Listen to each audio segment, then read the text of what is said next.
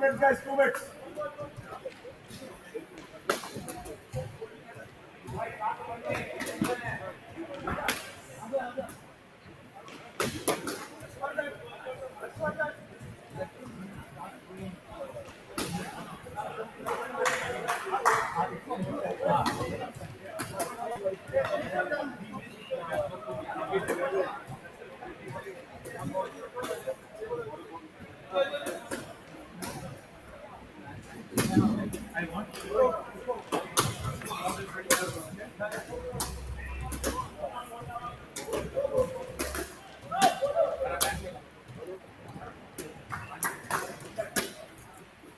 Chip, chip.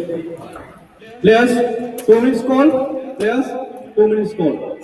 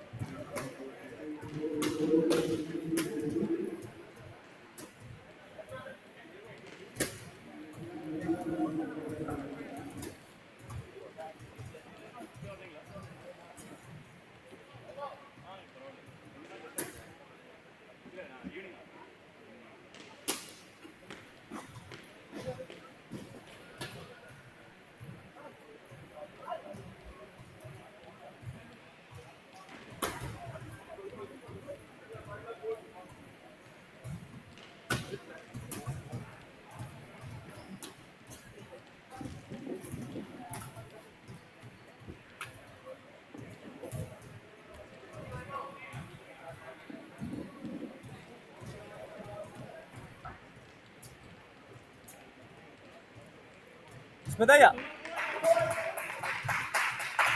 इसमें था या कॉल एक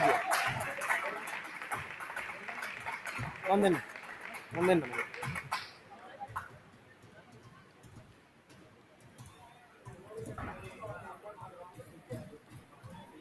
guys hurry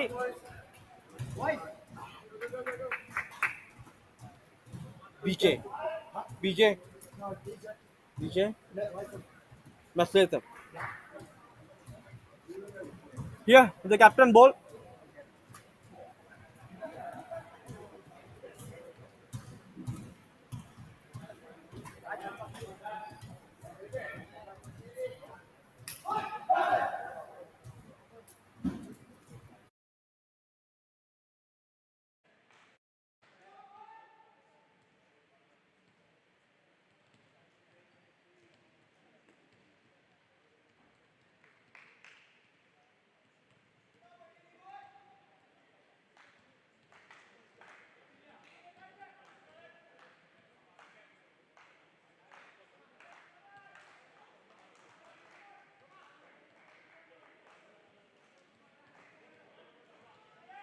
Thank you.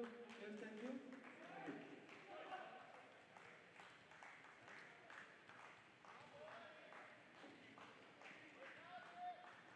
Can I have the ball, please? One back. Thank you.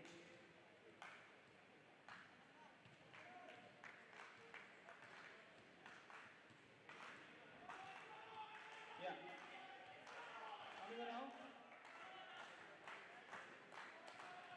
Play.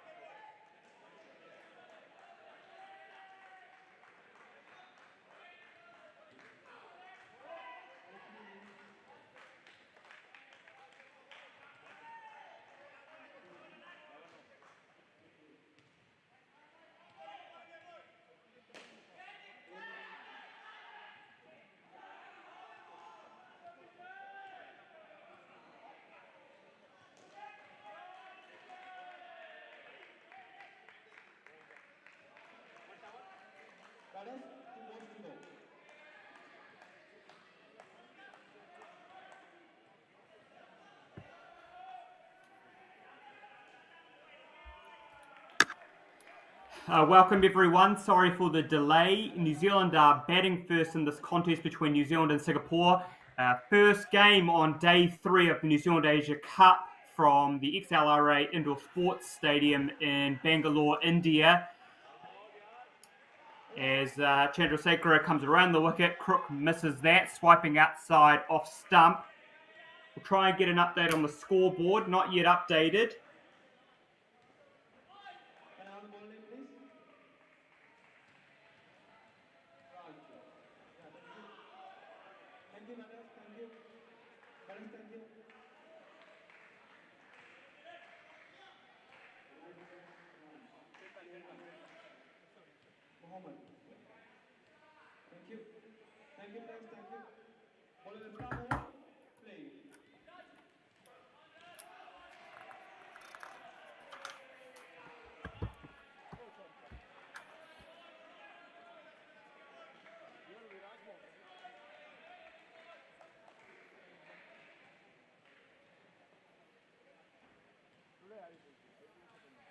And comes the left arm over the wicket, well clipped by Matt Latham into the mid-wicket net. That's a very easy 2. Sorry, just waiting, some technical difficulties, waiting for the scoreboard to update. But this is Muhammad Raji Huzzaman.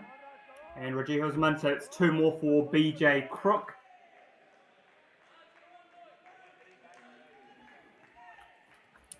Welcome to everyone, wherever you may be joining from around the world. I'm Ahmed Khawaja, taking you through this one. It's a straight one from Raji Huzzaman. Nice shape into Latham. Straight hit, well fielded at the back by Naga. We're going to go through the team sheets just after this ball. A couple of interesting changes. Interesting left arm over the wicket. Quite slingy sort of action. So going to come left arm over to BJ Crook. He's going to ask for 2 straight men there on the offside. Oh, well bowled. Surprise BJ Crook. I think he was trying to go the other way. Big leading edge, but he's got 4 runs for it. Won't mind that, Singapore. Unlucky there. That's the end of the over, and I believe it's Mohammed Ismath who's going to bowl the 3rd over. Still trying to get an update on that scoreboard. In the meantime, I'll read you through the teams. And in the New Zealand camp, there is a change. There are a couple of changes. So Michael Conroy, Harlan Amaral, Stacey Heineman, BJ Crook, Tristan Van Ingen Carl, Michael Barry comes in for his first game of the tournament. Previously, he was carrying a bit of a niggle. Matt Latham, Braden Gardner was injured last night. He's not playing. And Robert Sherry will be the 8th man. It's coming around the wicket is Ismith. Rather right arm medium and slapped into the point net, or the cover net rather, by Crook for 2. Indicating to Latham that's going straight on. He's got 2 men there on leg does now. To Latham. And bowled it well into his leg. Down a square leg, no run off the net. Yes, Robert Sherry, who's the captain of the New Zealand Masters side, and had been listed on the looking for 2. Oh, is that out? Oh, he's played it on. Matt Latham, he can't believe his luck. Tries to paddle it away to the square leg. We'll look on the replay. Yeah, just try to paddle it away onto his body. The stumps, and it only takes 1 bail to be bowled out. So that's Latham bowled out. An early wicket there for Singapore. And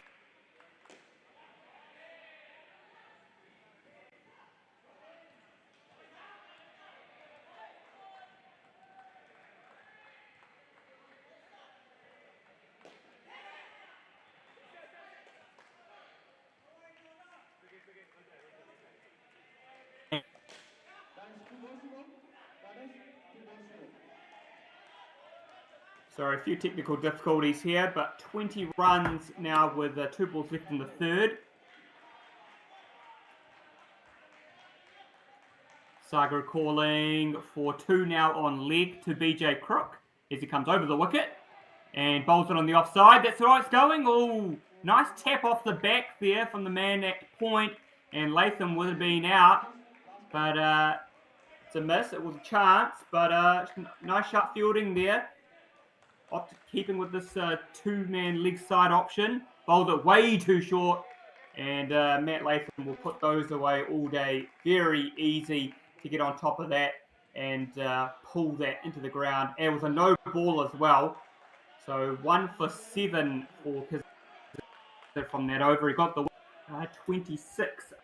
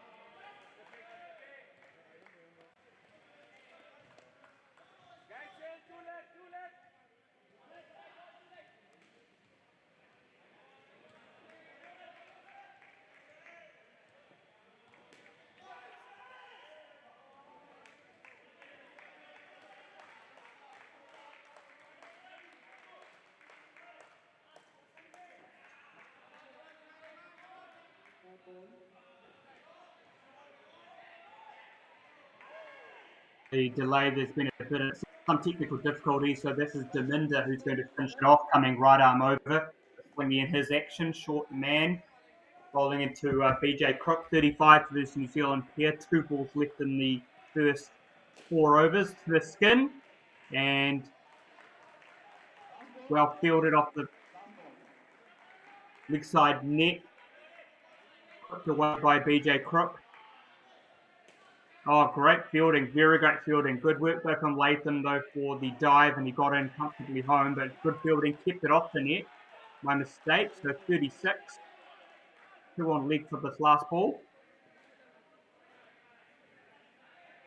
And he paddles it to the back net just behind the keeper for a single, and that will take the score to 37. Latham has made 22 and Crook has made 15, so a very good start for New Zealand, very comfortable. They've made 37. If you're just joining us, this is the first game of day 3. New Zealand are looking very good in terms of the overall standings. They're 4 for 4. They're on 24 points. Fortunately for the Singapore men, they're 5 played and no wins today. Just the 2 skins. They're on 2. To date, New Zealand have beaten the United Arab Emirates 115-68. Singapore, they played a day ago, 165 to -15. Sri-Lanka yesterday, 102-48, and the Indian men, 78-69. Singapore, they lost to India Development men, 50-64. Fourth that big loss to New Zealand. Yesterday, they lost to India, 91-11. UAE, 109-44. And then again, UAE, 115-28. So it's been a very tough going. Sorry, I think it was 109-44 against Sri Lanka.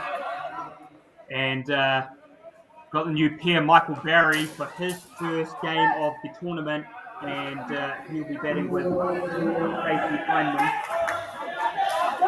That's the news from New Zealand camp, if you didn't hear it. So there's that Rob Sherry's in the playing 8, and that's too easy for Hyndman. That's a full toss, and he's clubbed that into the net for 3 on the offside. So Singapore just need to try and reset because Sagar bowling. Coming right arm over into sort of medium. And that's easy for Barry. That length isn't going to trouble him. He works it across into square leg for 2 more. So 7 off the first 3 balls. Good start for this pair. So Robert Sherry, New Zealand Masters captain. He's been on the team sheet for the last day or so. That's going to be wide off the pitch. 2 more. He has come in. So Braden Gardner is out. Darren Crook, Todd Watson, and Victor Davies. And I'm not sure whether that's just giving a bit of rest to some players. I know Gardner got injured lapse in the last game, and Heinemann has smashed that one to the back.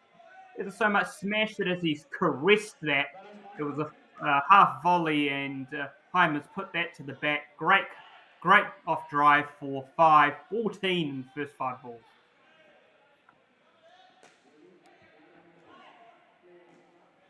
Oh, I think he's dropped it. Yes, I think he might have dropped it. Scooped that in the air, did Barry. Almost maybe leant into it too much, and Sagar had a chance off the net. He's dropped it. So they've gotten away with that one, have New Zealand, but he'll get 2 for it. 16 is the score after the first over.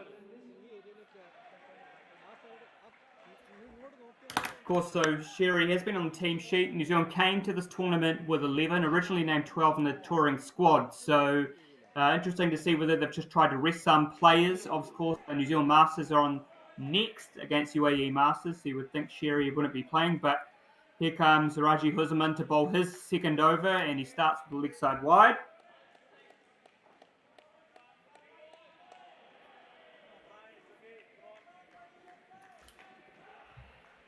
He's got 2 men on leg. They're pretty straight.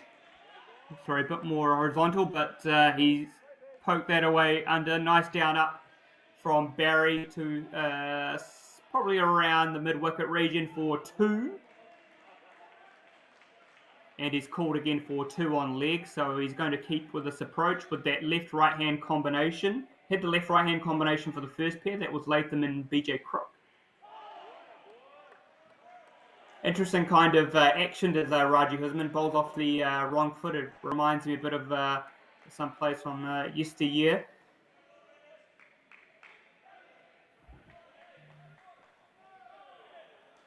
They've had a bit of a tough time of it, have Singapore in this tournament. They haven't gotten close. Their best result was against the India development men, 64-50, and unfortunately they've tend to probably have regressed, I'd say, in the last...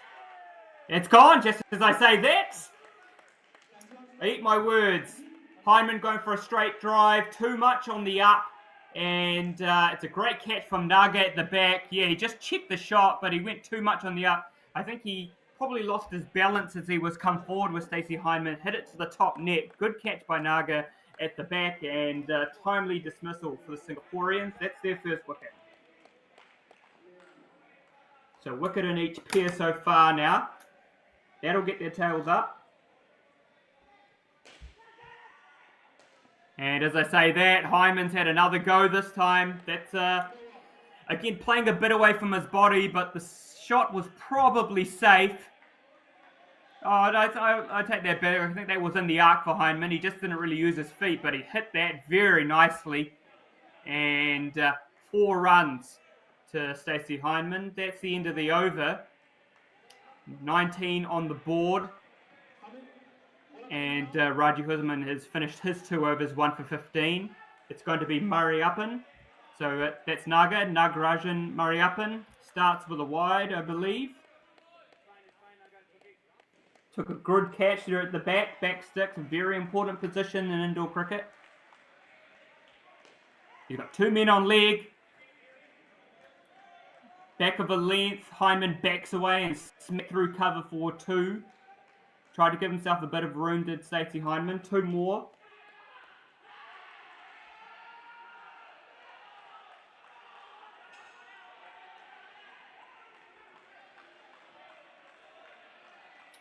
Top ball, so 60 for New Zealand so far. They are looking very good out of this Kiwi outfit, and I mean, I'm not surprised in some way. Like I said, they travelled here with 11. They're giving the likes of the skipper, Victor Davies, who's closing in on 50 tests.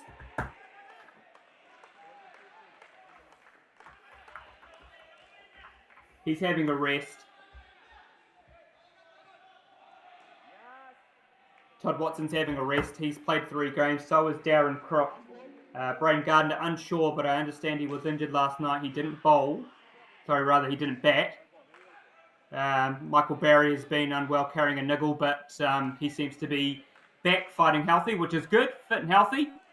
The dot ball tried to use the pace of the ball, did Hindman. Obviously, the short stature of some of the bowlers for Singapore, so it was a tidy over from Mariappan, none for 6, 25 after 3 overs. It's going to be Virajaraj Ramakrishnan to finish up. But yeah, just sort of saying the shorter stature means that they're not exactly going to get that extra space, but they're also not going to get that back of the length type bowling that you would need, and especially on court 4, as I was speaking with Sunny Chan on commentary yesterday. It's a bit of a worn, it's a worn sort of court, so you need the ball is going to come onto the bat. Ramakrishnan left arm around the wicket to the left-handed Barry, who smacks it into the cover net for 2.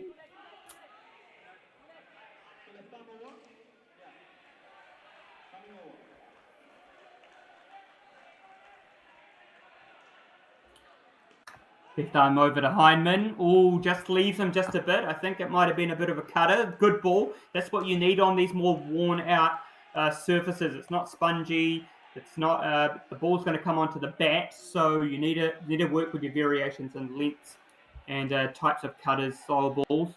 Hindman again looking for the big shot, but got a big inside edge, and Singapore have their first third ball of the innings. And it's come in the 8th over. Good chance for them here. Oh, not a bad option. He bowled to his field. I have to give him that. He had 2 on leg. Hyman came at him, just managed to get the ball off his hips for 2 into the side net. Naronha there in the front court. Of course, he was playing for the Barbarians last week at the Club World Series. Left arm over now to Barry, and Barry has been very untroubled in this innings. He's looked excellent, had a good time to rest, recuperate, bit of training, and he's been working them off his hips and working them very high into the spring, especially on the leg side net, as Michael Barry. So last ball of this pair. And it's a leg side, of course, in the last ball of the batting pair. If it's a wide or no ball, if it's an extra, at the batsman's discretion, he can call for an extra, so a re-bowl. He's done so, as Hindman. And he's had a big go at it, but it's well fielded there by Naga. He's been good there at the back so far. That's the end of the pair. Barry scores 16, Hindman scores 17, and the New Zealand pair is on 33, New Zealand 37, 33, and 70 after 8. The Kiwis looking very good for a very big total here. Over on court 5, India and Sri Lanka playing each other. That's a big game. Of course, the top 2 are going through to this final in this one. No semi-final, no preliminary final. And India batting first over there, 31 and 8. They are 39 with 1 ball left in the 7th over. So a good start for the Indian team. New Zealand and Singapore in the same fixture, which was on Tuesday a couple of days ago, was 165 to -15, so 180 win. It was a big hammering, of course, so Singapore will be ready, hopefully, to try and neutralise that a bit more, as Carl Naronha, fresh off his stint for the Barbarians at the Club World Series in Dubai last week. Good match practice. He's coming in. Looks like he's coming right arm over, off spin. And it's Michael Conroy and Harlan Amaral, both on their debut tours, who are coming out to bat. Good start for Naranja. Dot ball, 2 men on leg, both sort of square. Good delivery, nice late cut there for Conroy though, and he gets his account underway with a shot into the point net for 2. Amaral for his first delivery.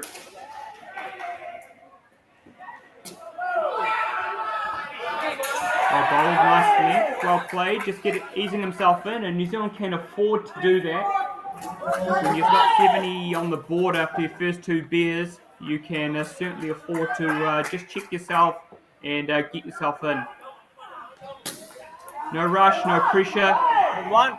Oh, wow. 2 balls to go. Nearly hit there from the 3 line. Good fielding there, I think it was Sagar. Picked it up, good effort, good technique. If he had hit, would have been interesting, but Amaral gets his account underway. Sagar this time gets another show, and if he had hit, that would have been out. So a bit of hit and run here. Last ball.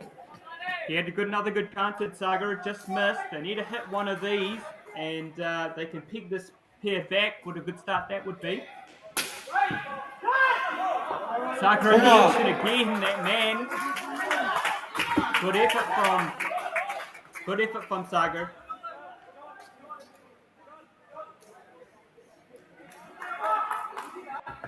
Sagar really back in the action. Nice over there from Naranja.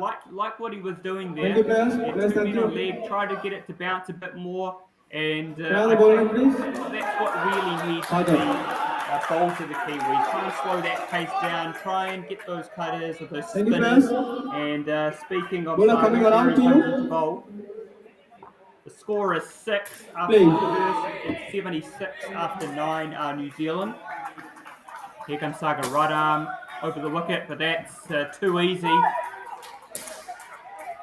Way too easy there for, I think it's Amaral. Sorry, it might have been Michael Conroy. There was a half volley, and he has caressed that into the cover net. Full toss. Shot. That was Amaral. That was pure power, and another full toss from Sagar. He's dished it up on a plate, and Amaral uses those long levers, does the young man, and he slaps it downtown for 7. Big shot from Amaral. Good work again there from Naga at the back. But like I said, they took their time. They took 6 off the first over, took a bit of time to get in and waited for those bad balls, and no doubt Sagar has dished it up to them. Now it's just easy pickings. 3 full tosses in this over.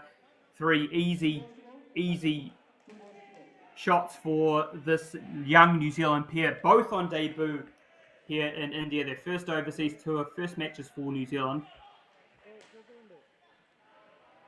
And just way too easy there for Amaral. Doesn't need to use his feet too much. Just moves across, slaps it into the cover net for 2. And now this pair is really gaining steam.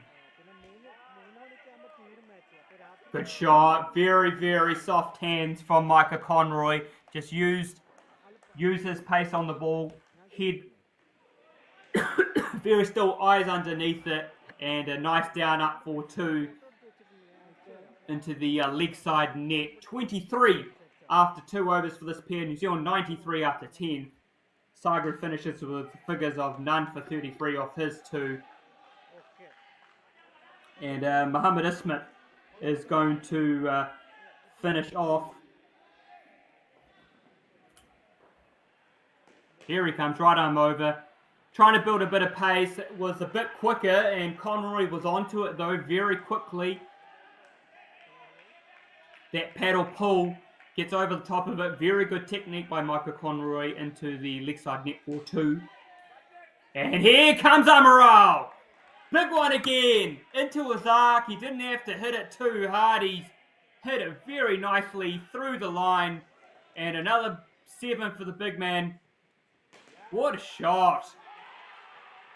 He knew that ball wasn't swinging, it wasn't coming too fast, and he's hit into the V. Meanwhile, another 2 for Conroy. Oh, this pair is really getting up there. And perfect, great shot. Almost run out, but he's hit another 7, and he's hitting it in the same vein. And great technique here from Harlan Amaral. That's his 3rd 7 of the innings.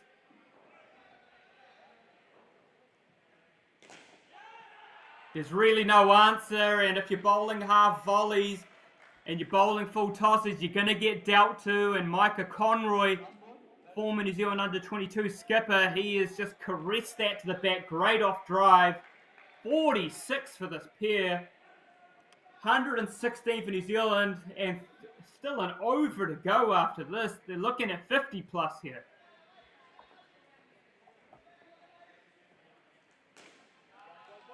Yeah, just too easy. Too easy, trying a bit too hard. Too short. That was never going to trouble Amaral. It was outside, off stump. And that's the end of the over for Mohammed Ismath. 1 for 32. 48 for this pair. That's an average of 16 per over. Couple of 5s there for Micah Conroy. He's the caresser. He looks good. And Harlan Amaral, that brute strength. So good to watch. 48 for this pair. Off 3 overs. 1 over to go.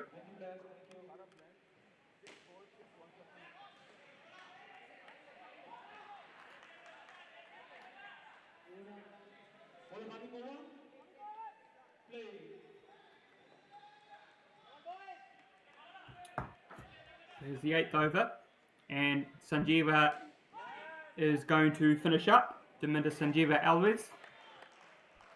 Dot ball.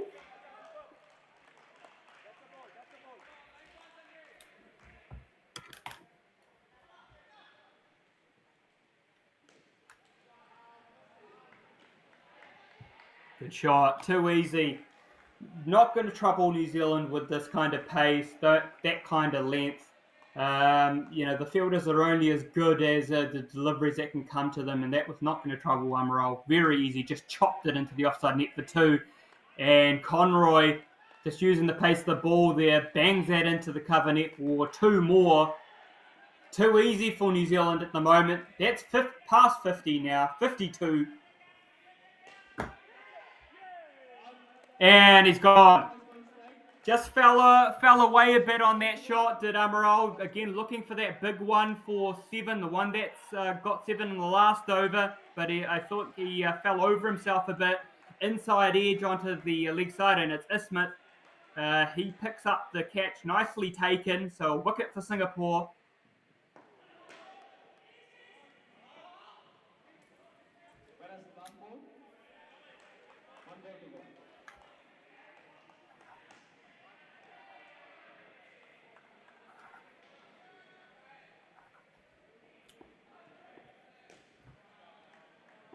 Last ball of the pair, and Conroy smashed that into the point net for 2.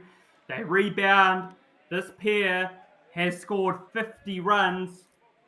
Conroy scores 26. Amaral scores 24. That's a big partnership for New Zealand. 120 after 12. Ladies and gents, that's 10 runs per over.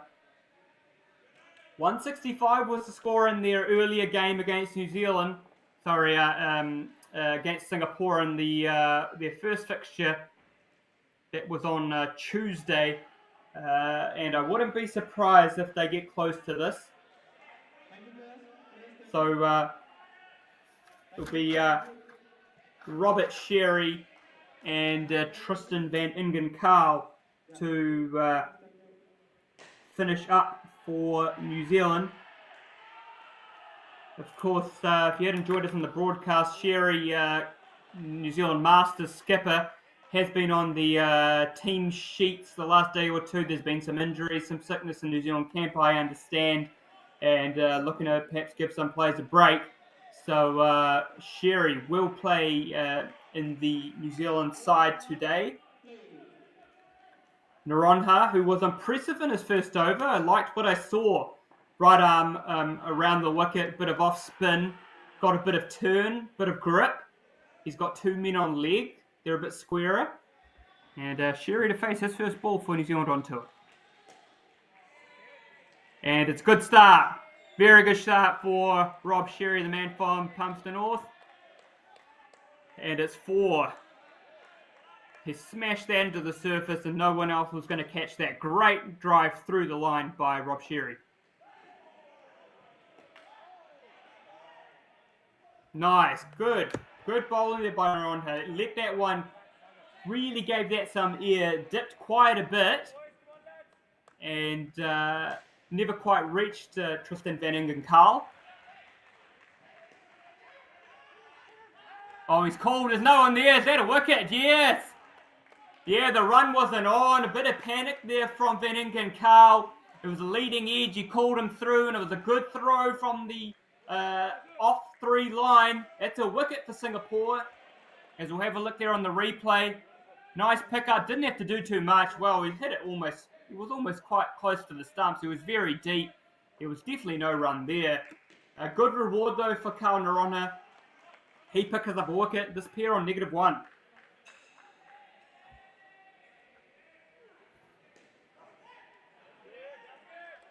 Nice bowling to his field. Another dot ball, able to get a hand on it. One of those men there in front on leg.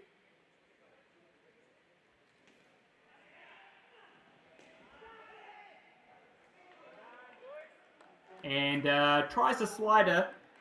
Slides right across Rob Sherry and he's able to get a bit of bat from it. Hit it away from his body into the offside net for 2.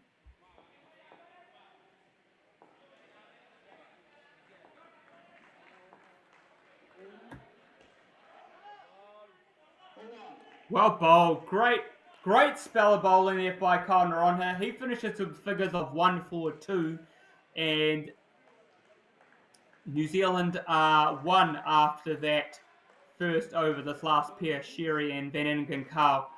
Yeah, very good over. Liked what I saw from Karl Naronha. He bowled to his field. The ball was turning, was gripping, it was dipping, and that brought about the wicket early on. So a very good spell. So Nanda Chandrasekera is going to finish up.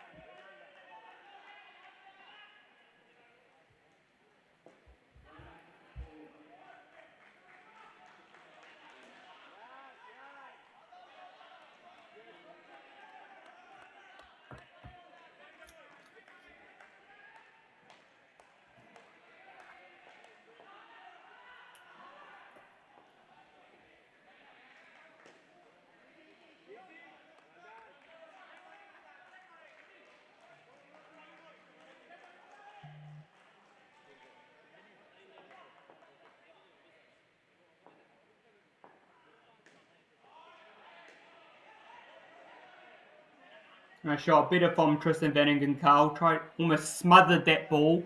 He's a tall, stocky lad, stocky man. So are both these players really, and he got over the top of that and smothered it into the cover net for 2.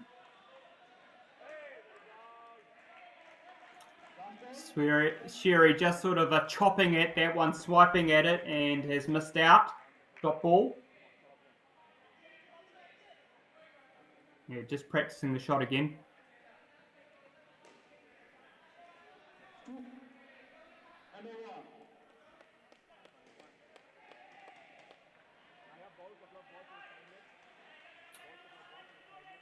That's the end of the over. Chandrasekera finishes with figures of none for 14. And this pair is on 8. Coach Tony Chisholm there in the background. Also New Zealander, has been living in Singapore for many years, TC as he's known, so he'll be happy at least with this last pair. In fact, Singapore have picked up a wicket in each skin, and that is 3 more than in the preceding fixture they had against New Zealand, where they picked up 1 across the whole innings, and in fact that came on the second ball. That was Raji Huzzaman. So a market improvement.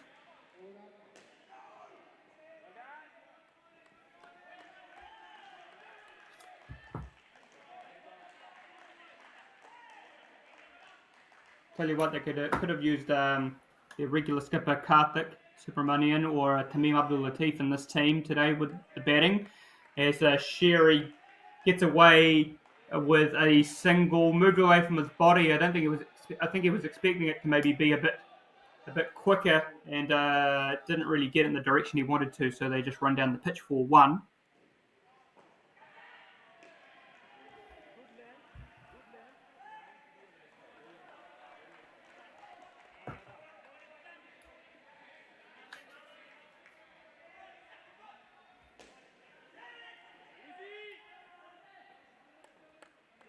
An appeal for a catch, but I believe that Sherry hit it straight into the ground, but good fielding.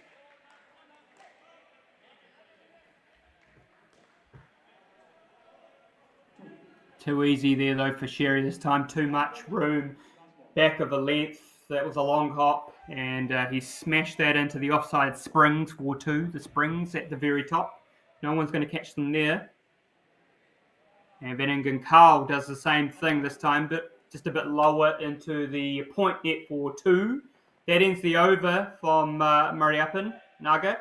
None for 13 off his 2. 15 for this pair after 3 overs.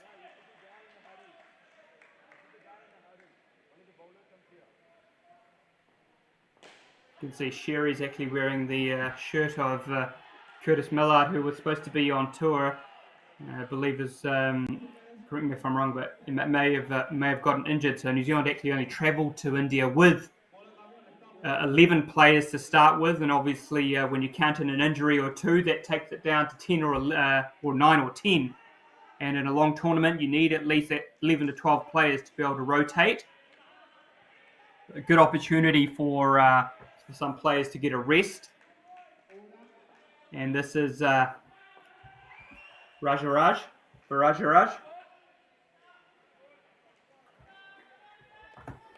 So Ramakrishnan bowls a wide. Again, got to re-bowl it. 137 is New Zealand's score. Closing in on 150. Good shot. Very good shot. Closer to his body, but not enough pace on that one.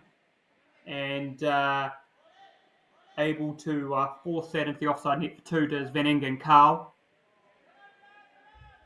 And it's another wide, and this is really this is where it becomes costly.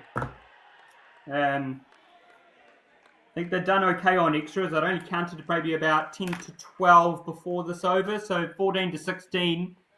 But when you have to re-bowl it in the last, and that's a good shot by Sherry to smash that into the offside springs for 2 more. Again, just not going to trouble them. They're not bowling into the body. He's got 2 on leg, but he's bowling it outside off, and it's just too easy for them to give themselves room. That's better. Almost a catch. Dropped. Very close. Good fielding. Unfortunately, gone into the nets as well, so 2 more. But that was better intent. Of course, when you bowl a leg side wide or a wide no ball, got to re-bowl it in the last over up here. As it's happened here, and this is almost criminal, really. It was a no ball before, it was a wide. 3 times now in this final over from Ramakrishnan.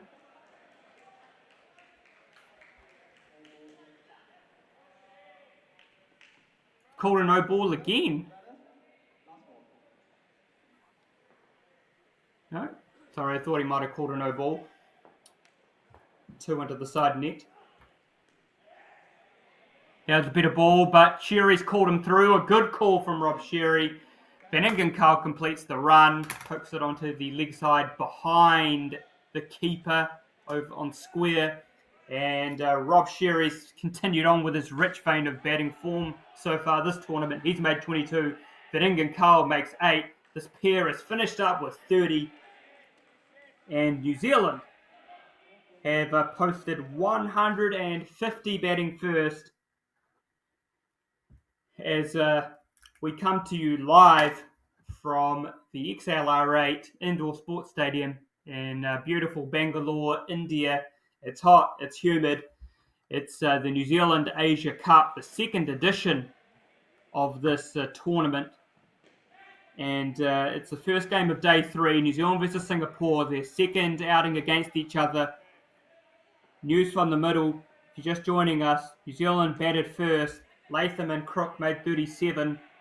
Heinemann and Michael Barry, his first game of the tournament, 33. Conroy and Amaral, they made 50.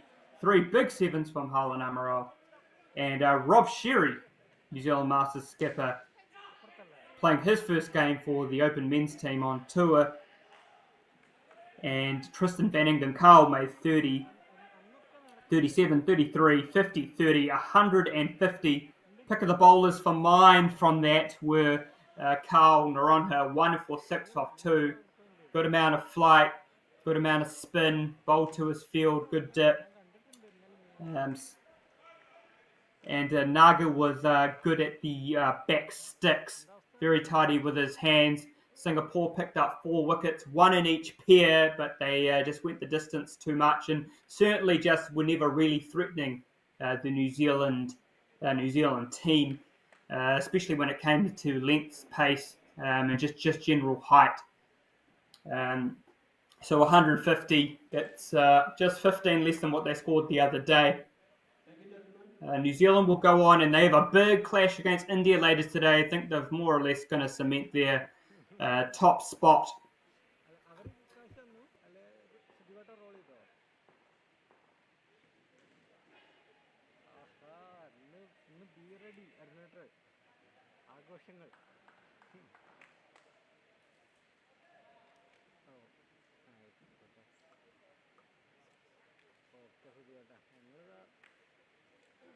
Thank you, players. Thank you.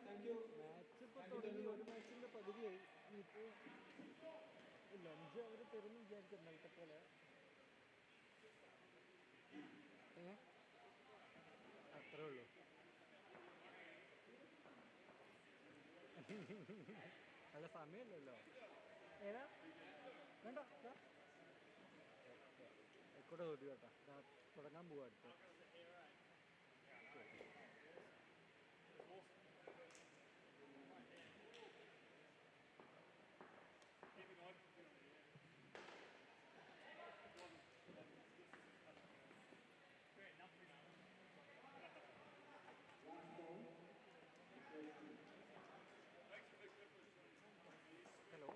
Batsman names? Batsman name, please. Raj and Nanda. You want to slide? Okay, thank you. Clear ആയില്ല ഓ ആയിക്കോട്ടെ കുഴപ്പമില്ല ശരി Sorry there, ladies and gentlemen, just a few technical difficulties. Stacey Heinemann has the ball in hand, and we're just about get ready for the start of this Singapore innings. Good start by Stacey Heinemann. He bowled very well in the game against Sri Lanka.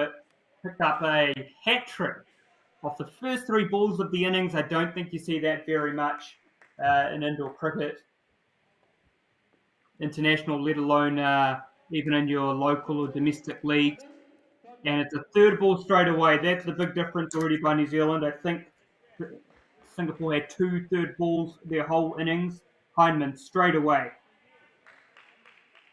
You see the difference, the pace, bounce, the late swing. Yeah, and he's gone. He hasn't picked up the length.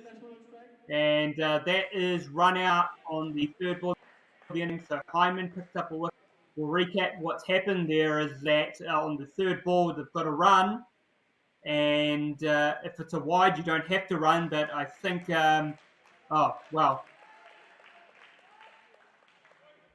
it might have been a hesitation call. Couldn't quite see what happened there, but Rajaraj Ramakrishnan just allowed the ball to hit him, and that was always going to be out. If the non-striking batsman hesitates, it's out. But Got a run on those third balls. Great start. Perfect delivery, good length. New Zealand were able to put those ones away though. Oh, sorry, mistook, but I couldn't see that. That's bold. Thought he had missed that one actually. Trying to go for that late cut, and he's hit through the top of off stump. Good comeback. That's 2 into the offside net. Very nice shot from Ramakrishnan to finish. But he's been out twice. 2 wickets for Stacey Hyman. And Chandrasekhar is the other batsman, but fortunately he's not really getting much strike. Stacey Hyman, great first over. He's picked up 2 third ball and then one that's hit into the top of middle.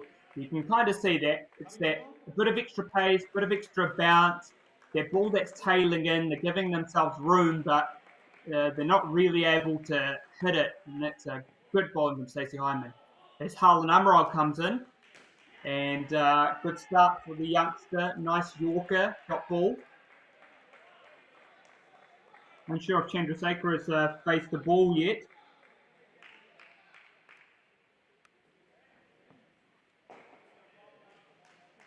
Great ball, but again, the footwork isn't there. It's bowled. Oh, it's bowled. No, the camera angle's not picking him up here, but he's gone. And great bowling from Harlan Amaral. He's gone very, very full. That's 2 Yorkers in a row. This one smacks the base of the stumps. And Ramakrishnan, there's no answer, but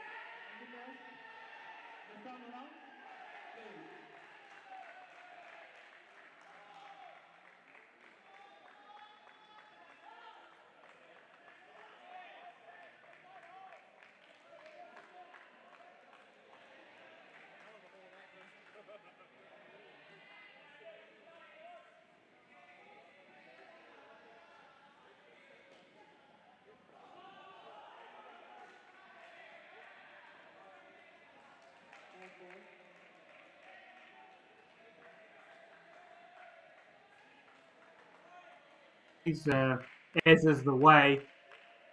And meanwhile, it's just raining wickets down here. Michael Barry, left arm around. Not going as hard as his normal action, but it's a wide down the leg side. Negative 20 for this pair. It's not looking good for Singapore right now.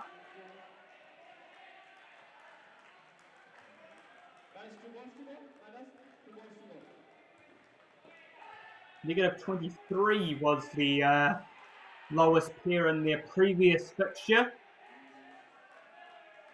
Yeah, Barry doesn't seem to be going at full tilt. Probably doesn't need to be fair. As the another one goes down leg side, so 2 men on leg though for Michael Barry. And that's a bit better. He's just dug that one in short, just gone straight on. And Ramakrishnan, he's not having a good time. So Barry, none for 5 off that over. Ramakrishnan, negative 17. And Chandrasekhara, negative 1. Negative 18 at the moment.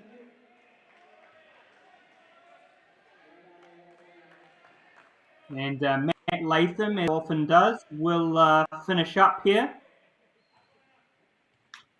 Wouldn't be surprised to see him go for a man-cad, to be fair. As Mr. Latham likes to do. With 2 men on leg side, so negative 18. Really probably more about damage control, I think, for this particular over.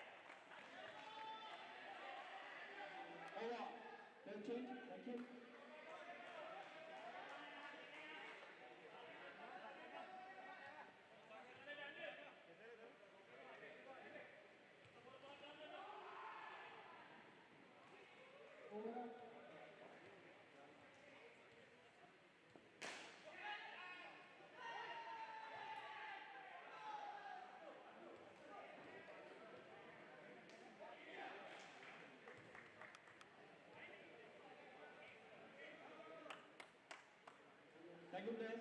Players, thank you. Thank you.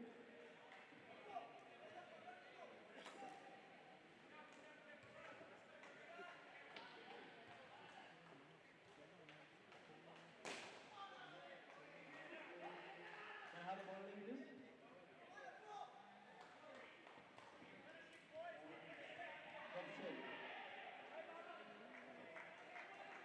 Thank you, players. Thank you. Coming right down over.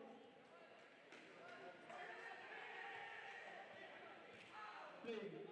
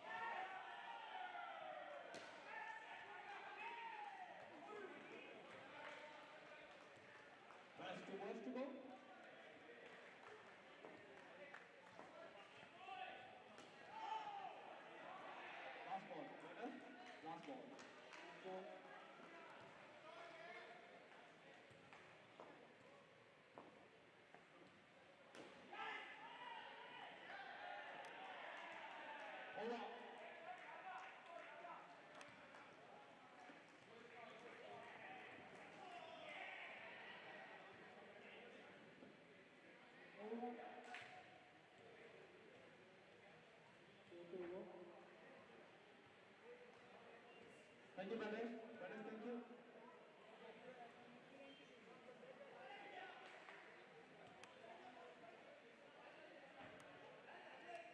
Thank you, brothers. Forward time over. Play.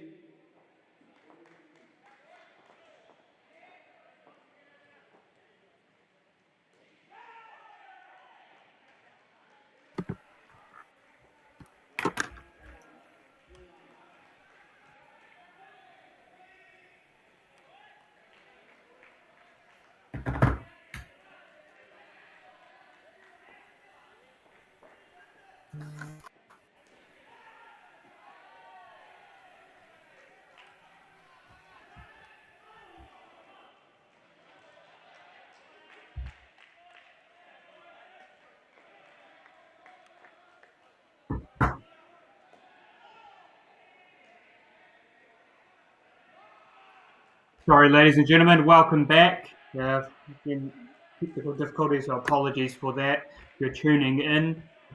We are midway through the sixth over. It's BJ Crook coming in, right arm over. And it's a single 2 runs for the offside net. So the first pair, so just to recap, New Zealand scored 150. And Singapore in the chase, the first pair, that was Chandrasekhara and Ramakrishnan. They made negative 22. So New Zealand wins that pair. They get the skin by 59 runs.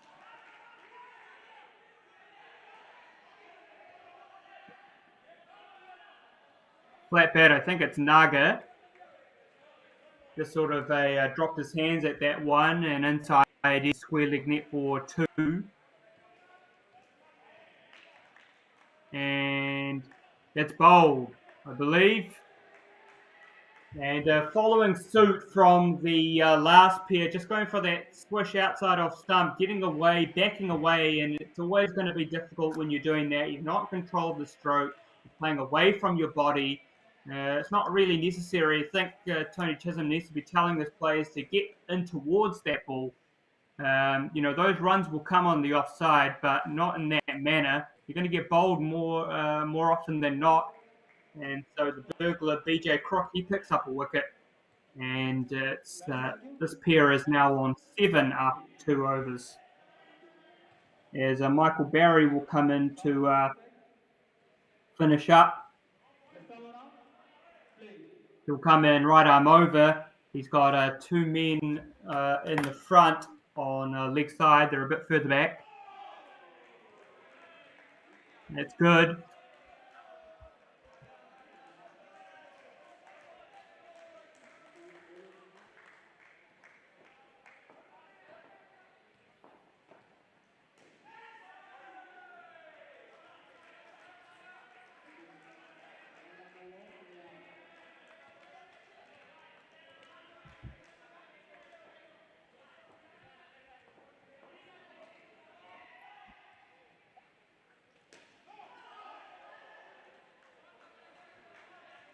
Yeah, Barry's just making up for that, lack of pace by probably just going a bit hard with his body through the crease. It's coming onto the bat quite nicely. But when he's been trying to float it up, he's throwing it down leg side. It's about 3 or 4 wides now for Michael Barry. So 11 for this pair. Oh, chance there, but not quite picked up by this keeper. I think that's Van Ingen Carl. 13. Singapore yet to score a skin against a team that's not been in their development, and they got that on the first game of day 1. So they're chasing a skin, looking for any kind of skin. That's a better shot. That's a better shot. That was short, but he got over the top of it. Did think that was Naga. And he's pulled that into leg side net for 2. Good shot. He makes 13. Sagaridi is on 2. And this pair looking better. They're on 15. 1 over to go. Probably not going to get the skin unless they try and get 19. So I don't think that's going to happen. Michael Conroy is going to finish up.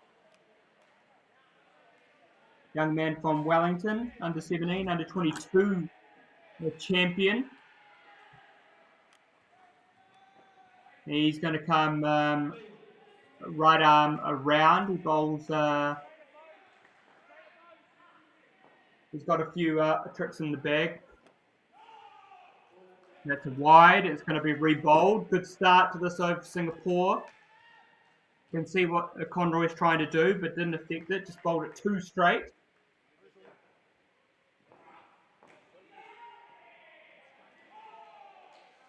And that's better. Just left him a bit. Just left Naga did it.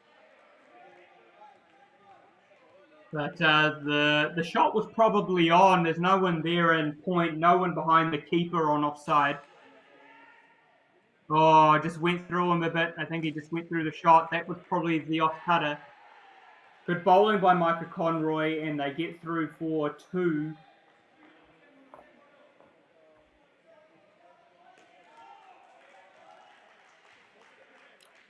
Yeah, and again, that's another one. I think that was the one going away from Sagar. Just checked it to his batting partner. That's a dot ball. Oh, he's gone for the big one as Sagar, and he's missed it completely. Almost apologising for losing his head. This pair's batted well. They don't want to give it away now. They want to get 20 plus here, but they're on a 3rd ball. And he's going to get, I think, a single. So they can't tell with the camera angle. He's got 1, 19 and ball left, so a chance to get 20 for this pair.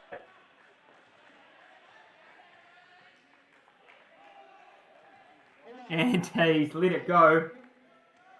As he what? And this pair scored 19. Naga scored 15. Sagar Reddy has scored 4. A good finish from Michael Conroy. Very tidy over. None for 4 from that one.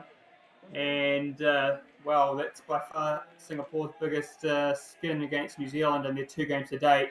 5 was that on the previous occasion as we see Mohammed Ismath and Mohammed Raji Husman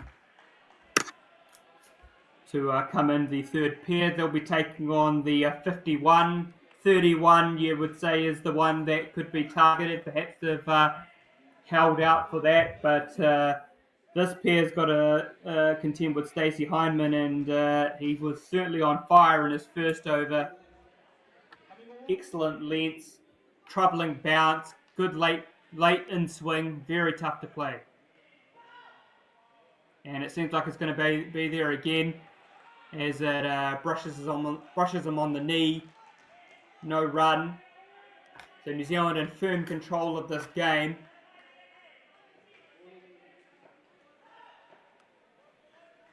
Another dot ball, a 3rd ball straight away.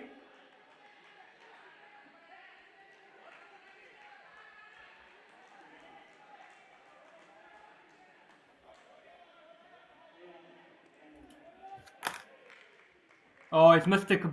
Bowling. Yeah, well bowled, Stacey Harmon. That was great setup. 2 there hitting him on leg. And then the 3rd one was a perfect outswinger. And Ismath had no clue, to be fair. That was a top delivery. Just left him hanging. Great delivery from Stacey Heinemann. Oh, big shot!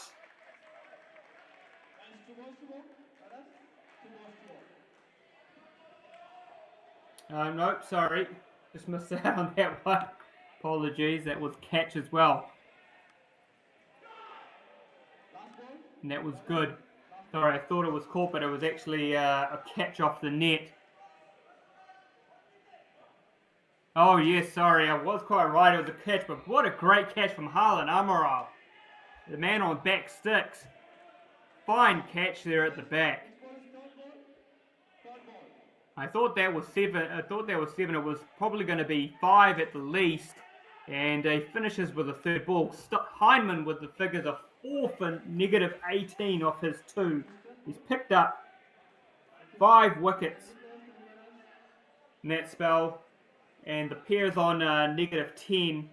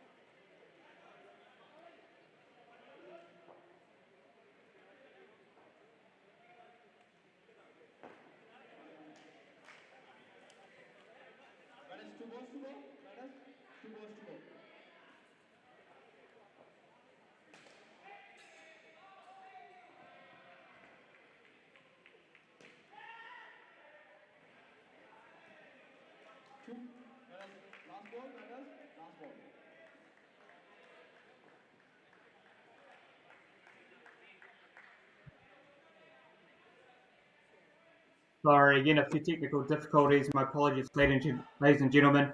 But just returning the action, and I run out dismissal there for Bannigan Carl, and 1 for negative 2 for him. Another wicket, unfortunately, for Singapore. And this pair is on negative 12. The total's negative 15. They're chasing 151 to victory. That won't happen.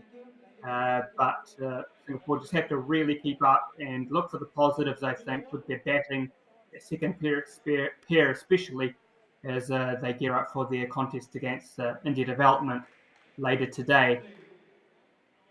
New Zealand in cruise control on this one. Rob Sherry gets his first delivery, right arm over the wicket. I guess you'd call him sort of a mediums. Has a bit of a run up, but he's not bowling too fast as Rob Sherry. Just sort of bowls those sort of dibbly dobbly type ones. Has those cutters, but tricky customer is Sherry. Now, New Zealand will take on India in the last game of the day at 8:30 later tonight. They've more or less thrown up first spot. It'll be a matter of who's going to go for second, whether that's UAE, India, or Sri Lanka.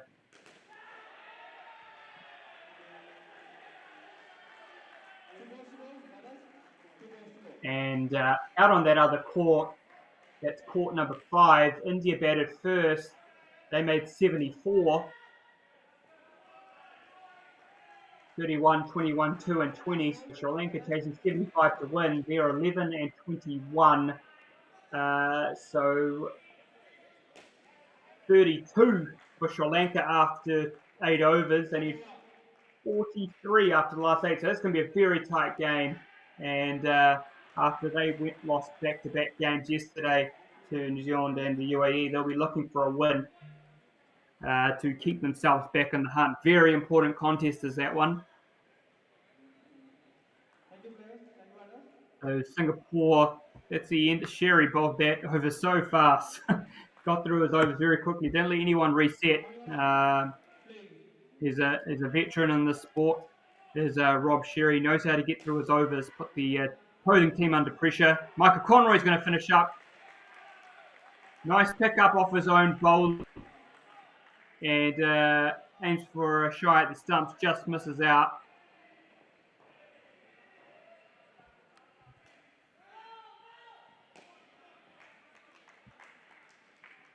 This pair will probably just be looking to try out of the negatives, I think, just to try and get some positives into this. Well, it's not going to happen. The communication was not going in. Ismith wanted nothing to do with that run, and fair to him, just poked into the offside net there by Raji Usman. Easy for Sherry, and Bang Carl whips the bails off. So that's another run out, -7, and that's going to be another run out. I think that's out. This time Ismith's calling him down. Nope. Yeah, it's run out. It is run out. Yeah. Again, indecision came running down. The miscommunication wasn't there, and when it rains, it pours, unfortunately.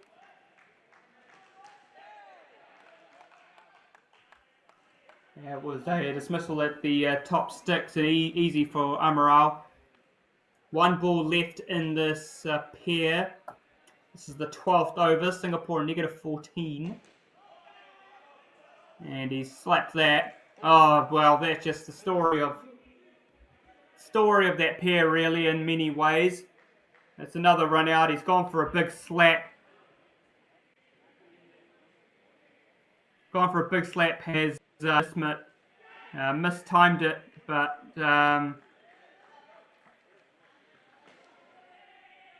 he wanted the run, and Raji Usman didn't want anything to do with it. The communication was not there, and it was another wicket. So Conroy picks up 2 in the last over. New Zealand picking up wickets aplenty, and they are very well on top of this game. They picked up the third skin, and Singapore -22, 19, -16 for that pair. -19 is the total, unfortunately. And Carl Naranjo was impressive with the ball, right arm off spinner, and Daminda Sanjeeva Alves will be looking to chase down 31. That'll be interesting. They've really got nothing to say, and they're going to really give it a go. Harlan Amaral, Croc, and Ingan Carl. I think Matt Latham to bowl. So they just need to pace it. I mean, 30, it's chaseable if you do it right. Good start by Amaral. 2 men on leg there. Barry, I think, just behind square leg. Latham at sort of that mid-wicket region and straight onto the kneecap.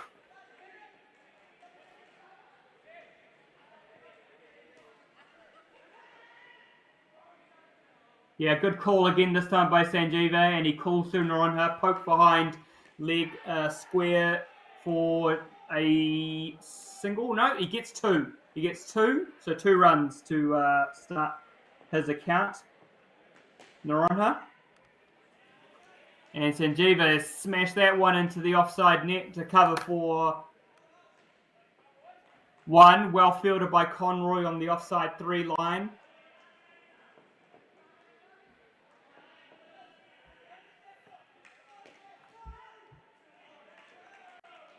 Yeah, just don't need to panic probably too much. I mean, you need to keep up. You need to turn it over. You don't want to be getting third balls all the time. But, you know, if you give yourself, say, 11 or 12 in that last over, it's gettable.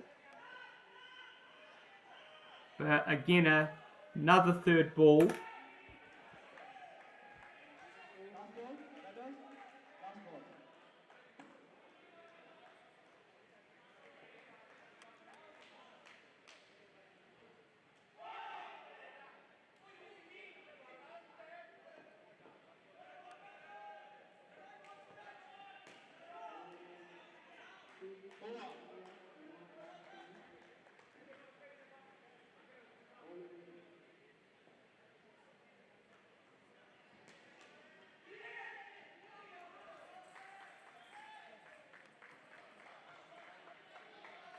Thank you. Thank you, batters. Thank you. For coming over, please.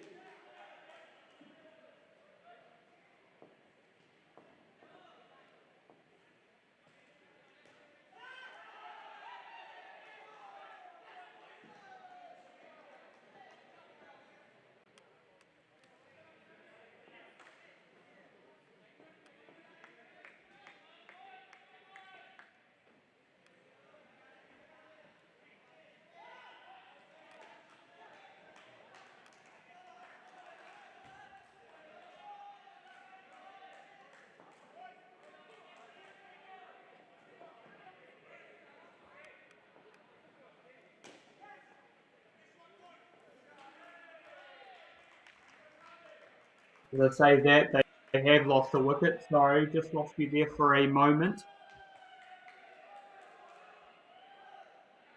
So negative 18, 3 balls left in the 14th as BJ Crook comes in. And Sanjeeva goes for the pull. Nice pull. He's not a very tall man as Sanjeeva Alves, but he's pulled that very well into the square leg net for 2. Good shot by Carl Noronha. Nice shot. Good across the stumps and a controlled pull again into leg side square leg region for 2 more.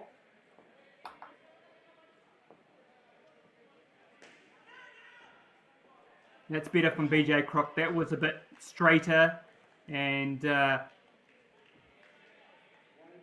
Deminda having to swipe it, that ends up hitting it straight back to him. That's the end of the over.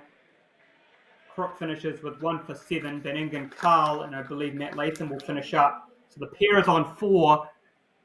31 is the skin. It's becoming more and more out of reach. 27 needed off 12 balls. And Singapore on negative 15. Pretty similar scoreline to the first fixture between these two. 165 to negative 15. Beningan Carl. Very interesting action. Comes in and then moves his body away a bit as comes away from the stumps. But they've got a third ball, have the Kiwis. Oh, he slapped the taste out of that one as Carl Noronha. He's had a really good go at that one. And used his feet. He slapped that one to the back. 4 runs. So up to 8 now is this pair.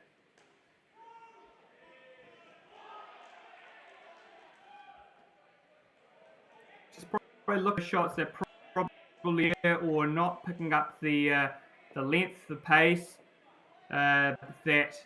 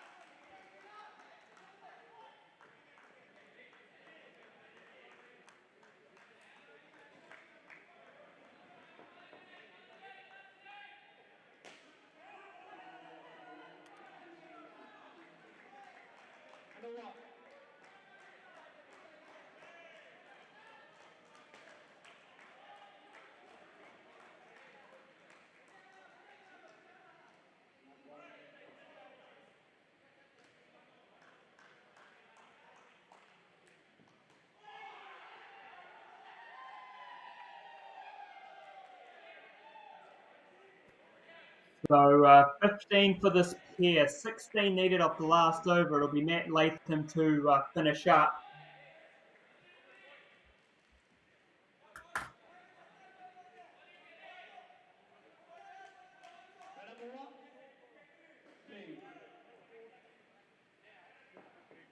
Here comes Latham, nothing to lose for this pair. They are probably best off just trying to see if they can try and do it.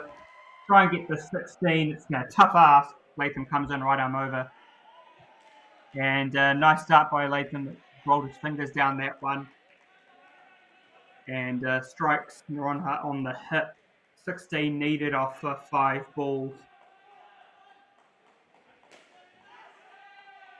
He's had a go and he's hit it to the back. That's 1 shot. 4 runs.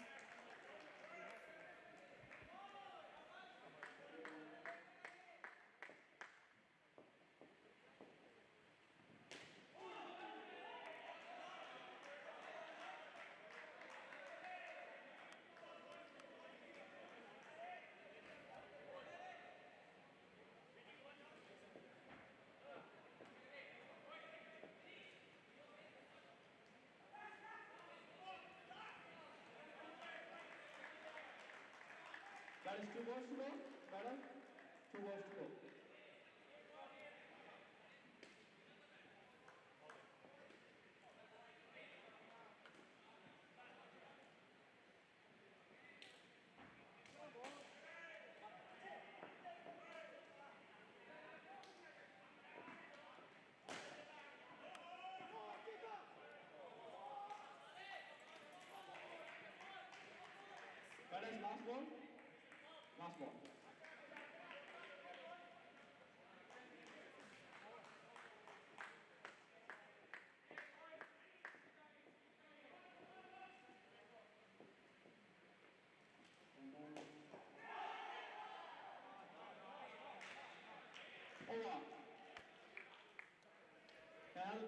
Apologies, ladies and gentlemen, I've just lost you, but a run out off the last ball. There's no run there. The pair will phone for one was Deminda. The run was never on, and it's a comfortable run out.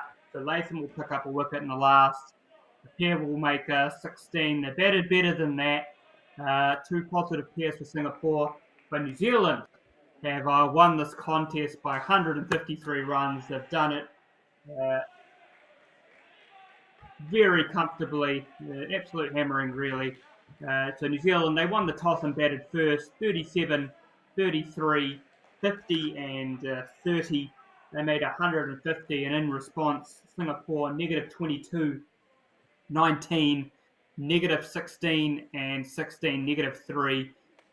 New Zealand take the 7 points, and they will go on to face India tonight. They're 5 from 5, New Zealand. Singapore yet to get a win in this competition. They're none from 6 and still with only the 2 points from their first game, but they've got a chance against India development. There were some positives in this game. The bowling of Naronha and a couple of positive pairs. They batted better than that number would suggest at times, but just a lot of communication was off, and the batting technique was just no match for New Zealanders. New Zealand complete control, very good all round effort, and the chance to give some players a break. So New Zealand have come away with this. They'll have a good break. Next up on this court is the UAE Masters taking on New Zealand Masters. Do check out Court 5. That match is still going on. A good match between India and Sri Lanka. And that will define who we're looking at for second place in this group. Thanks everyone for joining me for Ahmed Khawaja and Sportscast India team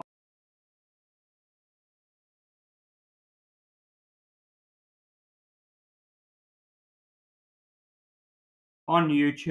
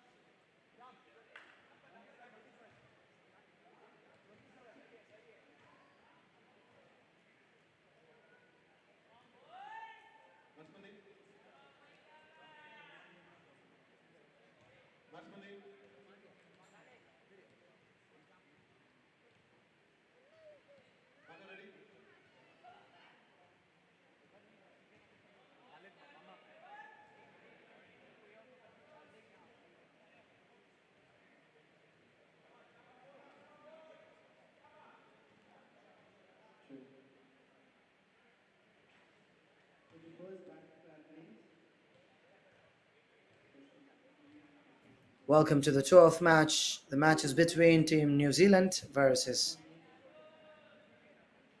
Indian Masters. UAE Masters. For Team New Zealand, it is Joel Hood, Kingsley Smith, Guy Coleman, Chindu Gandhi, Lawrence Watson, Christian Morris, Drew Holmes, and Tony Watkins are in the list to play. Robert Hindman, Chris Priest, and Robbie Sheary will wait for their turn. And on the other side, for Team UAE Masters, Sachin Talwar, Meet Dalal, and Rajesh G, Tarindu Mentis, and Himanshu Shyamo Chandrabanu, Khalid Hussain, and Shyam Ampat. And on the reserve bench, Mohammad Zainal and Jazoha Jaffa, along with Alex Fernandez. Last match, these two teams fought each other in the final mile was with Team UAE. So we are here for another match from New Zealand Asia Cup 2023 at Bangalore.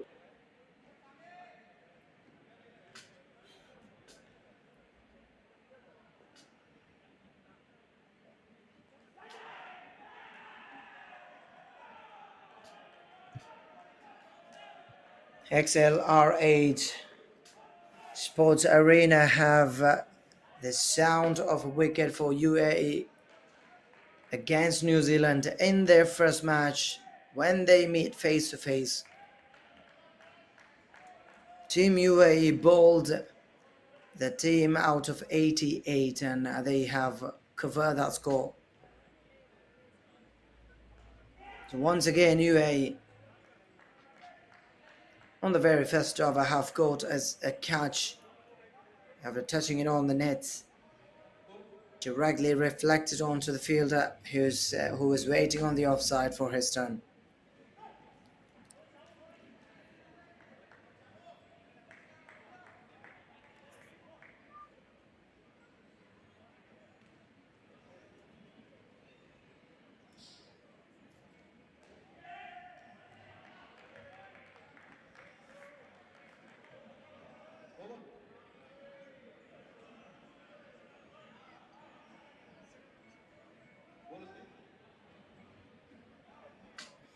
Now watching the match from court 4, Shyamo Chandrabanu has finished his over wonderful way after taking a wicket. New Zealand against Team UAE, new bowler Khalid Hussain.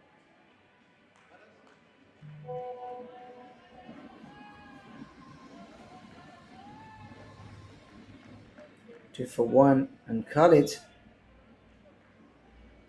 is into attack from the bowling end for Team UAE.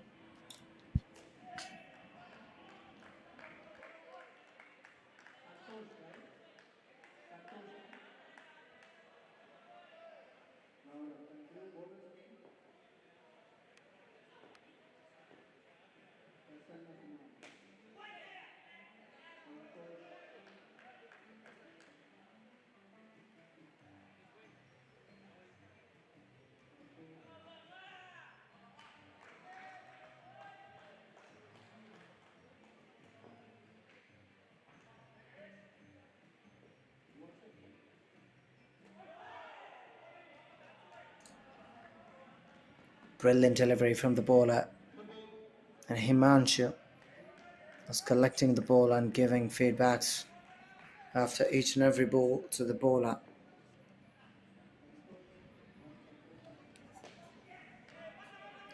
Something need to be more clarified when UAE plays against New Zealand, because New Zealand in their first match have been so good against the teams that they've met, but except UAE, they've had some issues in the last match. And also now it's already second over, 2 more balls left. Already 2 times they've been caught 2 wickets, 1 as a catch, now it's a run out.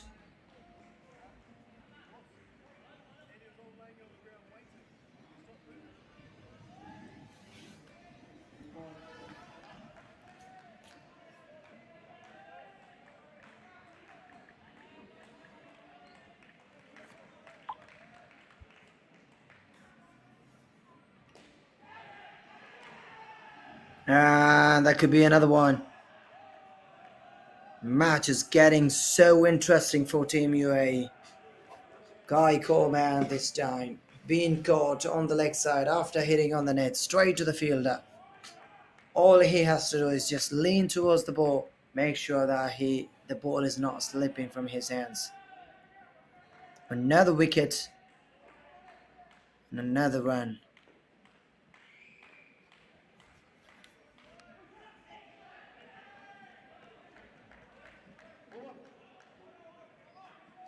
That's the end of the second over by Khalid Hussain, -7 for 2.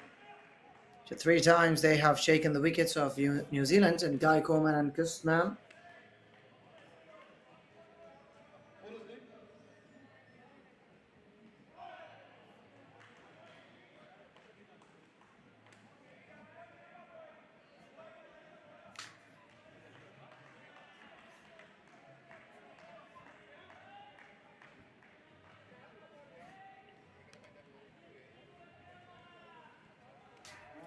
Christian Morris along with Guy Coleman.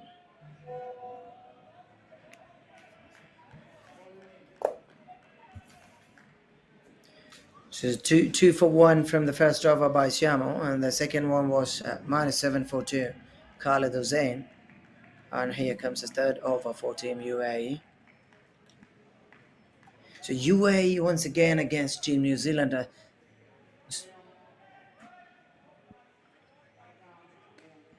Setting their bowling department very high, energetic. Once again in the second match against New Zealand.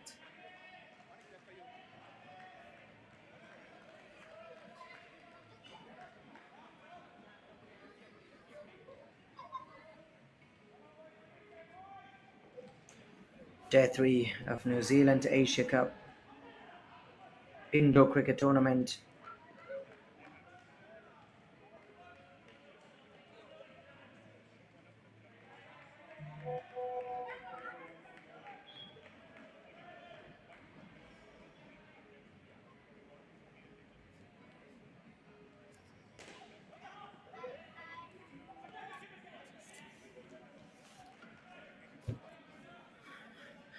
There's a way for New Zealand to come back to the match. It is like getting maximum runs, go for big hits like sixes and boundaries.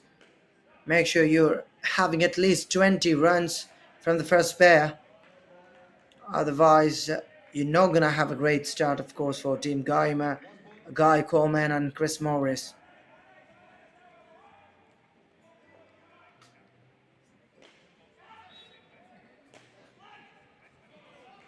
At least it could be good if they could just get some runs rather than having some negative runs.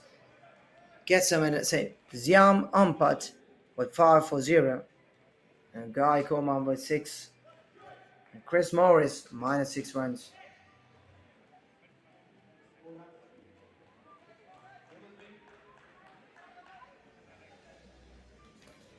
As the third over completed, New Zealand team coach might have something very special to talk to his to his players. And here comes Rajesh, because after the last match he wasn't playing for his team last match against New Zealand.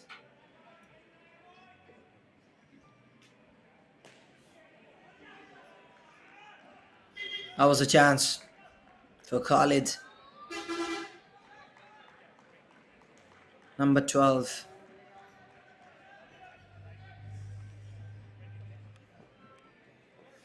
That's a double. Fourth over by Rajesh G. And that's white. And something is always sure about this ball, you will get maximum swing. Look at it, you can watch it. It swings from the air itself. Look at the non-striker, he was really late to reach. But still, that's a run out. After taking that ball in his hands, he went all the way down to the stumps. And Christian Morris is not really sure about the wicket, but the umpire has given. Guy Coleman is the other guy who is late to reach on to the crease. Oh, he had completed the run. Morris and Coleman found the negative runs again, -1 now. 4 more balls to go in this over. And how far this partnership can go. Only -1 after 3.2.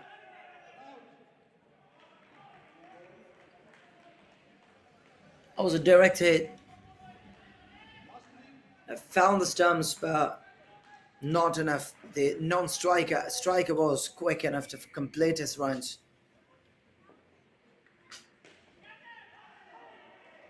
Once again onto the offside, to the correct spot that you needed.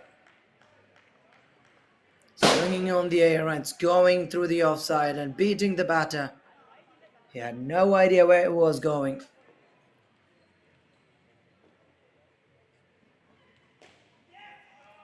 That is a full toss delivery. Great way to stop that ball from touching the boundary rope, I guess. It's just 6 runs so far.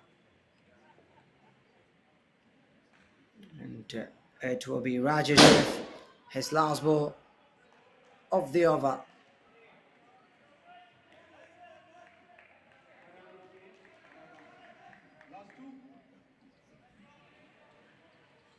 That was wide.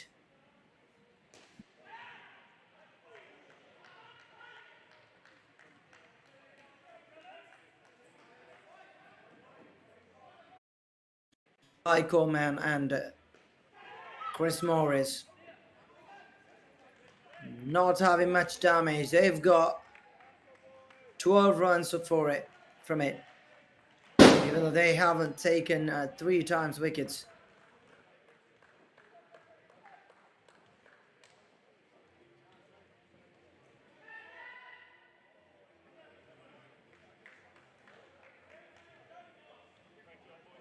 So after 4 overs, on the scoreboard is just 12 runs by Guy Coleman and Chris Morris. And here comes Mr. Chindu Gandhi, number 10, and Mr. Watson.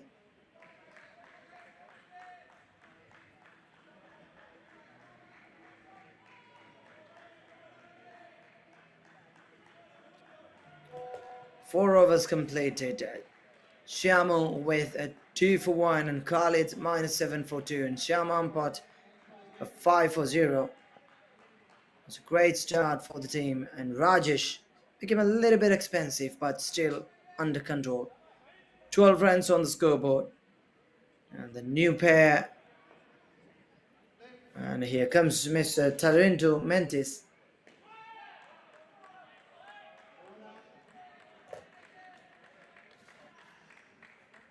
Team for UAE. Tarinto Mentis to face Gandhi.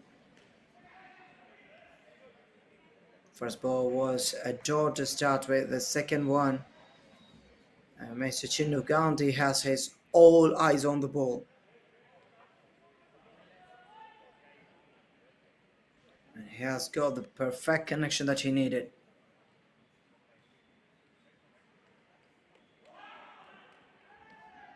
Brilliant ball from Mentis.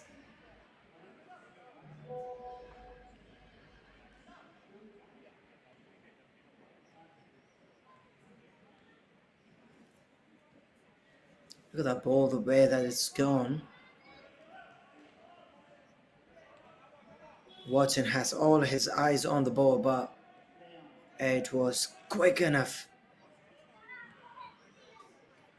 It's like one day batted. At the moment, very quickest delivery to beat the batter. There's just one more left. No runs on the scoreboard from this over so far. Tarinto Mentis has been so perfect. Has it decided for double to give it away or whatever? It's Tarinto Mentis is just 6 for 0. Chindu Gandhi 2 and Lawrence Watson with 4.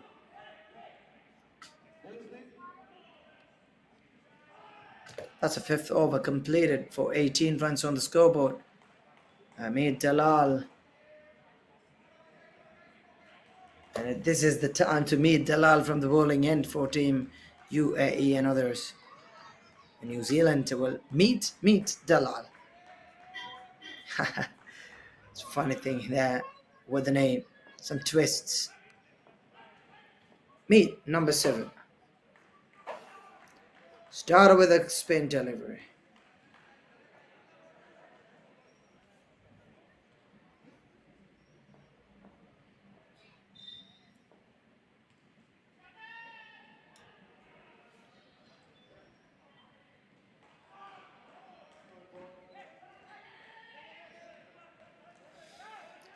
That's an extra run. That was a quick throw from the fielder from the offside.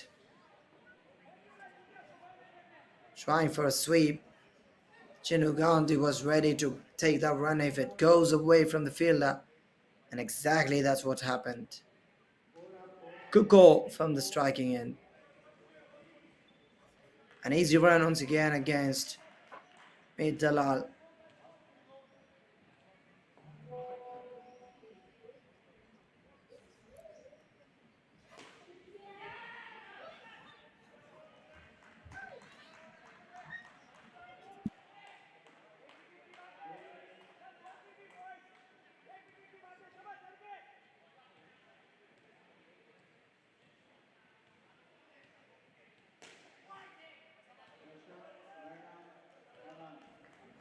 Was a Yoker delivery down the crease to beat the ball, but it was straight to the field. Amit Dalal. He's collected it successfully. Straight throw to the wicketkeeper.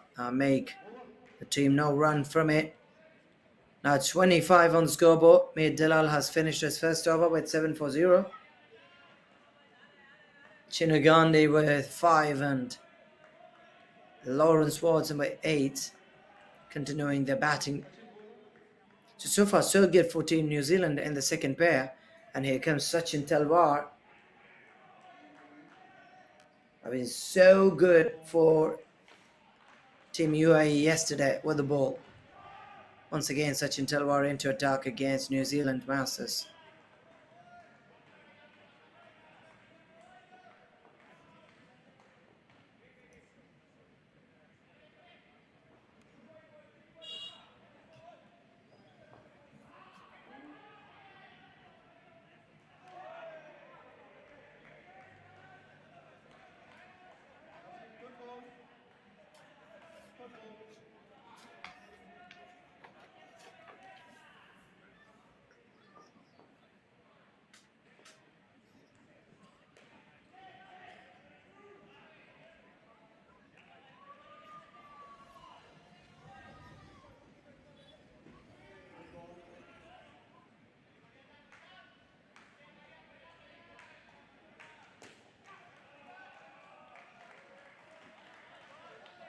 The squad of UAE for this match is entirely different, and they have a change of Zenil is out of this match. And Jazoa is also waiting for his turn. On the other side, they're having some important changes against the winning team. They have won against New Zealand Masters yesterday. It was a brilliant match. Day before yesterday, on the first day. First match, that was 14. And here comes once again, these two teams are meeting in this tournament. That's the end of the 6th over. 7th over. Chintu Gandhi with 8 and Lawrence Watson with 14. Sachin Talwar has finished his over with 9 for no wickets taken. Not a good number for the bowling department is concerned. And that will be a call for Mr. Himanshu with the ball again for Team UAE.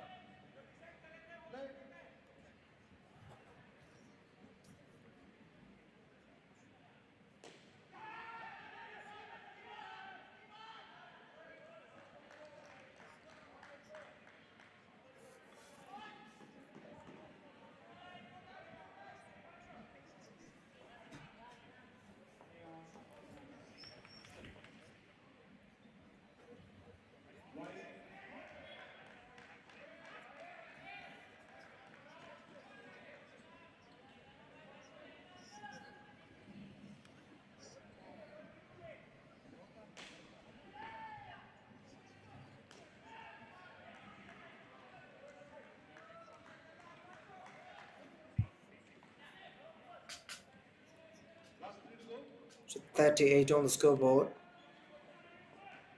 It's Gandhi and Watson. They're batting really well, and they have something to ensure the job has done for the sake of their own team.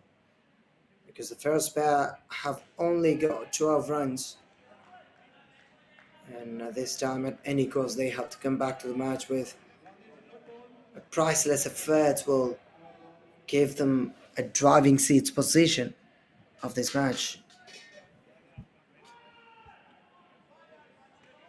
They can also claim some important runs at this moment of the game. So after the first 4 overs, everybody hasn't taken any wickets. Mendes came and Jalal came and Sachin Talwar, and now it's Himanshu. So the importance of this batting duo is Gandhi and Watson never been caught or run out or bowled. So good. They have batted well. That was the last ball. And Himanshu. 13 on Gandhi and 17 on Lawrence.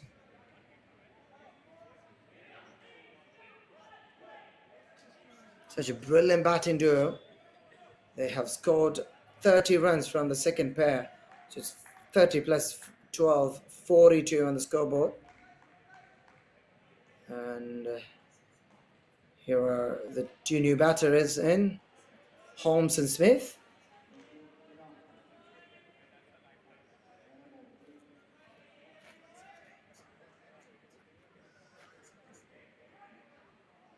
It is Holmes and Smith. And Holmes will be marching into the striking end. A brilliant bowling performance from UAE for the first 4. And the rest, it was the batting showcase by New Zealand. So they have already came back, Drew Holmes and Kingsley Smith.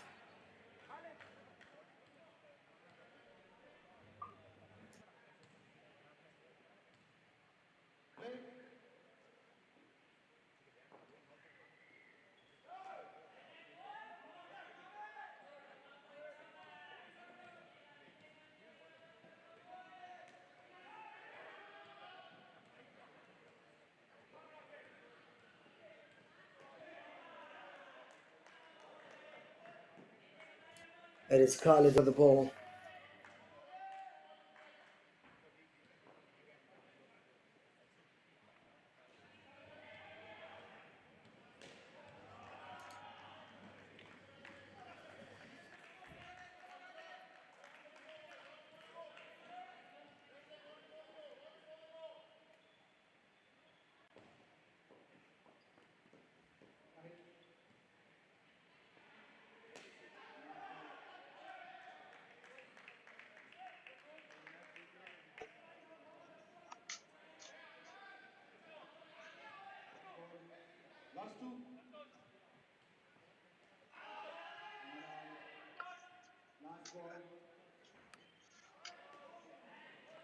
Was Khalid Hussain in the picture of his first over.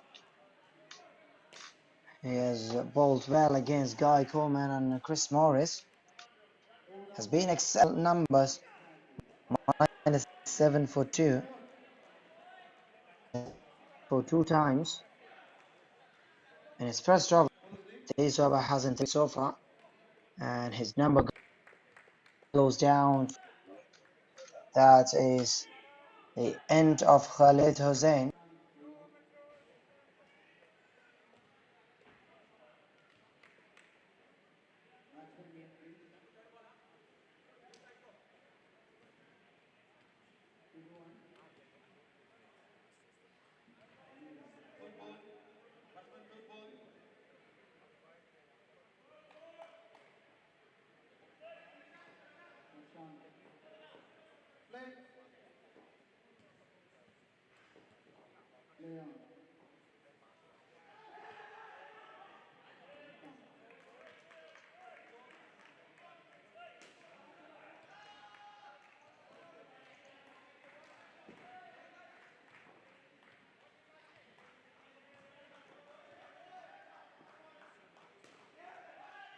Match is turning into the 10th over.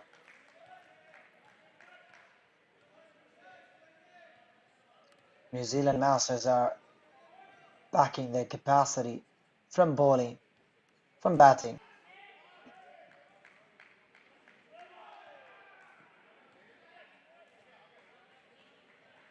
They dare in every ball bowled by Team match.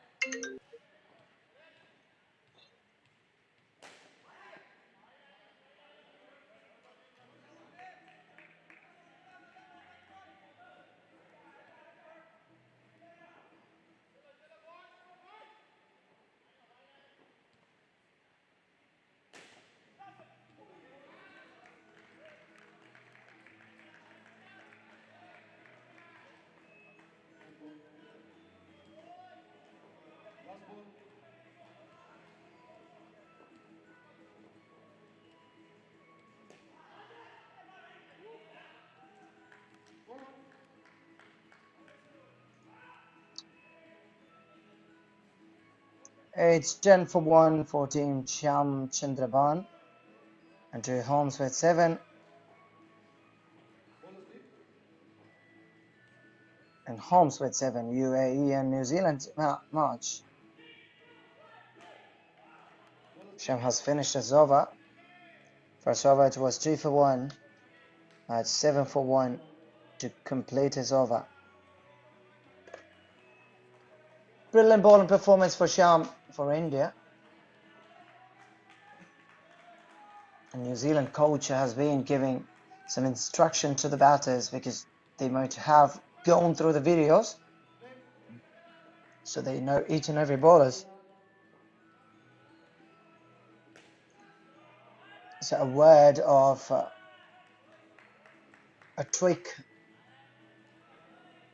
could give you the match.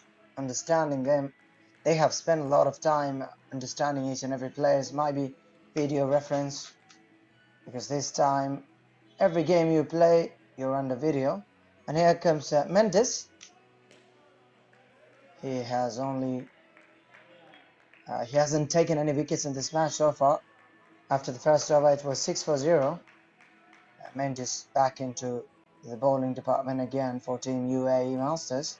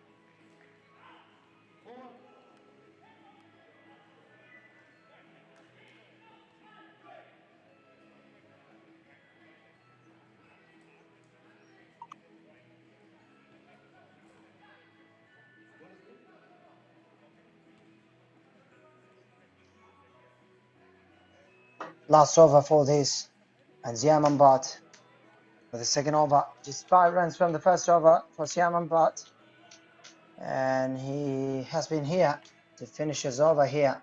His responsibility as a bowler for Team UAE Masters. And on the other side, 20 runs already by Holmes and Smith.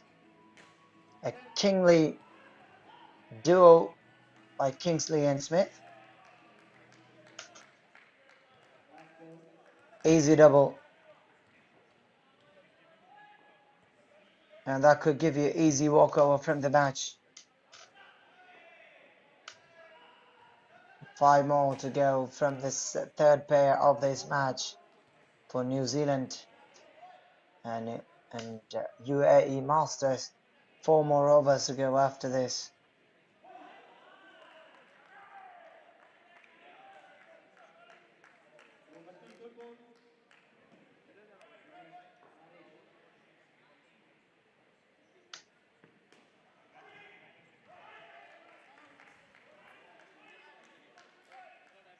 There's Rajesh, Dalal, and Sachin Talwar and Himanshu left with each overs on this match for UAE. There's a replay, you can watch it again, whether it's a wicket or not.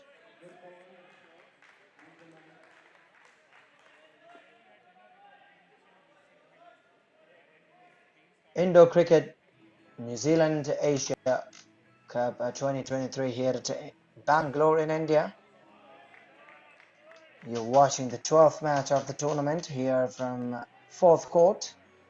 As the end of the over with a boundary. Brilliant innings by Drew Holmes, 14, and Kingsley Smith, 15.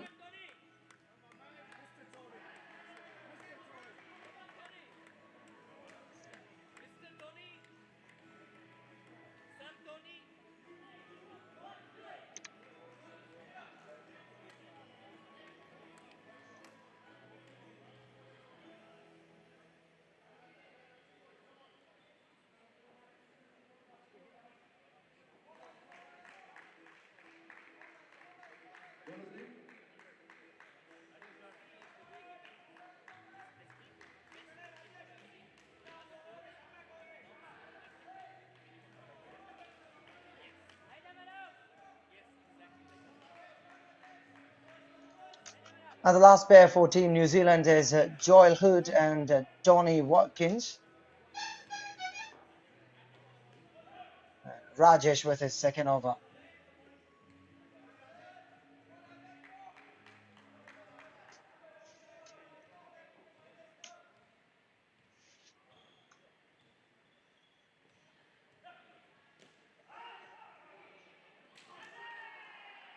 A copper shot down the track just for a single runs, completed successfully very quickly by these two batters. Running between the wickets isn't giving much trouble for Team New Zealand yet. Maybe the fielders of UAE not challenging them, or the New Zealand players have been so quick and good. I would stand with the second point, because there's no problem with the UAE fielders. They've been doing so good, but UAE players know where to run and where not to run, and they are under very much control.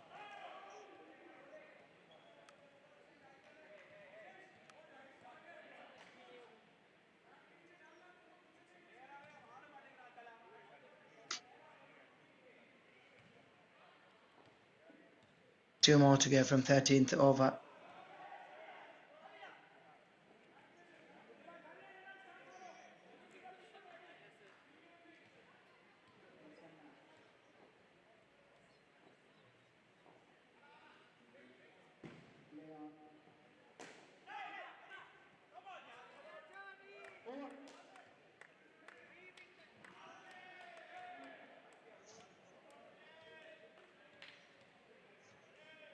Tony Watkins with 1, Joe Hood with 4.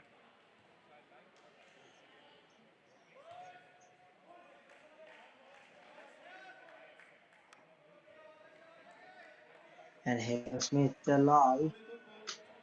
It's from the first over for no wickets.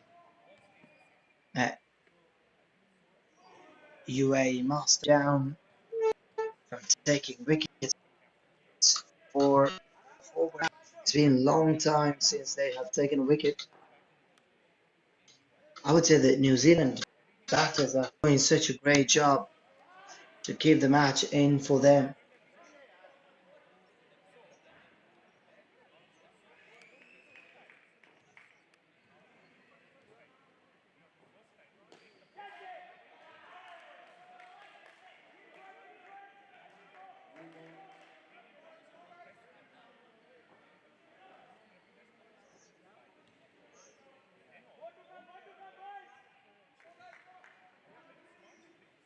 Has made Dalal in bowler. There is a chance again on the offside to get a catch. The lad is showing ball down to get that wicket. 73. Is it a big score? If you has a few wickets now. The last delivery, he has got enough time. Putting to the corner side of the nets so that fielder cannot reach it on time. In the meanwhile, they can finish that one single runs physically.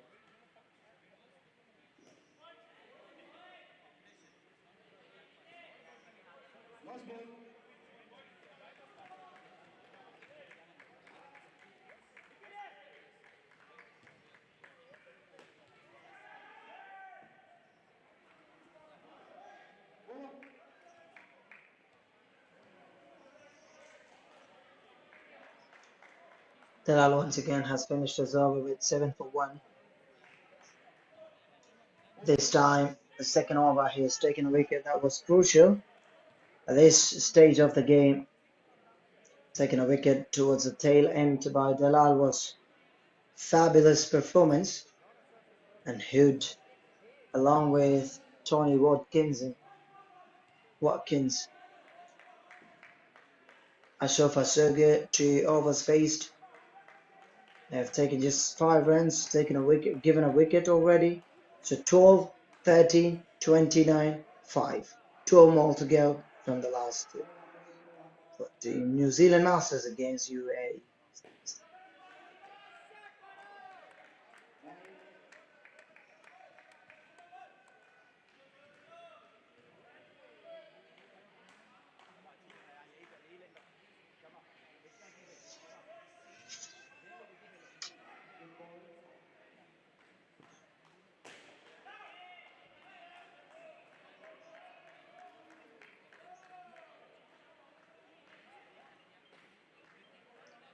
Khalid on the straight. 4 more balls to go from the 15th over. The ball is from Himaj. Could be some extra runs onto the scoreboard with 5. Yorker delivery, the batter has got enough time to react against it, and he has done such a great job of placing it into the long off region where no fielders were there. That became another boundary and a single runs, and Himanshu came back with a dot delivery now for the UAE Masters. Some confident double. That gives some more runs onto the scoreboard with 14 from the last pair.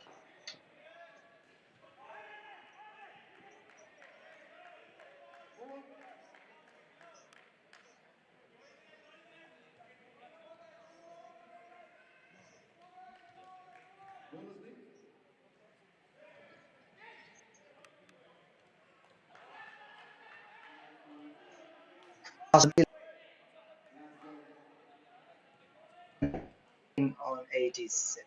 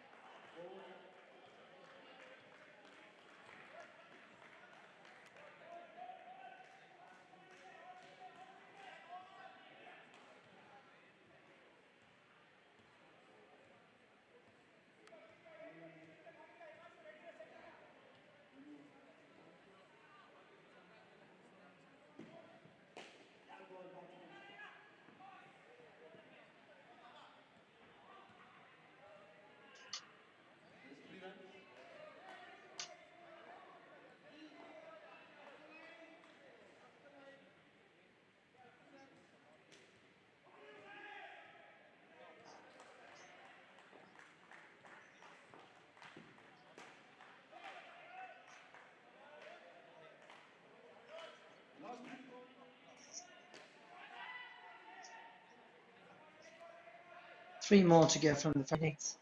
Team New Zealand. 87 already.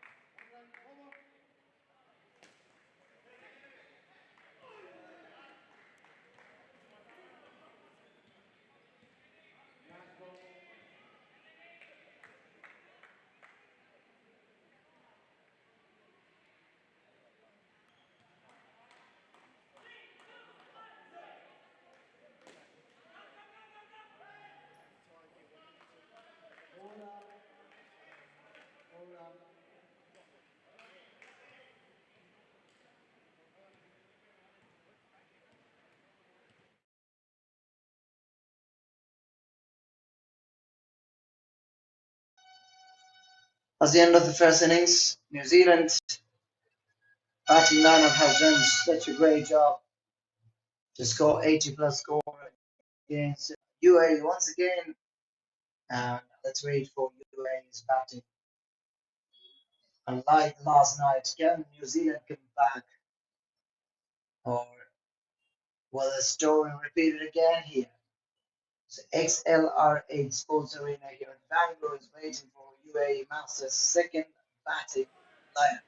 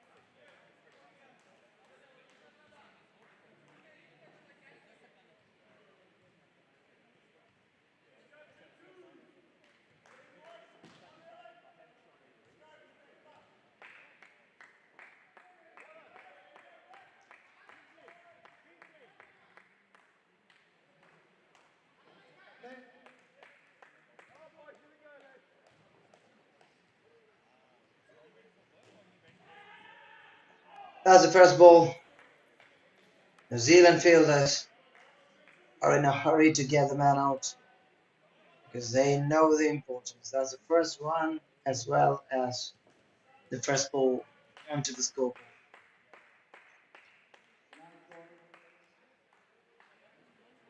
5 balls left to the first over.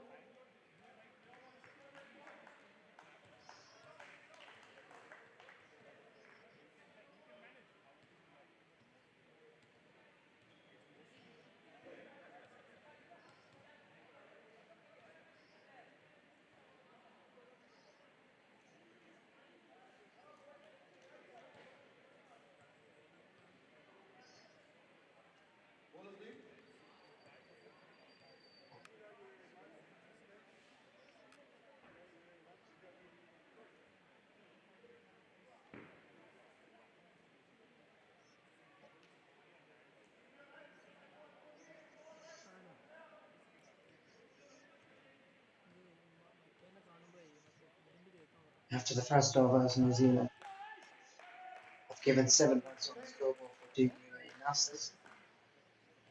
81 more required. 15 overs altogether. 19 more balls to get. So remember, this is indoor cricket, so losing a wicket can reduce your 5 points from the table. So even though if you win on the 14th over, you're not going to stop the match. Losing a ball.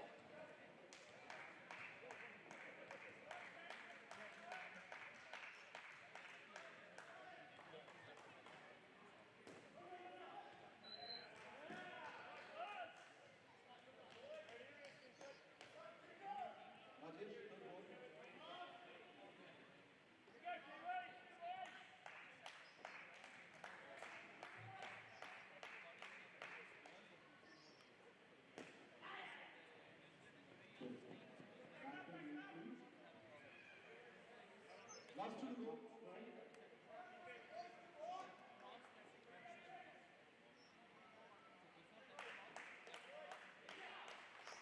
Ball again, please.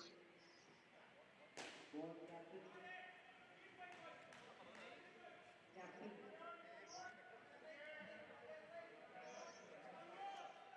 Captain ball.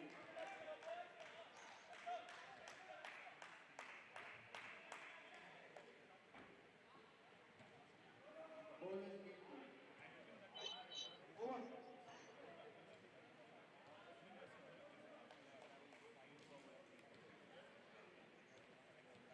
Who's the bowler, sir?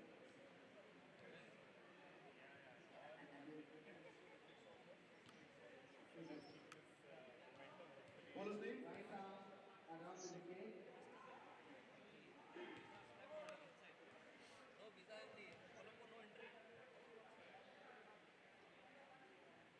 Play on.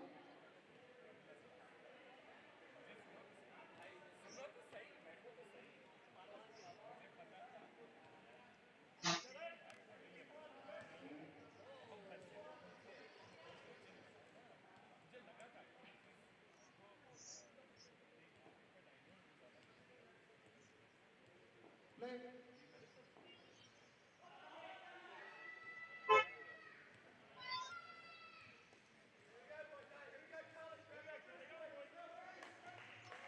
It's a wide. 16 runs so far for Team UAE Masters. Into the third over.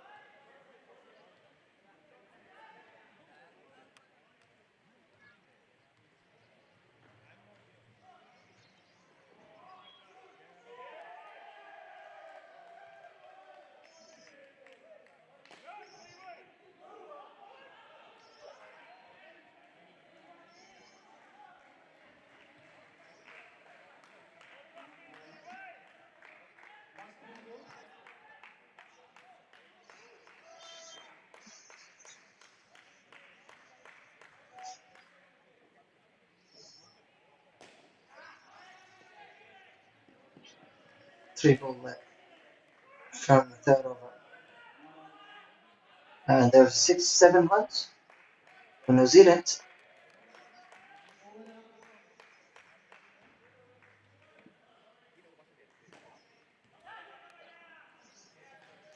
Last 2 balls.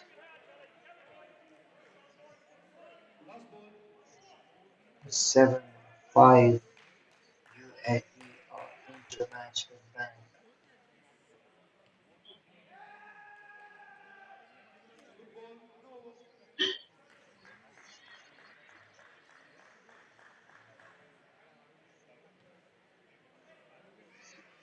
So Rajesh with 10, Sachin with 8, 18 already after 4, after 30. 18 from 18. Play on. Bowler's name?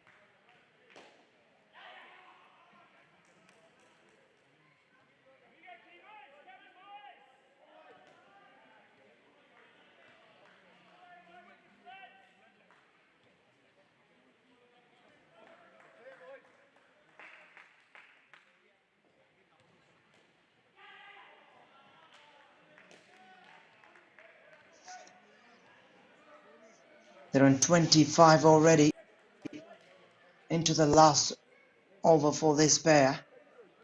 Rajesh and Sachin Talwar. Look at New Zealand's starts. In spite of their 12th start, UAE has scored double.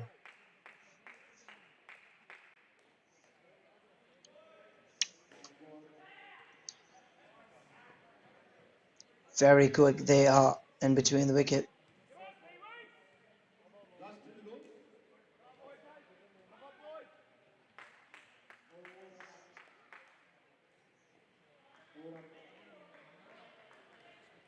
Wide through the leg side.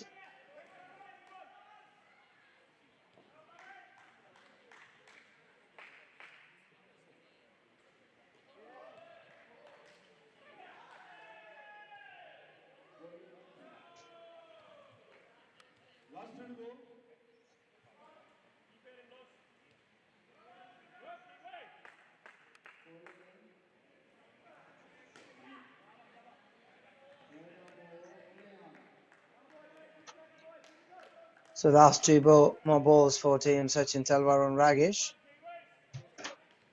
Look at this, the beginning by Team New Zealand and UAE are completely different.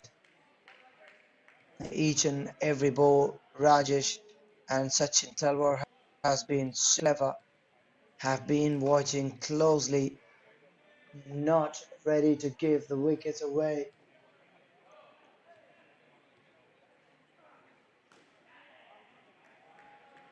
Could be the end of the first pair. 4 overs have gone, 34 on the scoreboard. Sachin Talwar with 16, Rajesh Ji with 18. A dream start for team. And here comes Mr. Siam, number 27. And might be Khalid along with Siam.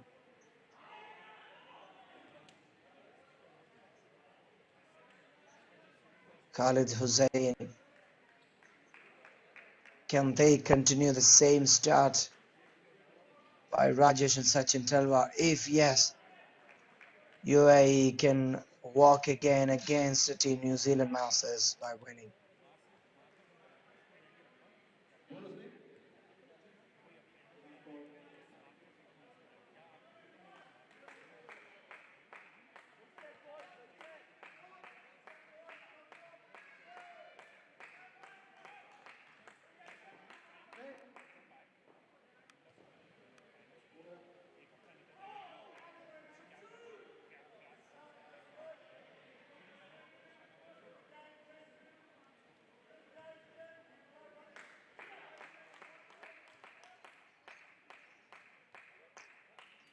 It's over.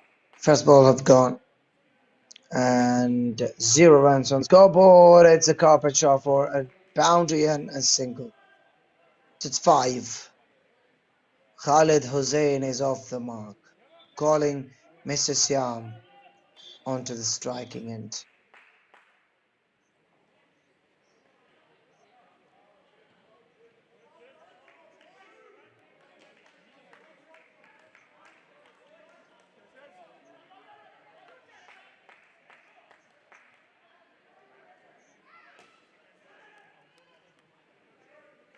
So here you need a synergy between two wickets, two batters. You need to walk hand in hand, mind to mind, eye to eye, and anything you do, you have to have one mind, especially while you're running, because otherwise you're going to lose wickets in between and you're going to lose runs in between. 5 runs is most of getting.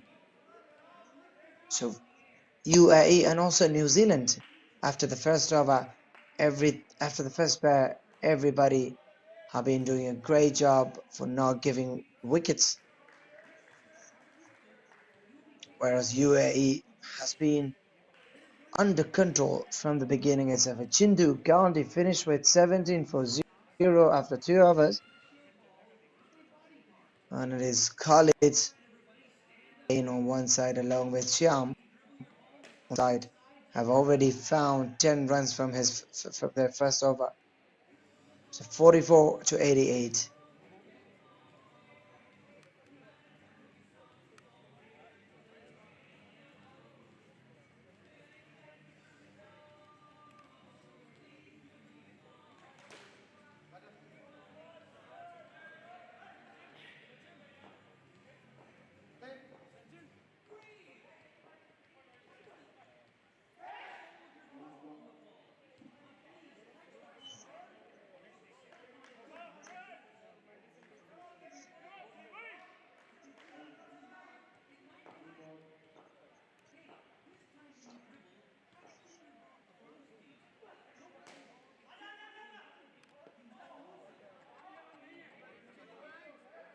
Look at the throw by the fielder. Holmes, the bowler against, and Watson in the straight, both of them. 4-5 on the scoreboard for Team UAE. Again, Masters.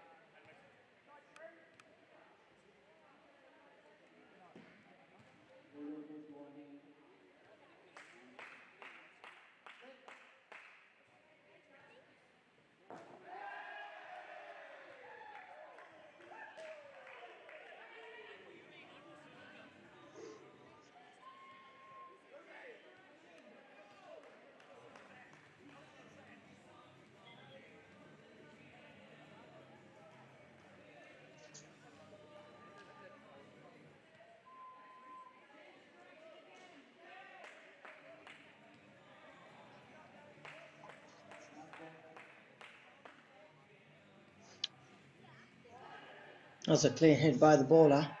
Left-handed, striking the batter. Gives Team UAE pressure now. A second to 9 only. They've been started really well. But now to Hood. Bowling really well for Team New Zealand Masters. It's wide and extra 2 runs.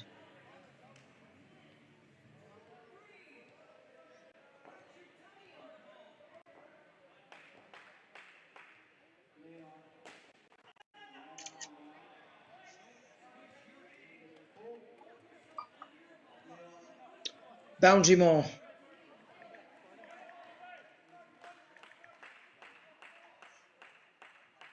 49. Team UAE are giving the fight back against New Zealand.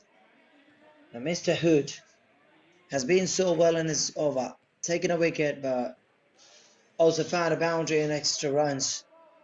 Wide and wide and wide. That's the end of the over by Hood. A decent number of 6 runs only, and they're taking a wicket. Khalid Hussain with 14 and Shamshan with 5 runs. So 19 already. Sham and Khalid Hussain, 19 already on the scoreboard. The last over, the batting. 5 more runs can be decent. If they can add another 10, will be the best. But they have to make sure that they're not losing wickets.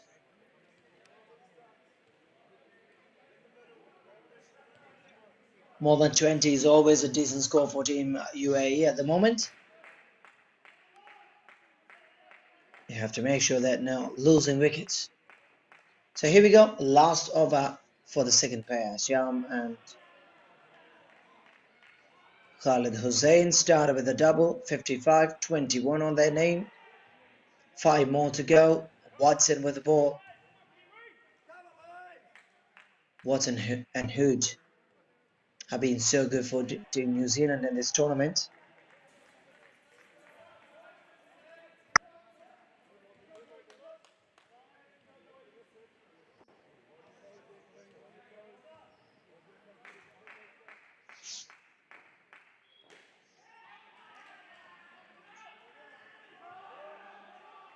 They sound through the leg side. The non-striker take a big leap, running for the run. The batter was not ready till the end, until he's on the crease, and after that he takes his steps.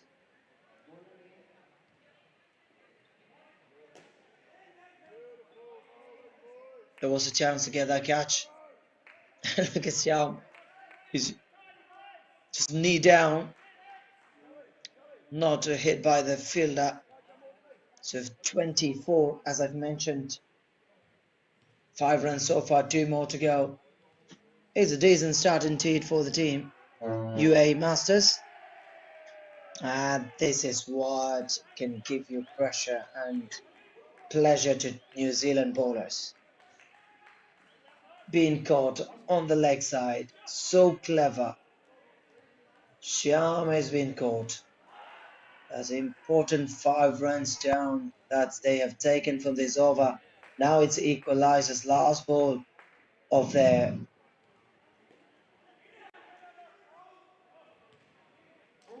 over 19 from it. So 53 on the scoreboard. Watson has finished at 16 for 1. Khalid Hussain with 17. Shyamo Chandraban with 2.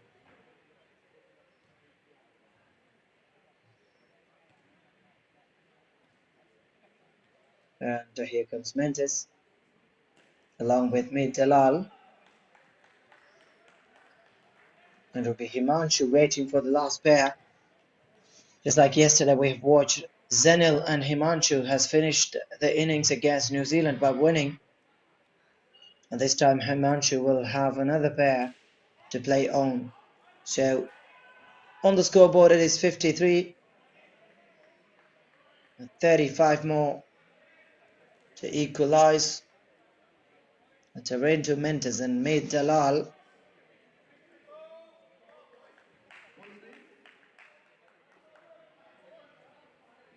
To 35, that means 19-20 runs from each pair will be decent for Team New Zealand and for Team UAE. And Guy Coleman with the ball towards the tail end for 8 more overs to go.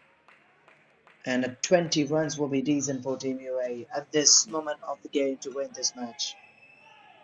The first one started off in style.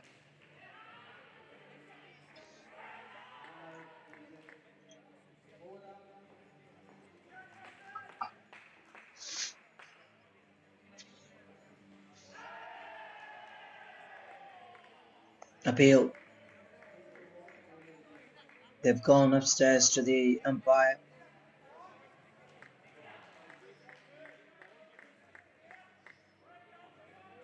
Really interesting. The match is turning out to be towards the tail end once again. First ball 3 runs, second ball is a dot. And now what? It's a very quick delivery.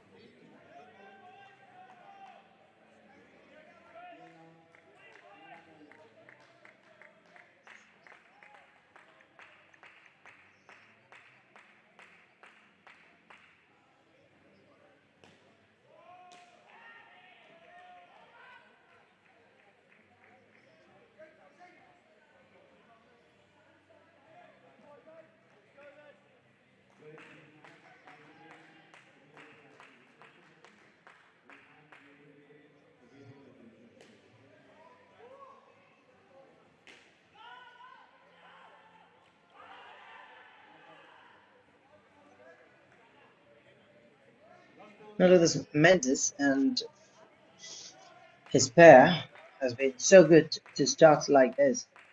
9th over. Just one ball to go to complete the 9th over. 6, as I've mentioned earlier, it's a decent number.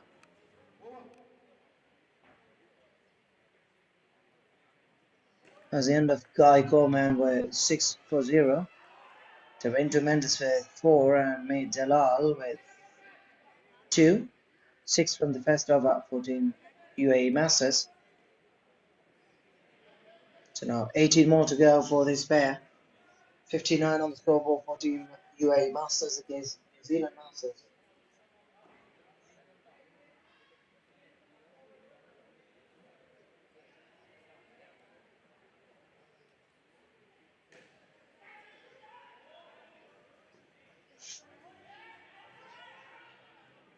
Guy Coleman is talking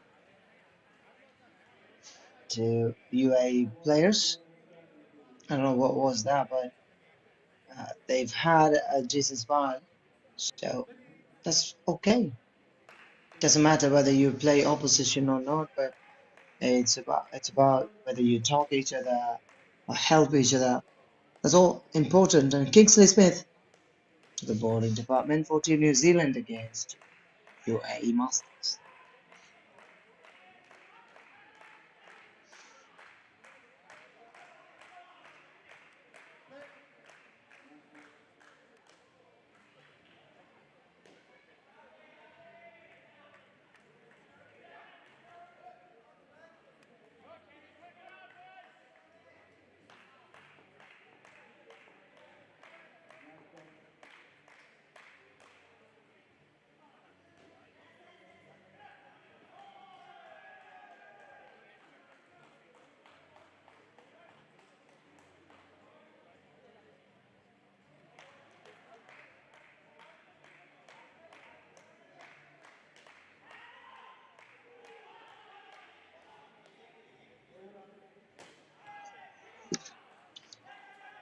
Decent score on the scoreboard.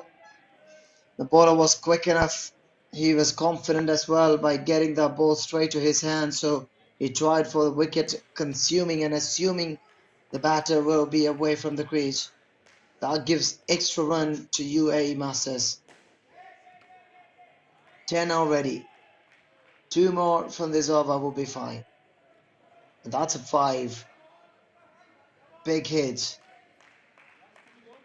Nice drive from Smith. Laying down the ground, but not enough. Just 15. Very easily playing. Mr. Mendes for Team UAE.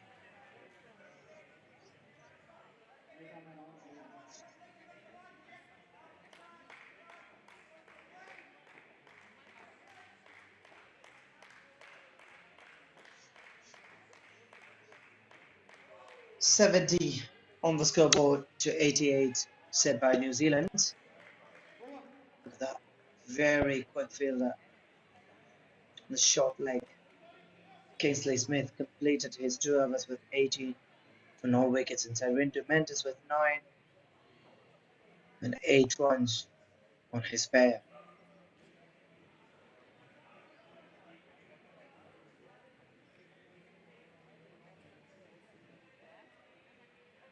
Made Dalal, Terinto Mendes. So these people are in UAE residents coming from different countries. UAE is all about this cultural heritage of different countries gathered together for one country, that is UAE. And this tournament, you can see so many people from so many countries, and they came under one flag, that is UAE.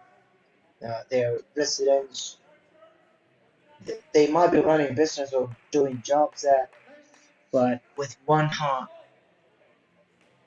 to make proud the nation UAE, United Arab Emirates, here in this Bangalore on this New Zealand Asia Indoor Cup 2023. I have already been won the first match against New Zealand, and they're here on the second one. Great start with a 6. and a run extra, running between 7 runs on the scoreboard, 24 already. Mentis leading from the front. Meet Dalal on the other side. There is another full toss delivery. It could be another 5. So 12 already. 81. Team UAE Masters.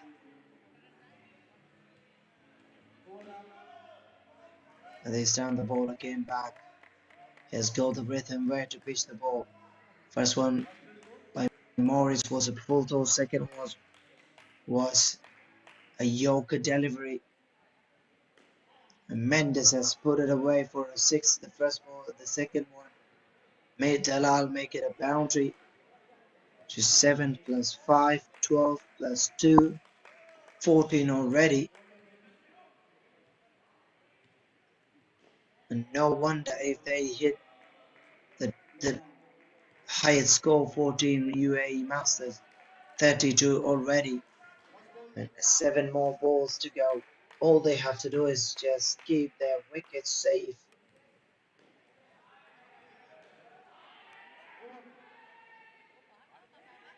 As the end of the over, 21, an expensive over by Christian Morris. He has taken 2 wickets but given 21 runs. 16 from this over, 5 from the first. It's been so good for Mendes and Mate Dalal. 34 already, 1 more over left. They're close enough, just 1 run away from New Zealand once again.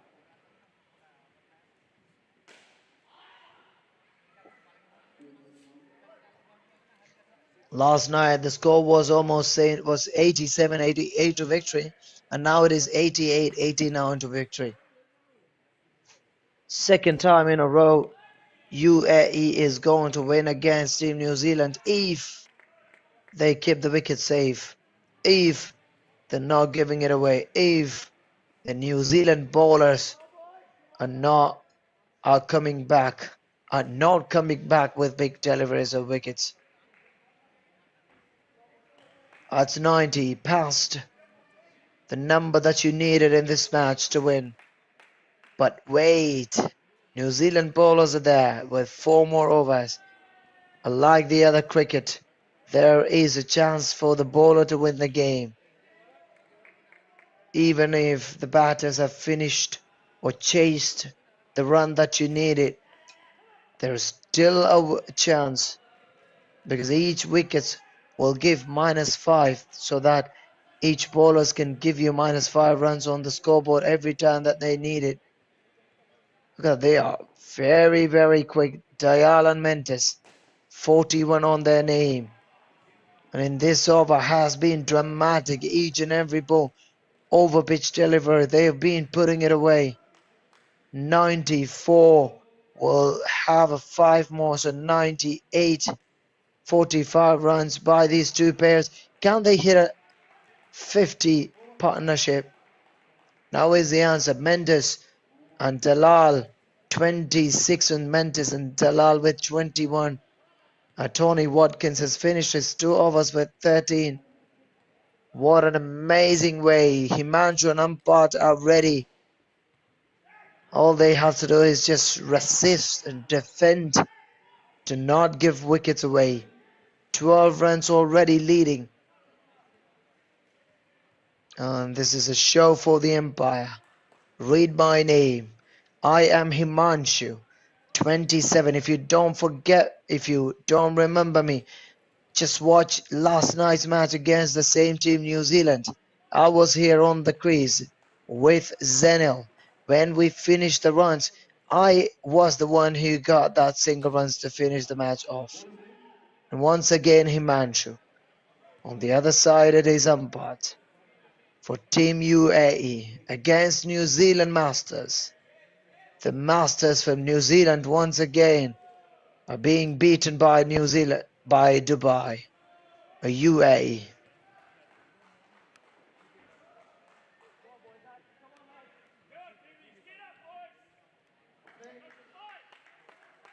Holmes with the ball.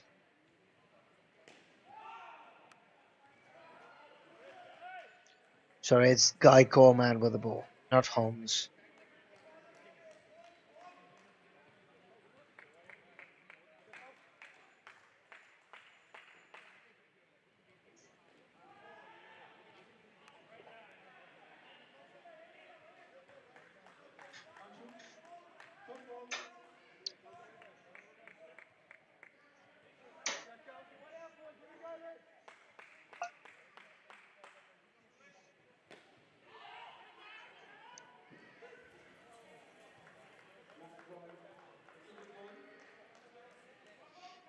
Third ball, just one run. They have enough time to set themselves back in the crease this match. Don't do anything suicidal and don't lose your wickets. You can easily win the match. That is umpired for Team UAE.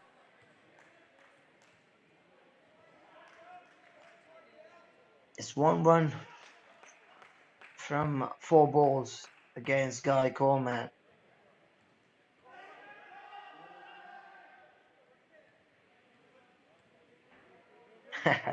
Himanshu has finished 1 run in between.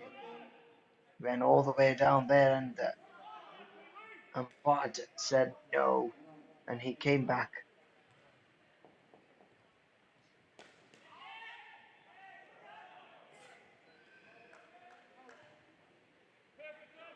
That's a very quick single to end the first over for this pair. So 2 runs on the scoreboard. Himanshu 1 and Shyam umpires 1. Himanshu was just diving into the crease. He's touching on his right shoulders. Hopefully he's okay. I think Masters game, but they're really showcasing Masters cricket. Their class and craft in cricket is really giving us some happy moments.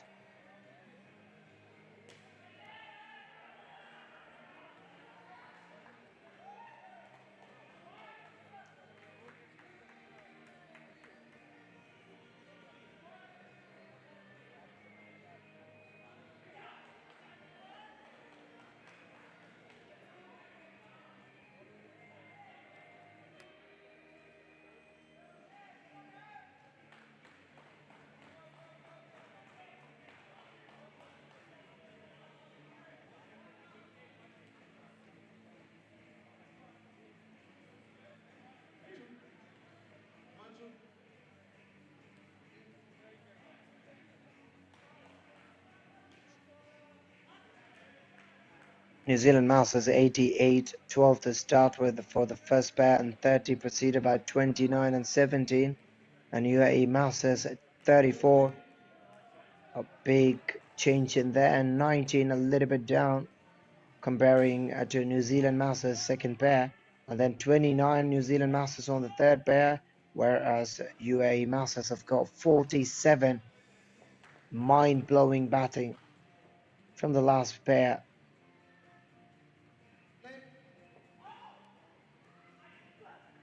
It's Mendes and Dalal. Now it is under control for Team UAE Masters. All they have to do is just remember and not to keep their wickets and do not give 5 runs away, and make sure that you take singles and doubles if possible, and also keep the rhythm. And in this match it is dangerous sometimes, can be, because the throw can be against the batter as he is running to finish the run in between the wickets. But so far so good for both teams for this tournament. New Zealand Asia ASIACUP here at Bangalore 2023. The same way India has UAE has batted. It's been really long since they have taken a wicket. shaking the wickets is not easy, is not becoming easy for New Zealand.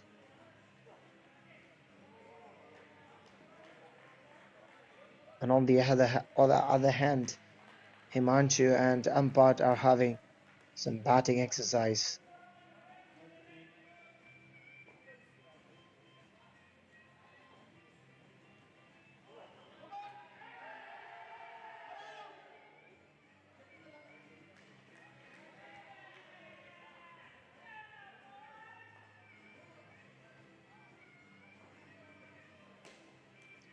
A number of 4 or 5 wickets can take New Zealand back into the rhythm again, whereas the Indian batters know this already, so they're watching closely towards each ball and making sure they're not rushing for the run. Look at this number, Himanshu only 5 runs, Ampat with 3 runs. They have finished 2 overs already. 13 and 14th overs they have finished. They've taken only 8 runs. They're not in a hurry mode. All they have to do is just keep themselves alive for the match without taking wickets.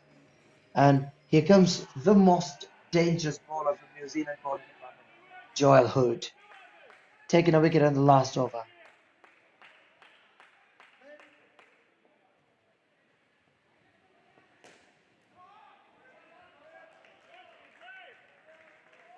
It's a Yorker delivery through his leg side, and he's just managed by a defensive shot.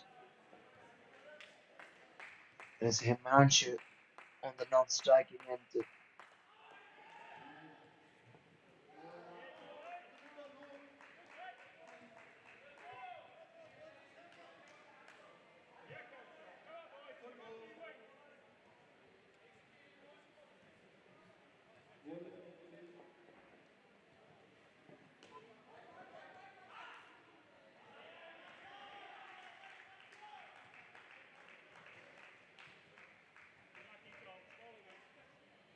An extra run more.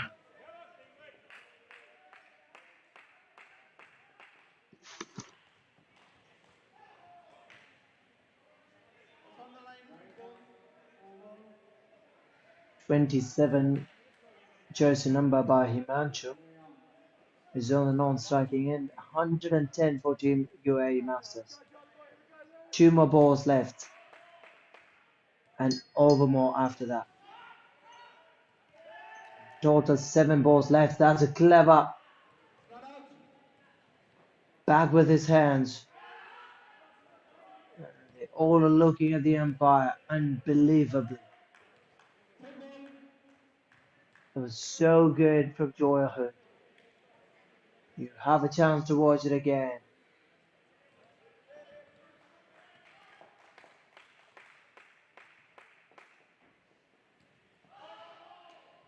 That's the last ball. That's a wicket. Himanshu hasn't gone. And Ampad was already halfway down. That's a run out. 3 for 2. Bowler Joel Hood. But then that's an unwanted running from Himanshu at this stage of the game. 105 on the scoreboard. 88 for New Zealand.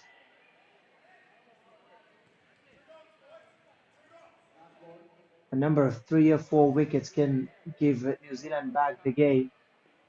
And for Team India, have to make sure coming 3 balls or at least 3 times they're not down on this over. If they do so, they can easily watch them march into the next level after beating New Zealand for the second time in a row here in this tournament.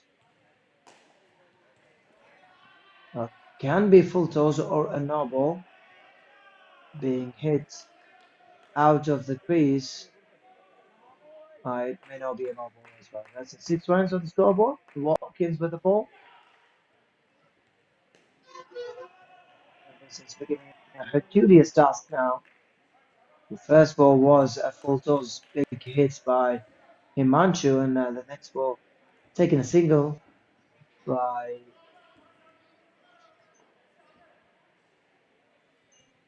the non-striker batter. Again, full toss. Will be another boundary. And a single, so 5 more. Now, you can't touch India. You can't touch Team UAE. Because they are in a safe, very, very safe position. After these 3 balls, once again, UAE will march as the winners of this match against Team New Zealand Masters. So second time in a row against the match, UAE is winning.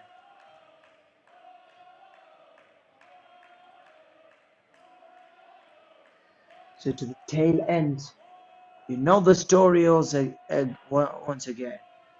It's the same. No difference at all.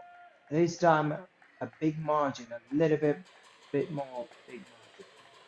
Himanshu with 17 and Shyamam with 4 has finished their batting lineup at 128 this time at 88. Big margin, big victory for Team UAE against New Zealand Masters. Once again, you have watched 12th match of New Zealand Asia Cup indoor cricket tournament here at Bangalore, XLRH Stadium, 2 to 6 May 2023. You have watched the 12th match from the board. And on the commentary box, it was me, Bazi, from India. Now, this is a time to share your feelings and to say goodbye and to conclude the match in a gentleman's way, meeting each other, each and every player in line. And there's a clear smile on UAE players' face, whereas New Zealand once again being beaten against Team UAE Masters. It's been wonderful to watch. That's the end. See you in the next match. Thank you so much for watching. Or ladies and gentlemen from Bangalore and people all around the world.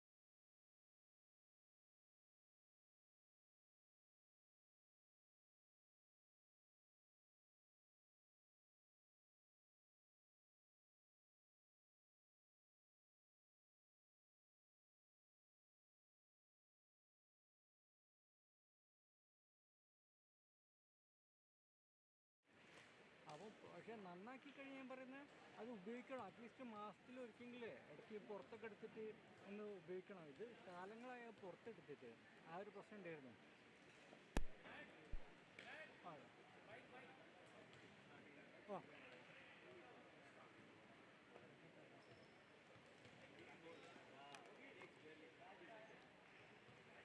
ആ നാട്ടിൽ തുടക്കത്തിൽ hello 37. Hello good. ഒറ്റ minute. Manual input.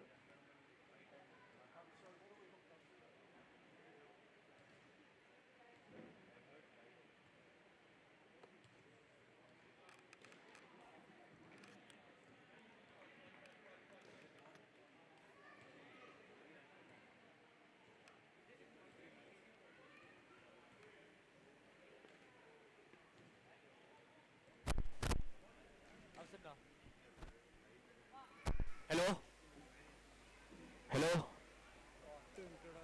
Hello hello hello आ रही है okay hello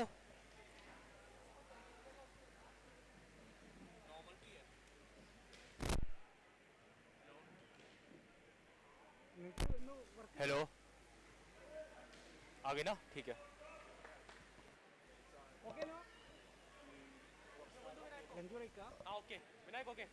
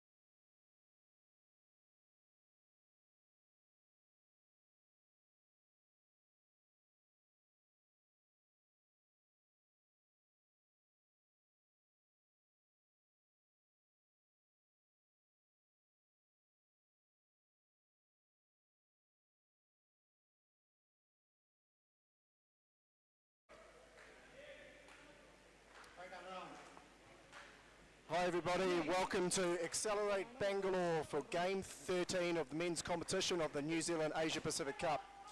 We have New Zealand versus United Arab Emirates. Opening for New Zealand is Victor Davies and Matt Latham. Opening the bowling for UAE is Karate, number 24.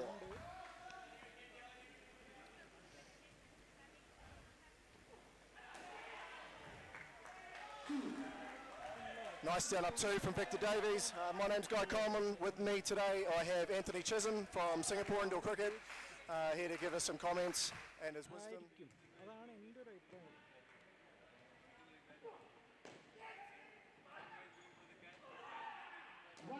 Half opportunity there, Matt Latham putting it down up straight down the court. Good positive call low from Davies and making it through, scores 3. കോട്ടുകൊണ്ടൊന്ന് കൊടുത്താൽ മതി. അപ്പോൾ ഇത് നല്ല ഫംഗസൊക്കെ വന്നത് സെൻസറിൽ കയറി camera lens complaint ആയി. Yeah, just making the net there, down up two for Victor Davies over the leg side. Nice shot, looks like Karate's just going a little bit shorter down the deck at the moment. Finding the ball when it's right up nice and full. It is actually shaping around a little bit, so he might be wanting to find his lengths. വീണ്ടും complaint ആയി. തീരെ ഉപയോഗിക്കാൻ പറ്റാത്തൊരവസ്ഥയായി. Great shot, Matt Latham. On drive, perfect shot in the game. On drive for 4, that's putting the pressure back on the United Arab Emirates. കാരണം 5000 രൂപ എടുത്തിട്ട് നന്നാക്കാൻ തന്നെ ആവുമല്ലോ. Score moves to 9. അതെ ഇല്ല കംപ്ലീറ്റ് ഇല്ലെങ്കിൽ അതെ Yeah. Not bad area bowling there, Victor hitting it flat into the leg side for 2. And score is 11 after the first over. What are your thoughts, Anthony, opening over? Good afternoon, everyone. Thank you, Guy. Good to be here alongside you.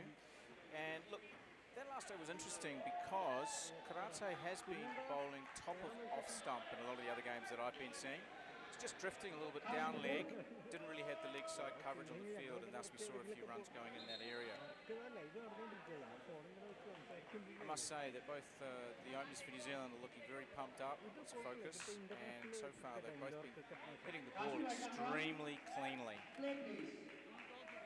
Kazi, 47, bowling the second over. So that's no ball, 2 runs, plus the 2 that Victor has hit on the leg side. UAE will not be wanting to give away extras. New Zealanders don't need them. They'll take advantage if you give them extras.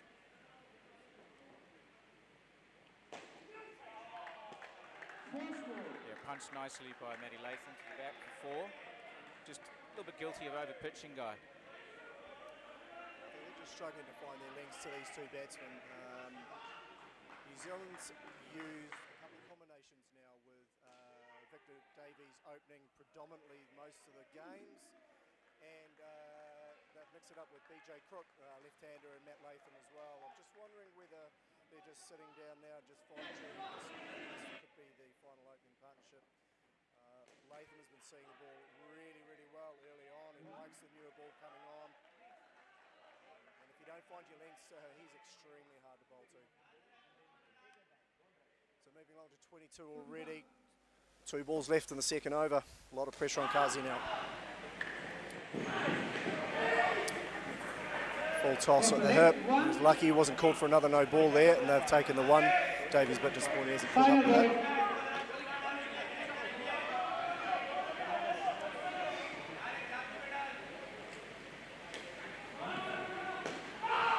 That's well bowled. They're shaping away. He's got the leading edge from Latham's bat. So not a bad finish there from Kazi, but New Zealand's really dominating early on here. Victor Davies on 13, personal Matt Latham on 10.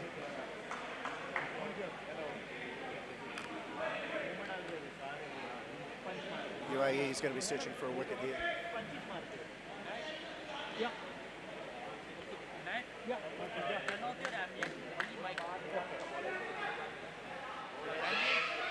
So Shijaz, number 23.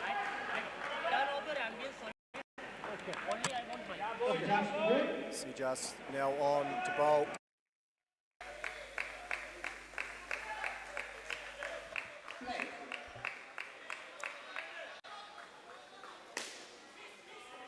Good positive hit, good positive calling too. Fantastic down up 4, second best shot in the game. Right behind the down up 7. Yeah, that's a nice area. So he's got a couple of really good areas there. Looks like he's just off cutting it back into middle and leg. Tony looking to hit top of the pins. Yeah, look, interesting. Bowling on leg. That's 2 great deliveries in the zone, also well played by Matty. But 2 fielders on the cover side, on the off side. So if we are going to be consistently targeting that top of leg stump, I'd probably want to have better protection there. As you mentioned earlier, Guy, that's just overpitched and pretty much fundamental down up 3 for Victor. UAE needs to find something here. 32 already. Needs some spark. Just a bit of a half tracker and easily played into the offside. No pressure being put on the batsman yet here for New Zealand. They'll be enjoying this opening start of 34.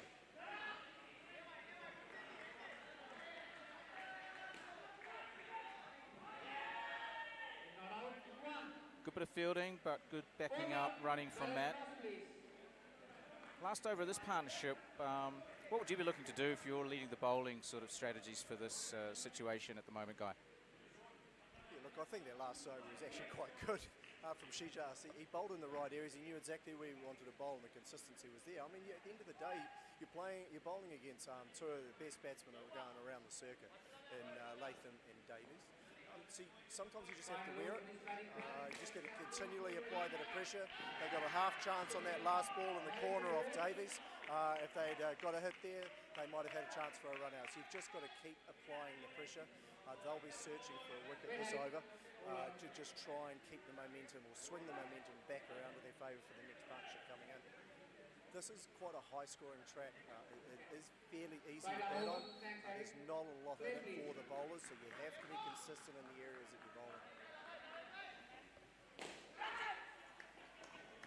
Well, that's not the start that UAE was looking for off this last over, and Hariharan's been one of the strike bowlers that I've seen in the tournament. He's got an interesting leg break delivery. That was the right area, right line and length, and no runs scored. I think UAE is going to need to just capitalise on a couple of dot balls here and build the pressure to get their first out.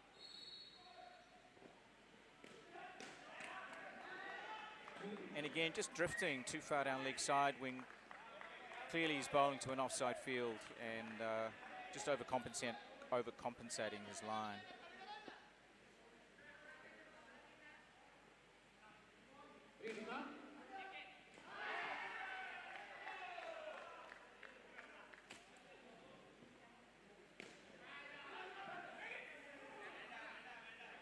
Yeah, well bowled and a little bit of indecisive decision making on the calling, but fortunate for New Zealand, not too much trouble. Yeah, fantastic over so far, and what I've really noted is he's taken the pace off the ball, and that's caused a few little issues with Latham Davies. They've found they've actually had to go at the ball because it's not coming onto them, but unfortunately for UAE, fourth over, scores 44, and probably a little bit too late in the set to really start applying that pressure. So Latham here to close out the partnership. Last ball, he'll be looking to dominate still.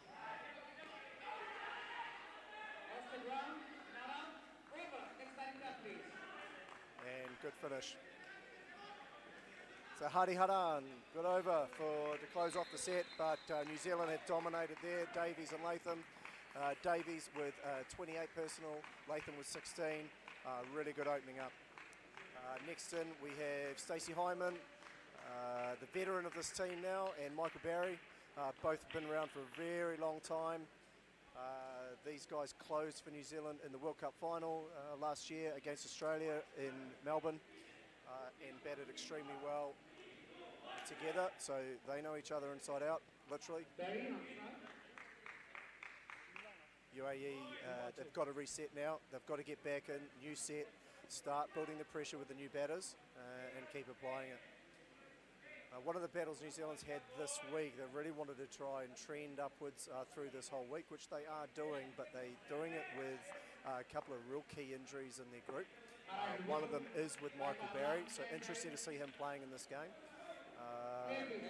He has a side strain, so it'll be interesting to see how he goes in the field. It affects his bowling, doesn't affect his batting so much. Got a bit of a delay here.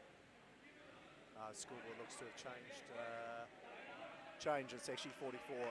Score has just changed to 53 without any balls being bowled. It's well played. I'm sure Lee Kelly enjoys seeing the scoreboard going up like that. Yeah, look, you mentioned resetting, and it's not easy to pick yourself up after 4 overs of no outs in the field, no celebrations. So it really takes a team to consciously make that effort to graft out that first out. And I think something that I used to hear a lot when I was young was just start looking for those first dot balls and build the pressure. Can't always look for an out. You've got to build the pressure by creating dot balls, Guy. You're exactly right, Tony. And one of the things that I'm not sure if it's been mentioned too much, as being a player at this tournament myself, the heat and humidity in the centre is pretty extreme. It's the hottest conditions I've ever had to play in as a cricketer, and it is sapping. You can get through day 2, day 3, but as you head down this week, if you're not hydrating yourself, if you're not recovering, eating really, really well during this week, you get yourself in a lot of trouble. And your body just won't be able to cope. So to me, the UAE guys, no understanding of how they're preparing. They do look a little bit flat, and if the bowlers aren't bowling in the areas to create that energy, sometimes it can be really hard to give. So Karate back in the attack, and that is an amazing first shot by Michael Barry, nearly a down at 5, being called down at 4 by the looks. Scores yet to be put on the board. That's an amazing start by Michael Barry. He's given it 5. Unbelievable start, down at 5. That is the best shot in the game.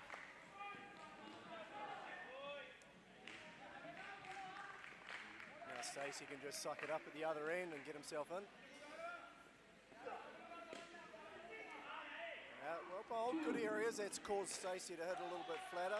Again, another opportunity, but the field just looking flat. They're just not ready for it. They've got to really back up their bowlers here. Yeah, there hasn't been many chances, Guy, and that certainly was a half chance. Not an easy one, but it was a half chance, and just not seeing that that energy, that spring in their step in the field yet. Interesting to see Karate coming back so early after bowling in the first partnership. It's a better area, better line.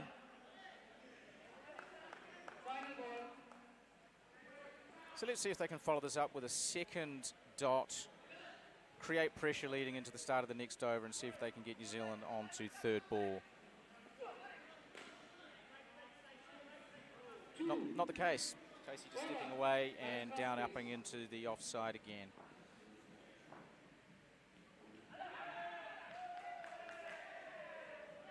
Apart from the down at 5, actually not too bad and over. A couple of top balls in there, a couple of really nice shots by Stacey and Michael. The down at 5 first ball hurt a lot, but that's what class players do. Again, Stacey and Baz have been around the scene for a long time now. High quality, high class. You know, they're not just going to give it away to the UAE guys. They're going to have to push them. Looks like Joshi, number 20's taking this over, and really looking for something special here. Change of pace, off break, slightly over pitching, and not really causing Stacey too much trouble with that delivery.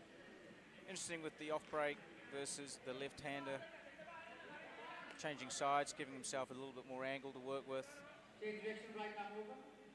Two fielders on the cover side to Michael Barry. Probably just a hint down leg side. Josh probably want to be just putting it above, middle and off. Changing the field here. A little bit of confusion.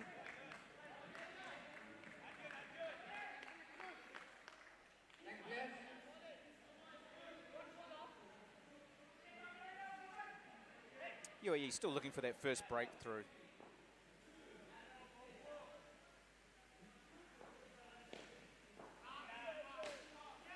Good delivery. A little bit of energy, and that's what happens, isn't it, when you get a third ball? You do get excited. You can see the teams clapping and supporting each other with that third ball. What has Joshy got up his sleeve?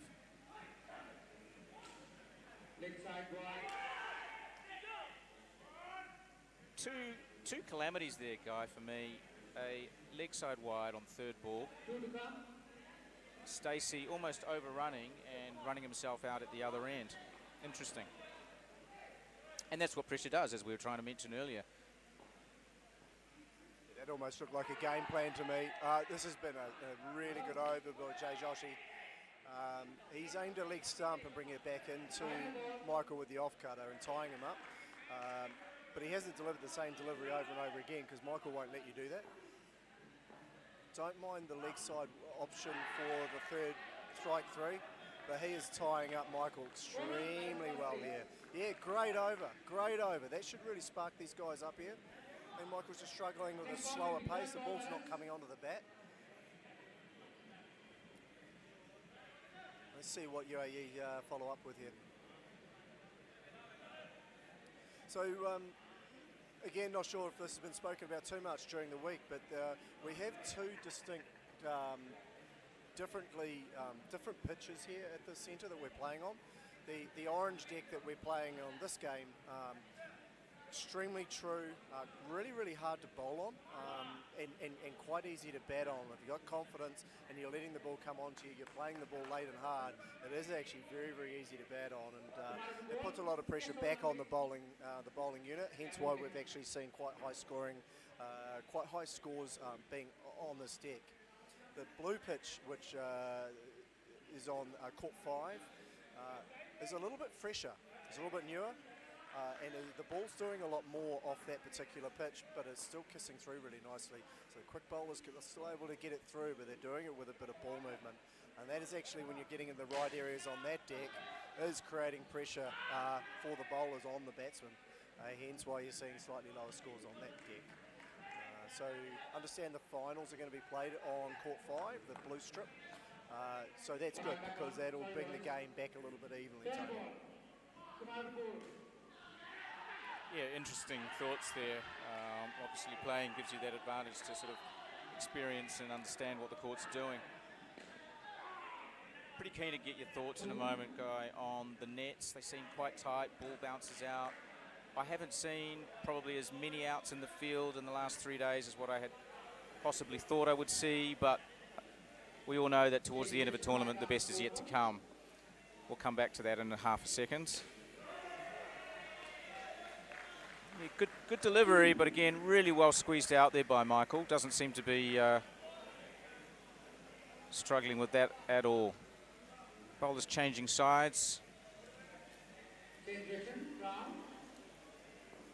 Got some interesting music going on in the background, haven't we, Mr. Coleman? Children's playgroup down right below us. Oh, of course.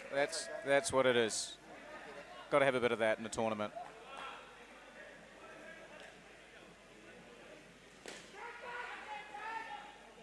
Oh dear, yeah, fundamentally UAE will be devastated. There's lots of hands on the hip. That says it all. They'll be very disappointed. They've been working really hard to build a little bit of pressure. They've been bowling some good areas, and that was a straightforward catch for -5. Yeah, I think for me, Ruan's forced an error from Stacey there, going at it way too early. And now forcing another error, and that looks quite out. Have they called it? They have called it. They've given it out, run out. Yeah, I reckon that's close. We'll obviously see a replay there. I'm not too sure, but that...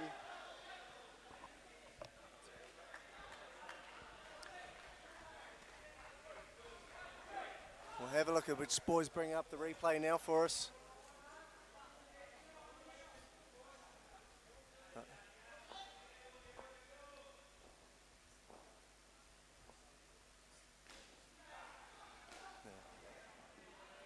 Yeah, not too sure. It was really close though, and it went the way of UAE. Ruan's actually finished that set really nicely.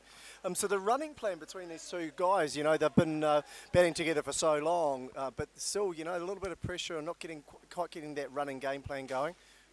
But they don't seem too concerned about it. Again, they know each other's game inside out.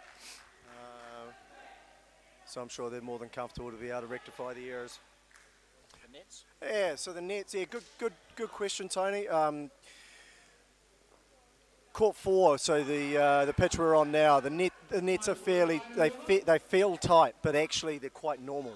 So the ball, when it hits on the top metre or top 900 mil of the net, it may not be visible on the TV screens for our viewers, but it's a double netting. So every time the ball hits that, the ball shoots out low. If the ball hits above that, it tends to pop out and sky upwards as a normal net would. So that's one thing to look out for, but it's not shooting out into the middle of the pitch all that much. It is quite normal. Court 5 is different again, so that is tight, and we're seeing the ball shoot out. The fielders you see actually field closer to the batter, away from the net, around about half a metre. You'll see that distinctly.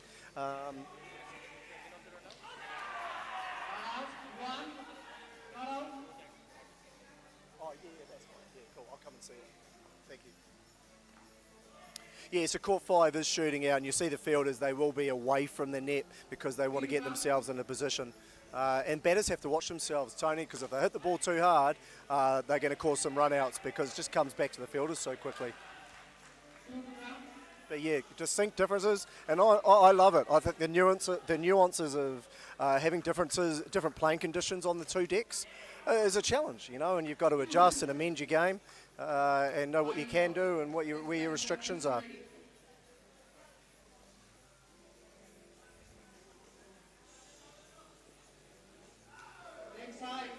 Oh, that was very close. Very tight.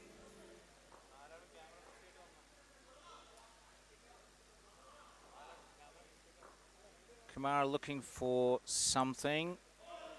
Very well bowled. Just jagged in. But another good partnership. So 27, taking the New Zealanders' score up to 70. And we have, well, why don't you talk us through? I think we've got two of the young guys that played in last year's Juniors World Cup. Yeah, good challenge for Harlan Amaral making his debut tournament for New Zealand. And we've got Micah Conroy, who's also making his debut for the New Zealand side this week.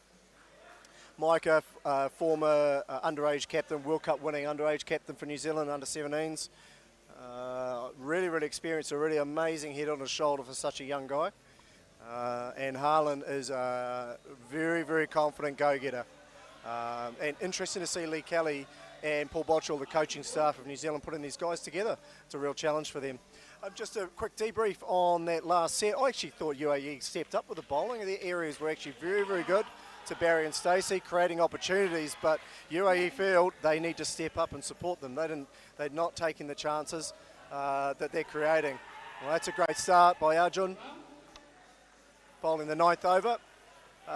That's just seemed away a little bit and catching Harlan and squaring him up. So yeah, great challenge for the youngsters in the New Zealand setup. And I think that's exactly why Lee would be batting them together in this position. Yeah, nice shot by Harlan. That is one of his go-to shots. Nice pull shot down up 2. Micah Conroy up to face. Not a bad start from Arjun.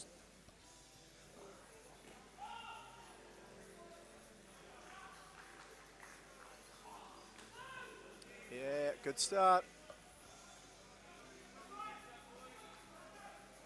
So again, you know, UAE bowlers have started this set again really well, Tony, and let's just see if the fielders are able to take that opportunity, because dot balls do create pressure. No matter where the scoreboard's at, these guys are going to be feeling it, being debutants this week. Oh, that would have been close. Conroy hitting flat, forced to hit flat, just reaching out, playing out in front of him. That'll be nerves, hard hands, going out it a little bit early, and Michael will settle down. I expect Harlan, if you go into the wrong areas with Harlan, he's going to go early or late. That's his game, and he's been told to do it. That's a great shot for 3. What a great shot, Harlan Amaral. Well played, sir. Yeah, very classy to see that. Well, look, great to see these two young guys together. Shows the confidence that Lee and Paul do have in the young guys. They've obviously batted together a lot, and what a chance for them to prove their worth. Just started to look a little bit more confident in those last couple of deliveries. Don't think UAE is doing anything wrong. Still bowling good lines, but they're still not seeing the energy that we've seen in the UAE team earlier in this week. So maybe some of those conditions of the heat just starting to show signs. But this is where the captain or one of the senior players in the UAE team just needs to say, come on guys, we just need to start with 1 out, build some momentum, and look for the second from there. Bit of clapping, we haven't had that. That's the first time. Maybe they heard us. Micah just sets himself up. Not comfortable, stepped away. And Ruan to bowl this over. Well, that's a well bowled, well fielded execution of the plan. Bowling to leg, stump. It's been hit to the leg side fielder, straight to the top stumps, but not enough for a run out on this occasion. Just nicely pulled around the corner for 2, not causing Conroy any trouble there.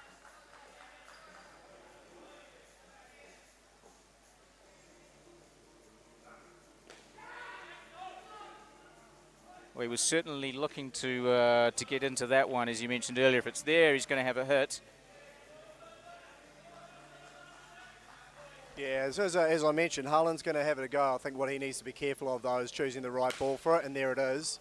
You know, when it's full and in his zones there, he just needs to play his game. I think if he goes searching for it, he can start getting himself into a little bit of trouble. So shot selection for making really good decisions when he bats will be probably the key for him.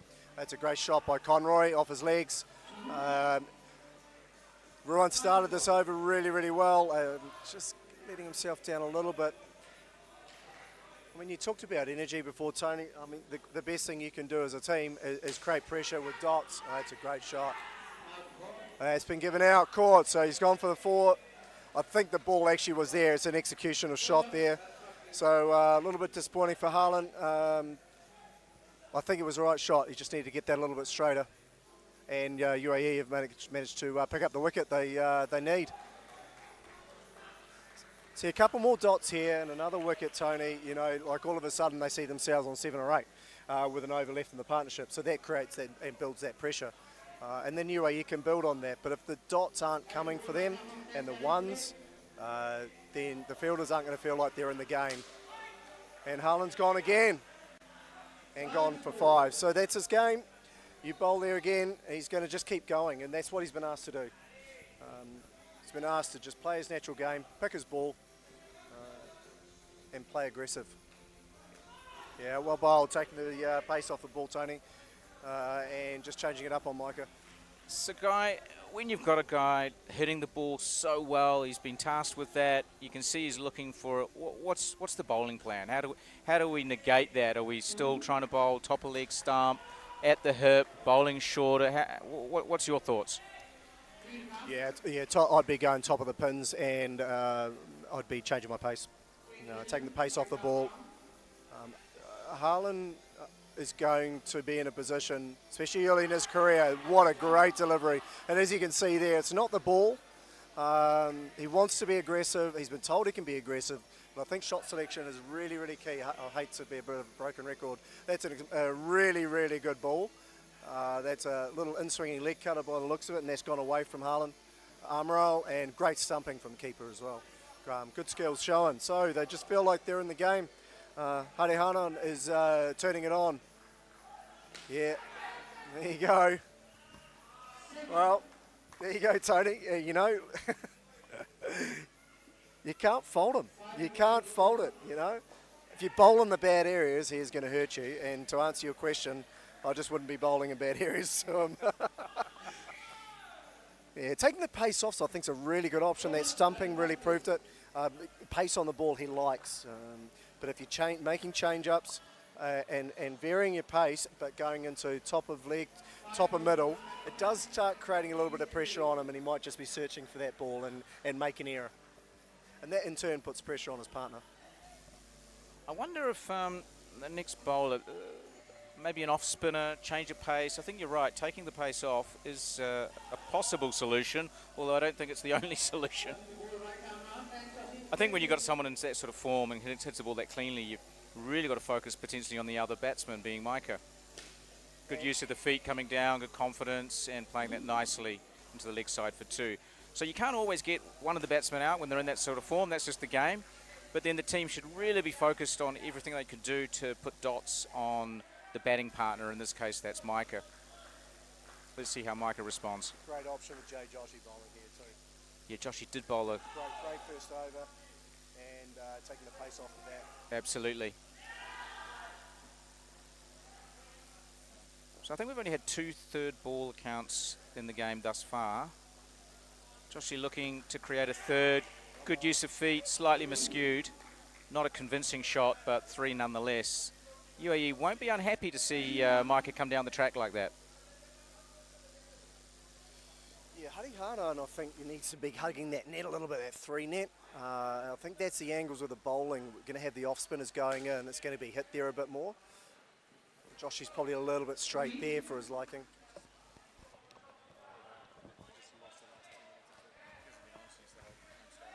Is it on? Yeah. Joshy just wants to be hugging into that middle leg stump. That's it. That'll do us. Yeah, just squaring Micah up and just wanting to finish this off strong, not let UAE into the game at the end of this partnership, set it up for the last pair.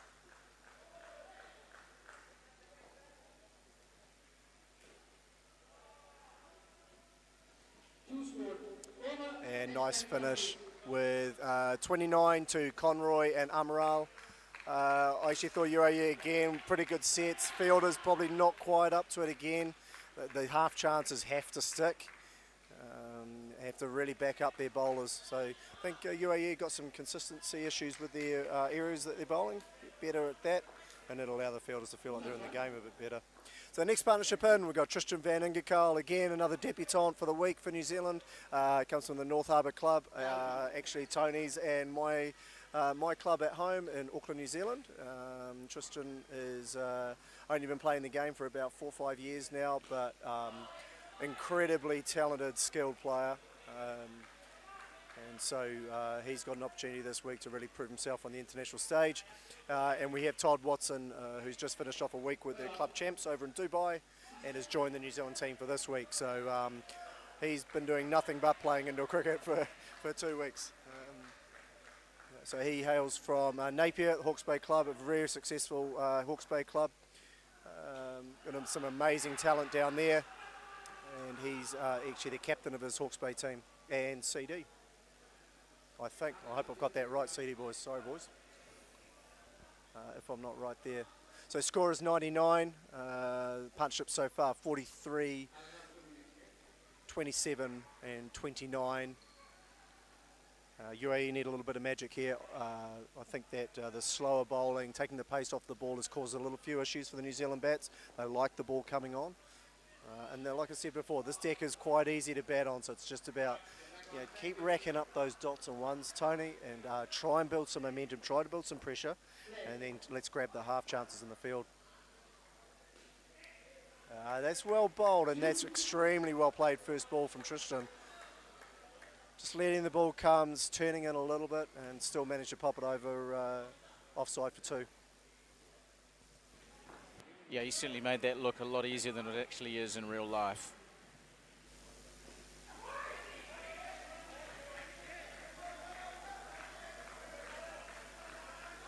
So UAE just trying to look to get on their roll for this partnership. They're probably saying to themselves they'd like to keep New Zealand to maybe 110, 115. That's what they might have been saying in their huddle. Giving away extras certainly won't help that cause.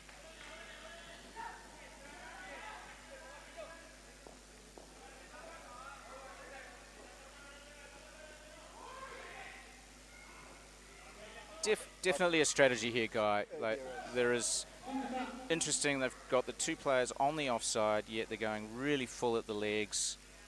Let's see what this next delivery looks. Very similar again and really well played. Slightly overpitched. I actually felt like Tristan should have run those last 2 around the corner. I think you need to put pressure on the fielders there. I know it's flowing around, but I think it was positive intent on the calling. Every time it goes in that corner, you've got to put the onus back on the fielders. Keep the score ticking over. In that case, the dots haven't hurt, they've sucked it up, which is great and really good batting.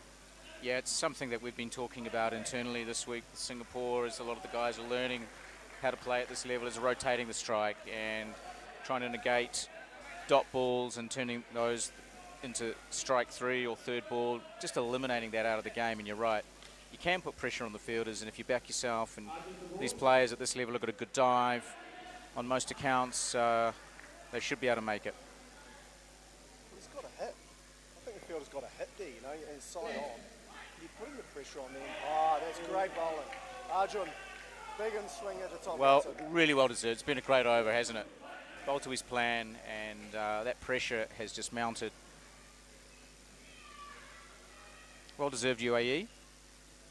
They needed that. They really needed that early in this partnership. As I said earlier, probably looking to try and hold New Zealand to 110, 115. That's become a little bit more realistic with that -5. This pitch would be considered a shirt front for all our UK listeners out over there. You basically got an area of a shirt to land the ball on, and that one where he's bowled Toddy Watson is about it. It's about the area. Yeah, nice, Arjun. Really nice. Good Great over. Areas. Yep. See if we can finish this off. There's got 3 balls left. Let's just see how the Kiwis respond to this tight bowling line. It's really working hard. New Zealand will want 120 plus here. You know, Yeah. they've got their goals set, but UAE can keep this pressure on these 2 guys especially, and you know, have them start asking some questions and keep them hovering around that 100 mark. You know, New Zealand are going to be a little bit disappointed with that. And if UAE are going to set any goals, that would certainly be one of them. 2 balls remaining in this over. Oh dear. That's unfortunate. That is incredibly well bowled. Arjun certainly deserved another wicket there, and the wicketkeeper just missing that stumping and run out, or either of. Let's see how he can come back from that guy. He must be devastated. He worked really hard. Oh. Misfield, went for 5 and turned around the misfield into a run out. That's great. Great focus, composure. When you miss the ball like that, you know it's gone to the back net, you feel terrible, and to recover and get a run out. Well done, UAE. That's an amazing piece of cricket for me, because I don't think it's a particularly bad ball. So Arjun's really finishing his over really well. Fantastic shot by Watson, but maybe fatigue just settling in a little bit. I think early on in the week he'll have got through that. But a massive, what a great piece of fielding on the back court. Missing it and then recovering, you're quite right. And maybe just because of that lethargicness we've seen in the UA field, he didn't really see a threat when he hit past the fielder and got to the back net. Never ever think it's done until it's done. So Kazi coming on to bowl the 15th. Pressure's on these 2 now, Tristan and Toddy Watson.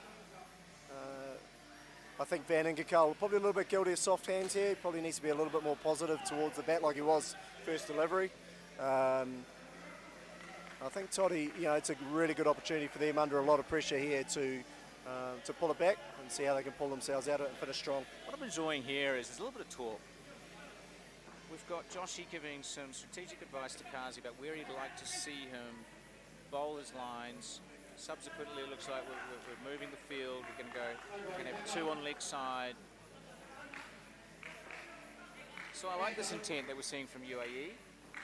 They've got the Kiwis partnership at -2, so they've got their tail up guy, and that's what we like to see in indoor cricket. Swings and roundabout. Score sits at 97. Yeah, well bowled, well bowled. I think they've noted here that straight and full to Todd Watson has him driving. And that is Todd Watson's game, but it can also create a little bit of confusion in dot balls and build up that pressure. I think they like that area at him. Yeah, oh, that's a great shot. Now, if you miss your areas, unfortunately, you get hurt on the stack. That's a great shot by Todd Watson. He's allowed the ball just to come to him. He's played under his eyes, straight over the top of leg side. Amazing shot. Wish I could play it. Working hard, Tony. Yeah, that's nice. Yeah, Tristan doing the same. Again, good bowling, good areas. I don't think Kazi needs to be too disappointed. Maybe he's a touch full to Van Ingerkull there, but, you know, I like it. Yeah. Just taking the pace off. Good call by Tristan. Just like the energy there in the leg side field, jumping up at the ball, trying to create an out, a bit more energy. Would have been interesting to see this sort of energy level and intent and strategy a little bit earlier in the game. Well, they've set up, yeah, he's gone away from the plan, Kazi, unfortunately, but they've set up a plan, haven't they? The leg side trap with 2 on the leg close, and for the most part, he's gone into that middle and leg stump, either a big full or just taking the pace off and biting it back with an off cutter. So New Zealand's sort of handling it pretty well at the moment. Kazi's just losing his way. He needs to get back in that area. And I'd say at the international level here, that's where, it's knowing your areas and the ability to just keep going there for as long as you can, and setting yourself up for that next over. Kazi had a great opportunity, maybe for a couple of dots there, but he's just strayed off his areas a little bit. 100%. It's sometimes not about having to do everything 100% right when you're bowling. It's about waiting for the batsman to also make a mistake after you've created the opportunity through pressure. So score sits at 107. Kiwis probably looking to nudge this up to certainly 115, 116. As Kamara bowling right arm around the wicket.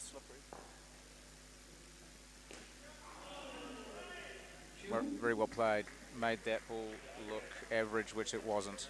Yeah, good. I like this matchup for both batters here too, because the pace is going to be coming on from Kamara, which both of these guys really like. It means they can just sit on it, just wait for it, play it late, as we've just seen for the last two balls. And it looks like Kamara's length there, it's not going to allow him to swing it.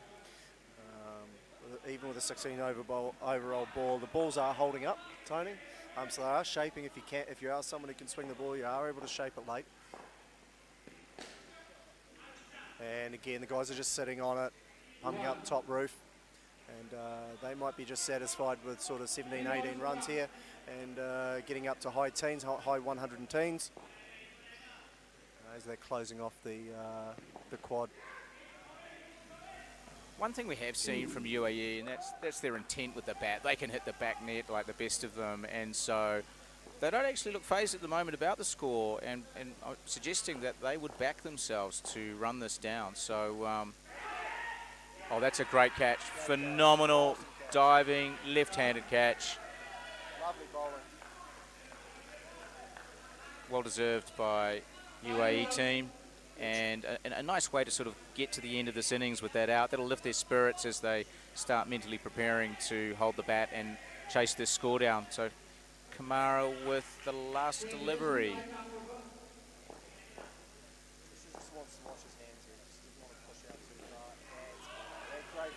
Amazing fielding. I mean, we've just seen two of the best parts of the fielding examples in the last over. Again, just a shame we didn't see that earlier. It could have been much more interesting, but rest assured these guys from the UAE can hit the ball hard. My understanding is that they've got one of their international players that is an extremely strong bat, and I think that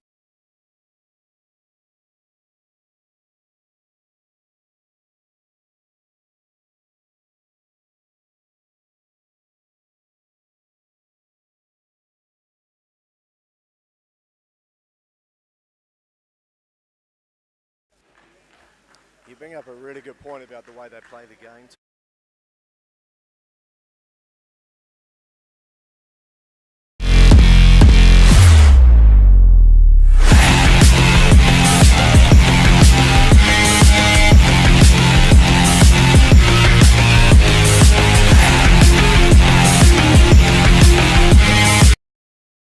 The way we approach our approach batting, they're aggressive. Sometimes it can be to their detriment because, the bowlers will find them out quite quickly if they consistently go in good areas. But it has worked for them in the past.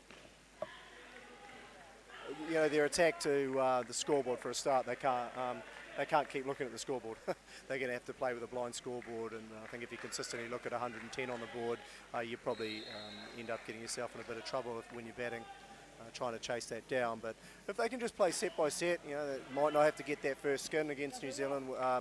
The 43 set by Latham and Davies, but if they can just build that platform and that foundation of sort of 20-25, and then they can target maybe a couple of those other skins to get points. Tony, 27 in the second quad, 11 in the fourth skin.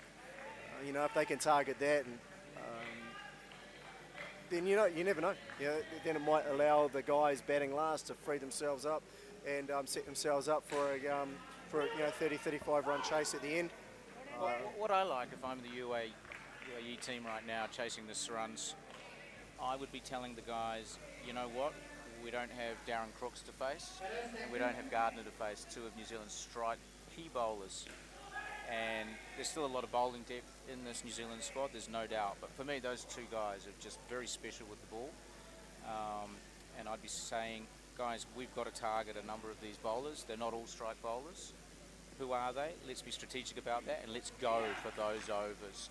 And let's be cautious, and if the ball's there to hit from their strike bowlers, we'll play it accordingly. Yeah, you're right. You're absolutely right. It's probably, you know, the bowling attack has been slightly weakened with Darren, who's sitting this one out. I think he's played pretty much every game this week, so he probably is a very, very well-deserved sit on the bench. Might be his second game off. And Braden Gardner just nursing and managing a small little groin niggle. And so they just want to get him right for you know, the back end of the tournament, the money grab on finals day. Todd Watson is in to bowl first over,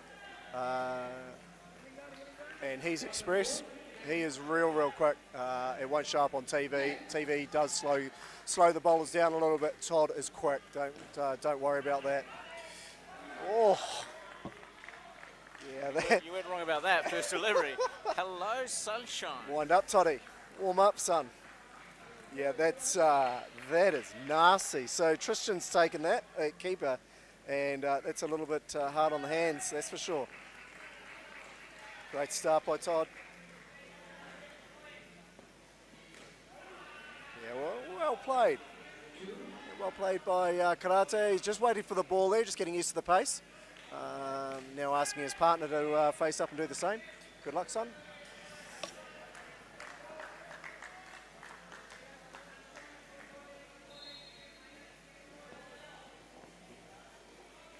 Yeah, so it's probably a shot in intimidation there from the batter. Sorry, we'll pull up his name in a minute. I've missed his name off the scoreboard. My apologies. You know, Todd's an intimidating bowler, extremely heavy. If he hits you, it does hurt. Yeah, yeah, he's definitely playing that shot in fear and intimidated, I think. Kumara it is. I think he probably just needs to settle himself down a little bit. You can use that pace if you let it come to you, play with a good shape, good technique.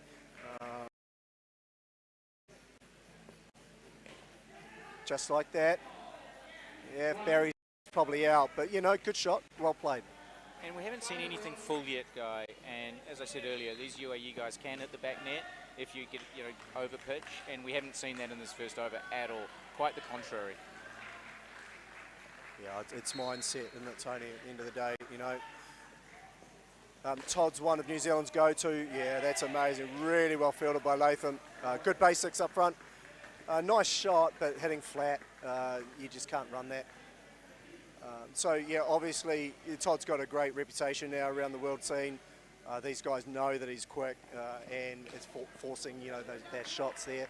Okay, he's bowling short, but sometimes you look at those go-to quick bowlers, those express bowlers, and say, hey, let's just get 4 or 5 off this over. Don't let them in the game. Exactly. Let's start off. They want a wicket because Todd's bowling because New Zealand want a wicket early. Put the pressure back on. So don't give it to him. See him out. Let's get move on into the next bowler, which is Michael Barry. And I think what upsets me the most, if I'm the UAE captain, is they've done the hard work. They've survived some short pitch bowling, been hit in the body, and yet -5 on the last ball of the over, undoing all of that, you know, gritty, determined hard work. So Michael Barry is on now, yeah, nursing that side strain at the moment. Really unfortunate for him. He got it early on, maybe even in the warm-ups. I don't think he even played a game. So really upset for Michael, real disappointing. So he's bowling around about probably 40–50%.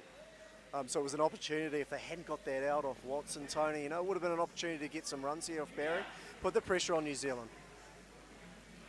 But New Zealand can now afford to bowl Barry at half pace because they managed to grab that wicket. And if UAE had done their research, they would have seen Barry bowling to Singapore, as you mentioned, showing visible signs of an injury. Does give away a couple of wides as a result of the injury. And that's just very disappointing from UAE. That's a wicket that was just not needed, and it's a give me for New Zealand. Yeah, what I'm seeing out of these two UAE bats is that they're running on the shot they've played rather than the result of the shot. Really hard to do. You know, it's something that the batters need to continually work on as a partnership. But if you're hitting it flat in the net to really good high-class fielders at world-class level, you're going to get out. You're going to get run out. And you know, good positive comeback from Karate. They probably looked at it already and gone, hey, we need to just turn it around here. And it was a full toss, so he's banged it. Well bowled by Barry, just swinging, shaping back into the right-hander. But again, you know, could they have run that?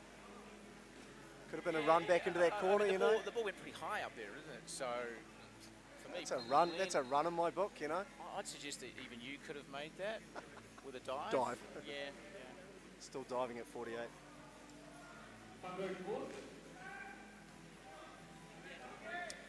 So Michael Conroy now in for the third over. Right arm around the wicket. He'll be looking to bite it back off cutters into the right-hander. Good little bowler, Conroy. He's a little bit better than what you give him credit for. He's probably not going to get a lot of purchase with a new ball and on this pitch, but a good challenge for him to bowl into the right areas. We've just got a bat change over here, have we? Is that a down-up bat coming? No, it's not. No. Well, that's an area he probably needs to improve on. That's what I love about Rowan Nayak, my favourite UAE player. He's got an amazing bat, and that's why he's so good, I think. Very good bat. Yeah, nice. Good call. Good call. Barry's good there.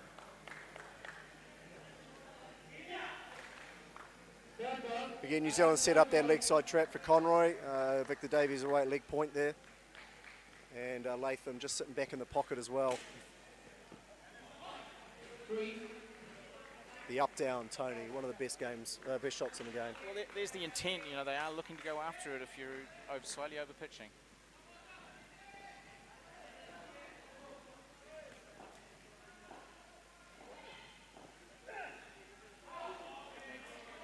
Yeah, again, you're just trying to read it off length and playing the pull shot there. It's probably a little bit too full for that. We'd be punching it, you know, like you would have seen the New Zealanders down upping that over the leg side, whereas, you know, for the UAE guys, they're sort of stepping back and wanting that cross bat and letting the bottom hand come into it.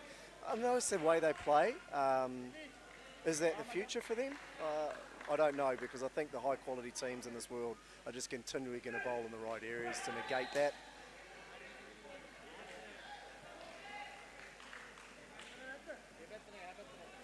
So last ball of the over, Conroy to finish off the set. You know, UAE built it back up to 10. Some good decisions being made. Yeah. It's good. It's good running. Good decision making. Good bowling from Conroy. And it's got New Zealand on to strike 3. So set up for the next over, Tony. Something we didn't see from the UAE guys. You're right, we didn't. And I just wonder now, when we see the score at 10 after 3 overs, those 2 outs, certainly one of them didn't have to be. It was pretty straightforward. They'd be on 15 going into this last over, setting themselves up for maybe 25. Let's see if they look to go after this over and build on this 10 and try and punch it above 20. Not an easy task with Victor Davies with the ball in his hand. Well, if there's an opportunity, it probably is Victor. He's probably not the stronger bowler in the unit, with all due respect, because of the amazing skill set around him and his team. But he's got a job to do as captain. Nice shot. So full swinging away, really wide pocket. It is an area for Victor's focus. Really nicely played, down at 2. UAE will be looking to get as close to 20 as they can, if not over 20. And if they had nice, good pocket from Victor. Just pulled his length back a little bit on that. So see that they've got the fielders moved, 2 on covers. Victor's drifting the ball away. Clearly a strategy, somewhat different from the first 3 overs we saw. Yeah, wanting to get them hit flat, right? Let's bring this. Oh, boom. Oh, yeah, Victor will be gutted on that. I reckon he's seen that all the way there. He's hit it hard, Karate. Definitely hit that hard, but Victor's just popped out. Not easy in the follow through. But it's a drop catch, Victor.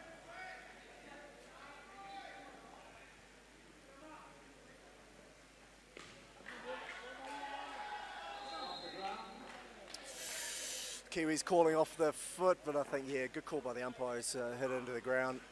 Stacey's not caught that at point. He's tapped it straight to Tristan, that keeper.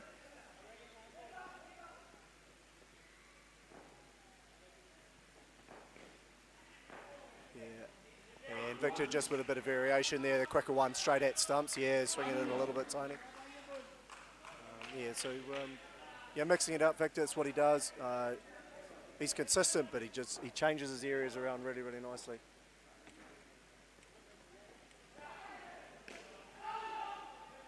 Yeah, good run in the leg side pocket. And they've got themselves to 14 runs. So good comeback after the Watson over to start up. Express pace from Watson. And they've come away with 15 runs, my apologies. So 15 for the opening partnership. Probably 10 short, Tony, of where UAE have wanted to see themselves start building this up. So it's leaving a really big run chase on for the last 3 quads. And we have Jay Joshi and Arjun. So 2 of their more experienced players coming in to bat 2. They'll be going after the quad, going after the skin of 27. And they'll want to beat that. Just continually try and keep the scoreboard positive.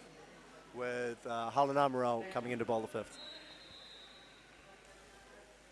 Yeah, you're right. 15's probably not quite the start UAE would have wanted, chasing down over 100, but it is what it is, and you just have to reset, start again, and ball by ball.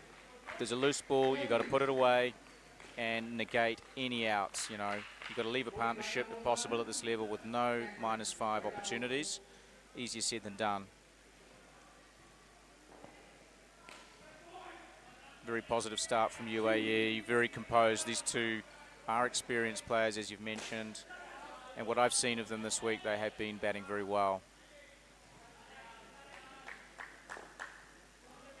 Let's see how Lee Kelly and the team put together their bowling attack. That looked short for me. That looked before the halfway line. And he's called it a no ball, too short. Yeah, it's not Harlan's area, I don't think, at his pace. Might be a game plan set, but for Harlan, I think he's better off getting at the top of that leg stump, tying them up, get into that leg side pocket, he's set the field for that. That's much better, yeah. Good line and length. Just forcing UAE to just play back straight. It seems real intent with these 2 at the crease from UAE. Real intent. I'm liking the energy. Change of pace there. Just took the gas off a little bit. Bit of a change up. Creating another 3rd ball opportunity.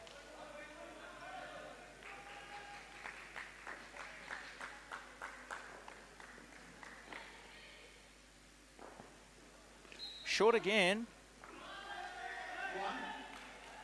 And fairly easily negotiated by Joshi there, Guy. Yeah, and I like the intent to run that. Even with the Victor there at leg point, they've still put the pressure back on Victor to run, whereas first partnership didn't quite do that. They were just letting the ball run into leg side without putting the pressure back on the fielders. Now Harlan's just losing his shape there a little bit with another wide. So a little bit hit and miss there by Harlan. Just got to find his areas. And really good start by these 2, 9 runs. Yeah, great start. Exactly what we talked about earlier. Nothing silly. Good communication between these 2 thus far. Helps when you have a couple of wides in the over. Just takes that pressure off you as a batsman. And Barry bowling the next over. Now that's interesting. That's very interesting. Something I've just noticed is that Darren Crook was warming up on the sideline and has now got his playing kit on. So I just wonder whether they're going to have Barry bowl this out and then replace him with Crook as a substitute fielder. I think Barry might have been reaching for it, reaching for a couple there at point, and may have just aggravated that side strain. Yeah, he's really ginger, really struggling here. So. Yeah, tough gig for Michael Barry, see if he can just see through these last 3 balls.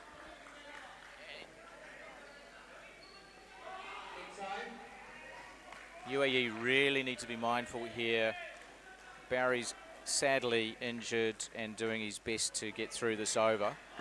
But anything up, Guy, they have to have a go. They've got to be positive. And Barry, to his credit, is not allowing that.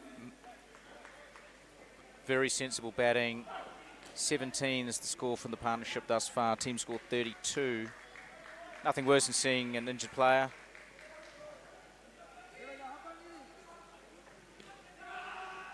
Oh, mix up here, Guy. Looks safe. Looks safe from up here. Okay, I take that back. That's been given out. That's not a great call.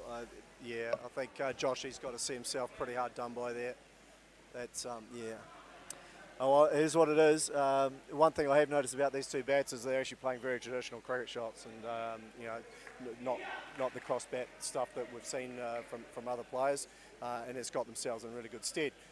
Pretty good bowlers. I mean, I take your point about Michael Barry. I mean, everybody here at this tournament wants to see the best players performing. Michael Barry is certainly one of those. He's a really exciting guy to watch play cricket when he's at 100. It's a real shame that he hasn't been able to perform. He's vice captain of the group as well.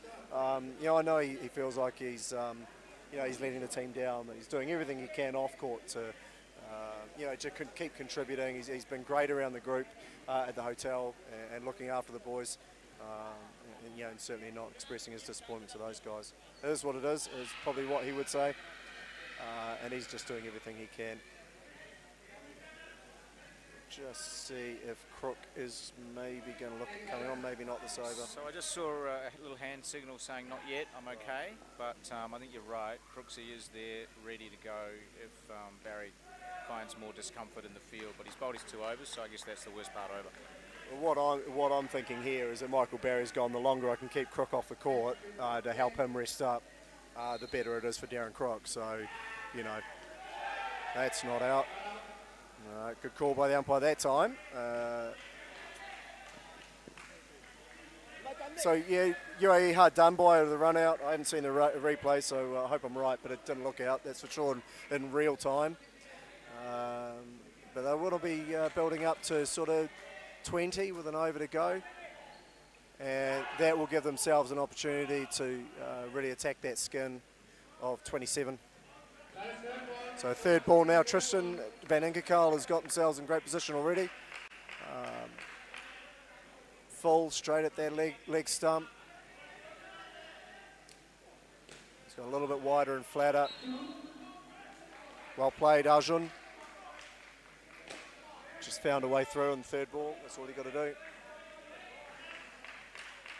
And that's really been the difference in the good sides versus the sides that have been less successful, the ability to create third ball. I think sometimes there's too much focus on concentrating on the third ball when batsmen really need to be as focused on the first ball and the second ball. And more often than not, if that's the case, third ball is eradicated naturally. It's easier said than done, I get that. It's always easy in the box, mate. Much easier if you're not playing on the court. Yeah, great bowling, Van Ingerkarl, straight through, full and straight. Arjun just playing all around that one, unfortunately, and the scores moved back to 12. So, yeah, a little bit of damage done now in the last 2 overs after a really, really good start, really positive start by Josh and Arjun. Maybe a little bit of fatigue setting in. These guys have got to just really find a way to see themselves through the last over. Give themselves a shot. Just give themselves a shot.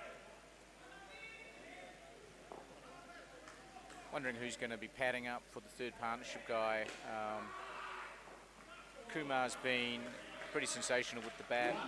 Wonder if they're going to put him on third or whether they'll save him for the last pair.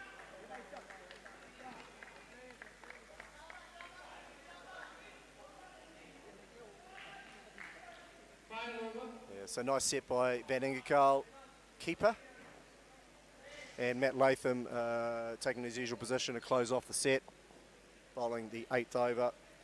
He will be focusing, shaping it away nice and full. Really, really tight lines, little off cutter into a leg stump.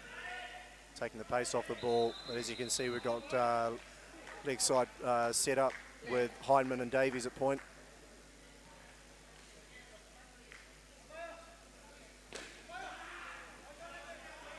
And a little off-pace off-cutter from Latham to start up. Arjun's played through the ball, didn't quite get it, but he's managed to pick up 3. So I think these guys have got no choice. They have to go. I think Latham's recognised that. If they take the pace off the ball, it's going to make it just a little bit harder for them. So they're playing through the ball a bit harder now, Tony. Yeah, they're definitely having a look at it. Just not timing it, but you're right, they're lining it up, and to be fair, to give the rest of the team a chance, pretty steep cliff to climb unless they can at least get 10 off this over. I've seen games won from here, no doubt about that. It takes a little bit of frustration to set into a classy New Zealand side, and then things can start going a bit awry. It's a funny old game, isn't it?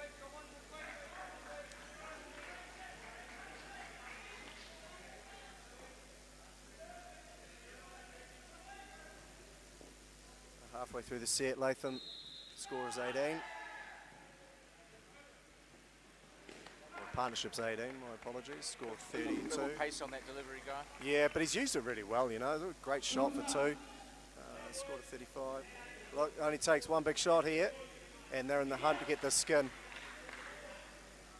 I think Latham's recognised that, so he wants to tighten that line up a little bit. Field's coming back.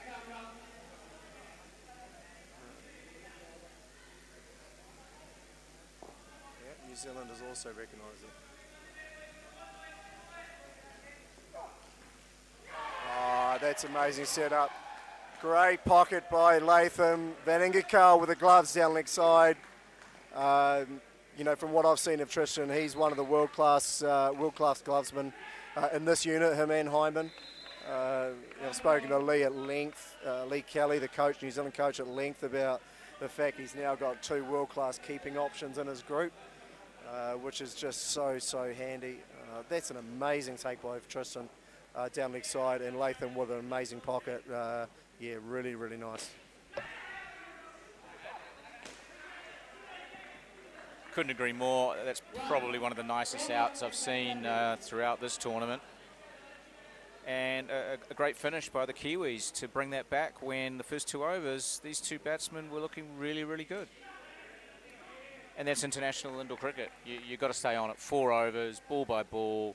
You start with 2 strong overs. You've got to get into the 3rd and finish with the 4th. You can't. No half measures. Yeah, and I think if you want to be a decent bowler at international level, you could really, you know, have a look at Matt Latham. You know, when you look at him, you know, his strength is a bat, and you know, quality leg side fielder. You know, if you were to say the weaker part of his game would be the bowling, but he is just so consistent. He knows exactly where he's going to bowl when he's on. He's you know, super consistent. And that's what you ask for when you're a coach, when you're a captain. You ask for a guy to go to a certain area, and he goes to plans. And you can see there on their leg side on strike 3, just amazing plans, and he's executed. So you want to be a good bowler, you could go, you know, you won't want to go too far past watching Matt and the way he operates as a bowler when he's on. So it doesn't get any easier for UAE. Todd Watson's going to come in the 9th over. He's shaking his head. Chiz, yeah. So the Todd father is in bowl first delivery.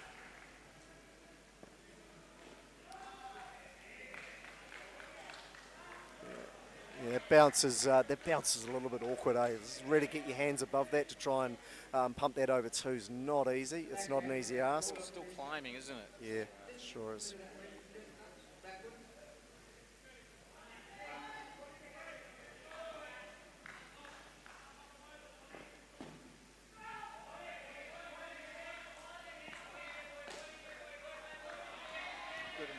Yeah, good intent. Toddy's got a little bit fuller there. He's just slowed it up a little bit, and Kazi's gone through the line with it. Probably a little bit early on it, if anything. It's just waited on it a little bit more. But that's what, you know, real express pace bowling does to you. Yeah, look at the take from Tristan. That pace, feet as well, went down there. It wasn't just throwing the glove out. That's an amazing piece of keeping. So yeah, for the viewers at home, you know, Watson, for me, is one of the quickest around in the world at the moment on the global circuit. You know, he is awkward. He's pretty straight, but geez, he is awkward. And he mixes up the way he holds the ball. Sometimes he holds the ball seam up. Other times he holds it cross seam to be able to really drive into the deck and get lift out of the seam and get inconsistent bounce. So it's what makes him really hard to go at.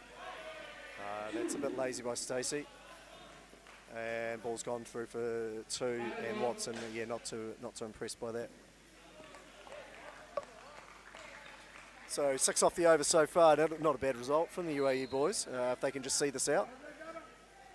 Yeah, exactly right. Strike bowler, 6 off the over.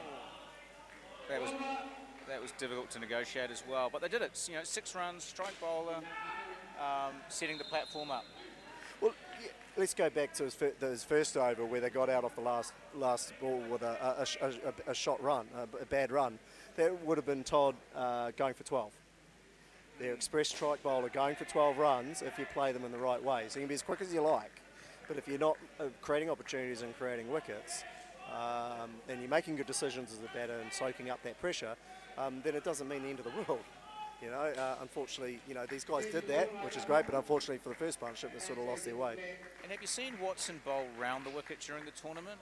You know, someone with that sort of pace could be even sort of harder to negotiate coming at the body from round the wicket.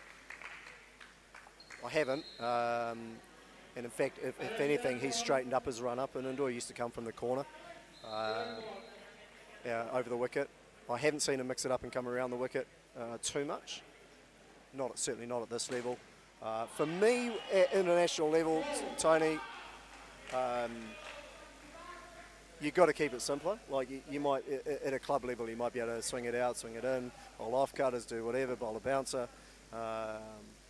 But the higher up the level you play, you want to simplify your game a little bit and just be really, really 100% at two deliveries. Know what you're going to do, know it's going to go where you want it to go, bowl to the game plans your coach and your captain's asked you. And for Todd, I think he does that, you know. He's quick, he bowls through you, and creates pressure in that regard. So the answer to my question is no. No. I have not seen a bowl around the wicket. Sorry, I wasn't listening to you. Stacey's been bowling well this week from what I've seen. Hasn't bowled in the innings until this over. It's got quite a bit of variation. The thing I've liked about Stacey, you're quite right, Chiz. The thing I've liked about Stacey is that he's been, his go-to ball, his stock delivery has actually been the off-cutter, and he's actually getting it to go. He's getting a little bit of lift and sideways on it, which is quite contrary to what a lot of guys have not been able to turn it on here. It's been quite difficult, but he's managed to, he's catching the inside edge there. Really well bowled from Stacey, and he's got the variation of the quick away swinger, or quicker away swinger now. So, yeah, Stacey's gone for 8, so 14 set by these guys. So some good areas of they're soaking up the pressure, playing with positive intent, Tony, you know, getting the bat through the line of the ball, and putting the pressure back on the fielders to complete the skills, which they've not quite done yet. And I guess at this point, sure, trying to win the game still on their minds, but skins, we've got the last 2 skins poised quite interestingly. Yeah. Decision making is going to be key here because the Kiwis are going to turn the pressure up here a little bit and turn the heat up closer to 29. The closer and closer they get. It will be tight, the partnership, it'll be close. Oh, he's not giving it. Yeah, I'm not sure about that. Love to see a replay. I think that, yeah, that's a great piece of fielding from Victor out of the corner. He has been fielding well at a point. A huge amount of work, training up to this tournament in that position since the World Cup. And he is really, really coming out of there firing. So I'm not sure if that hit the stumps or Stacey's grabbed it. A little bit short from Tristan. So UAE may be getting away with it. Maybe that's the chance they need. This partnership's going to get close. If UAE get it, it's going to be really, really tight. That means it's going to be quite high pressure on them at the end of the partnership, and they've got to make good decisions under that pressure. Yeah, I'm just wondering who's bowling the next over, but it's very dependent on how this over finishes. But at this point, UAE dominating this over. Good for them. Yeah, I'm thinking Victor as well.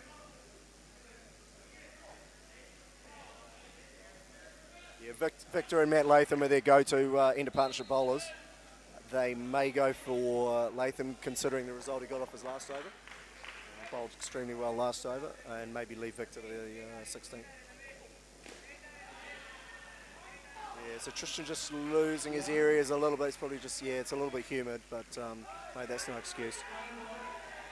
I guess the other thing that in the back of their minds is that 11-run skin, keeping enough bowling firepower up my sleeve to ensure safety in that space.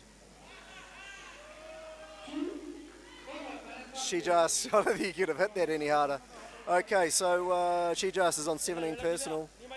Kazi on 6. So Shijas certainly doing the damage, and I think they've probably chosen him to be the guy, the aggressor.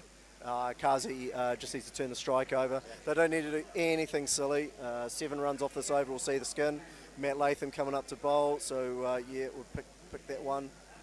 Pretty clear cut. So again, it's just game plans by New Zealand are there and set in place, and it's just about execution. If they execute the game plan well, they'll get the results they need. So yeah, this is going to go down to the wire for this skin. Exciting over, game within a game, love it.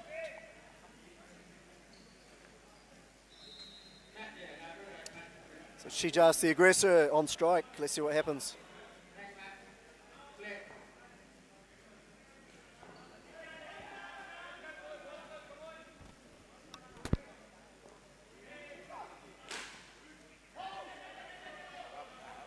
Yeah.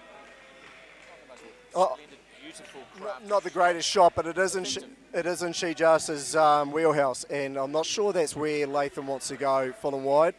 I think Shijas can line that up. He's got a good eye, there's no doubt about it. He's gone from playing traditional straight shots to the more aggressive shots, no doubt about that.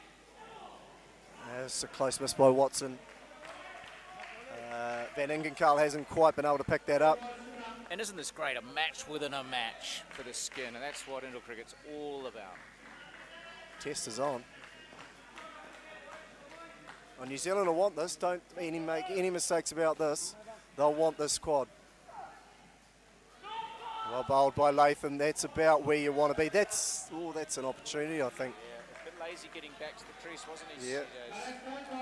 I think if Harlan had grabbed that on the back poles and managed to take the stumps, we could have seen an out there. Victor just casually cruising across the court, picking it up nicely, nice return, and was actually quite close. So now pressure on Kazi. They've really tied up Kazi here, but he only needs to hit for 2. 4 or 1 and rotate the strike guy. Wow. That's not out. That's not out. Oh, they've given it. Oh, that's disappointing. Yeah. We'll see the replay on that, but I think UAE again have been done there. A great piece of fielding, don't get me wrong, but he's actually, she just has made that for mine. Yeah, we'll see the replay though. I thought he was almost at the net, but again, let's look at the replay. It's a bit harder to see from up here, isn't it?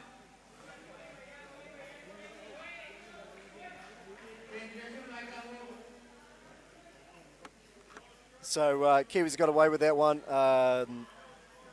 And unless some minor miracle from Shijas here goes, I think that we'll find the quad will go to New Zealand.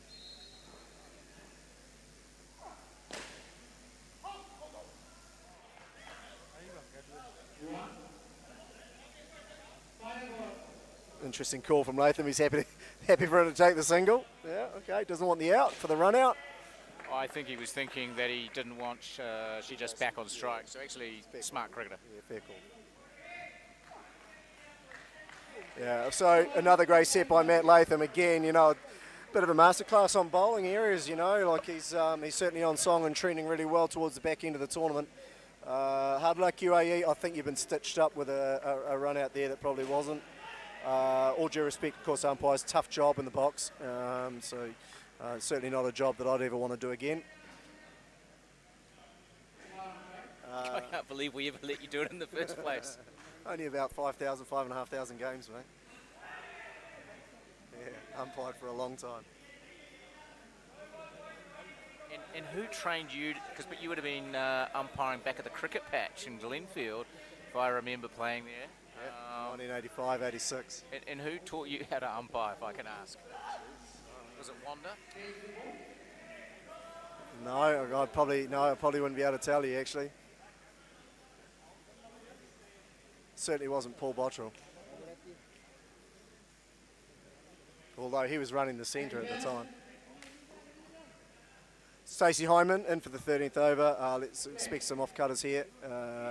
Tying the guys up, just continuing the job. Again, real good challenge for the Kiwis here to be able to try and take the skin away, try and get the 8 points. and see if they can defend this 11 runs. They'll take this on big time. So I think this is Kumar batting, and it is, yeah, and this is where I thought he might have come in either at opening or number 2. I've been very impressed by the way I've seen him bat today. Yeah, look, the UAE coaching team might have had a look at this and thought, well, if he's their best player with the bat, how can we make it work that he's chasing one of the slightly harder to get skins? They would have given away the first one, I think, and not expected to get the 43 in the first partnership. But the 27 or 29, you know, could he have helped chase that down? Because chasing 11 might have been a good one to leave up to another player. It might have been in their thinking. I mean, I see other teams also sort of playing some of their best key strike makers or bowlers so late in the game when, on some occasions, the game's arguably all but over. And I don't quite understand the strategy in that, but that's me personally speaking. When you've got a guy like this that can turn a game, surely you want to give him a chance before a time in the period of time now. Look, clearly see how well he can hit the ball, and imagine if he was able to put the pressure on the Kiwis earlier on in the game and give his teammates a bit of confidence when they came into bat after seeing him hit the ball really well against the Kiwis. Yeah, look, the flip side of that coin, Tony, is maybe they put the faith in the other guys to get them close within sort of 35, 40 striking range, and Kamara could have been the guy to see them through in a miracle, you know.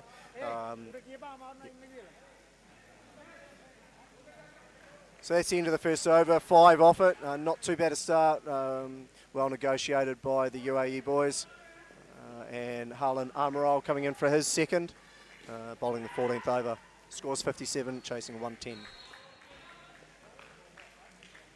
How are you enjoying your time in the Bangalore, Guy? Loving Bangalore, mate. His first time in India, extremely excited to come over here into the country. Home of outdoor cricket, I think most people would say now. You're fantastic players, lovely people, amazing food. I just can't stop talking about the food. It's very, very nice. It's been lovely. So great facilities here at Accelerate. They've got some areas to work on as well, which is great. This is a great setup for hopefully looking at maybe a tournament next year in the Masters World Cup. But yeah, they're certainly on the right track, and they're doing a fantastic job here, the team at Accelerate. And AJ as well. There's the tournament director operating, sort of out of South Africa, but being able to set up the tournament like this, not an easy task. So congratulations to him as well. Yeah, couldn't agree more. Great generosity, a lot of sincerity from not only the players but the officials, and amazing to say that we're sitting here in Bangalore, isn't it? If you told me my first overseas trip after lockdown and COVID was going to be going to India to play indoor cricket, I'd be laughing at you. So yeah, it's the first time I've gone overseas since. But not the first time you've laughed at me. It's well deserved. A little bit of loose play there, Guy. Not really helping the cause. And situations like this where the game isn't attainable, it's just about discipline and professionalism and setting yourself up for, in terms of benchmarks, stroke making, and preparing yourself for the next game. You've got to move on, right? Yeah, I think they've. To me now, Harlan's gone short a lot. So to me, the New Zealand team's sort of seen him as someone who can, or certainly maybe at these partners, to be able to go at those sort of areas. And for Harlan, he's still, great shot. Yeah, just the full slow off cut. Fortunately, you probably just can't bowl there. You need to be bowling with a bit more intent there, Harlan, and paying the price. So he's gone for 13 off his 2 overs and picking up a wicket off that last over as well. And score moves to 9. So 2 runs to get or 3 runs to get for the UAE boys, and see if they're able to get there. And what a powerful stroke. I mean, UAE is just definitely capable of hitting the ball well, cleanly to the back net. Just a shame we haven't been able to see more of it on display today, because it's highly entertaining when they're in that space. Well, we haven't been able to see it, Tony, because the guys are bowled in really good areas, and unfortunately that's what the high-quality international teams do. 100%. They've just completely shut that part of the game down for UAE. I agree. Yeah, so that's gone for 1, and Barry's not exerting himself, which is fair enough. So Micah Conroy's in for the 15th. It will have Victor Davies closing the set off for the New Zealand team and closing off this test, the game 13 here at Accelerate in Bangalore, India. UAE's, they've fought hard in different areas, but they've just not been consistent enough over and over again. You know, that's the game of indoor cricket. You have to be very, very good at what you do for long periods. And, you know, when you're up against a team like New Zealand, you want to take the game as deep as possible, Tony, and just try and apply some pressure back. Unfortunately, it hasn't worked for them today. New Zealand team just been a little bit too good.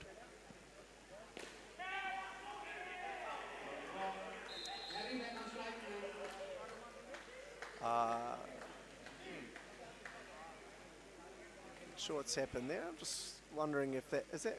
I don't want to speak out of turn. I'm just wondering if that might be his first test wicket. Oh no, it's not. He got a test wicket in the second ball. That's all right. Bold. Brilliant. Not sure what the Kiwis were a little bit excited there on that one. That's all. Got me thinking.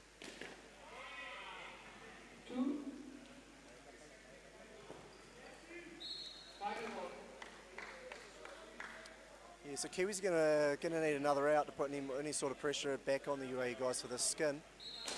Oh Jesus! Oh, how hard has that been hit? So Stacey hasn't even seen that, and that's gone flat 7. I think that's still going, Guy, if it wasn't for the back net. And almost run out by 5 metres. Amaral just missing the stumps there on the return. So scores 14, Kiwis got a smile on their face, so perhaps not so concerned about dropping the skin. Long way to go for the UAE guys. So this game is all but done. Let's see if Victor can finish himself off with a real good 6 balls.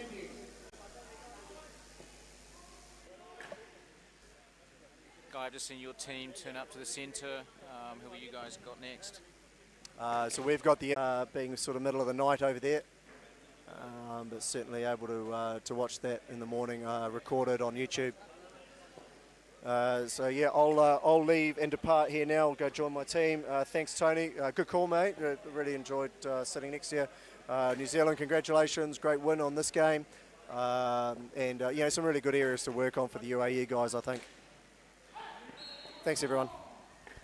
Good luck for the game and the rest of the tournament, Guy, and thank you for your company. It's been fun. Fellow ex-North Harbour player. So Victor just wrapping things up here.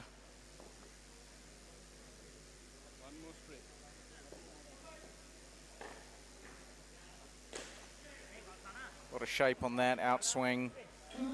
Easily negotiated for 2. 4 balls remaining in this game.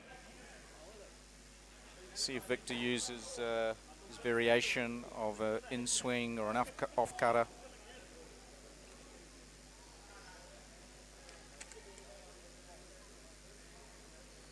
And there it is, in-swing to the body. A little bit of lapse of fielding, resulting in an overthrow for the UAE team.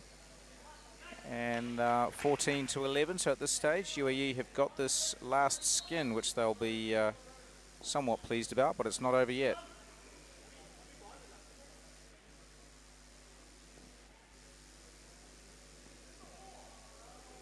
Well bowled, not played, not running, just holding since they've already won the skin. See if Victor's got anything up his sleeve. Loopy leg break, loopy offie.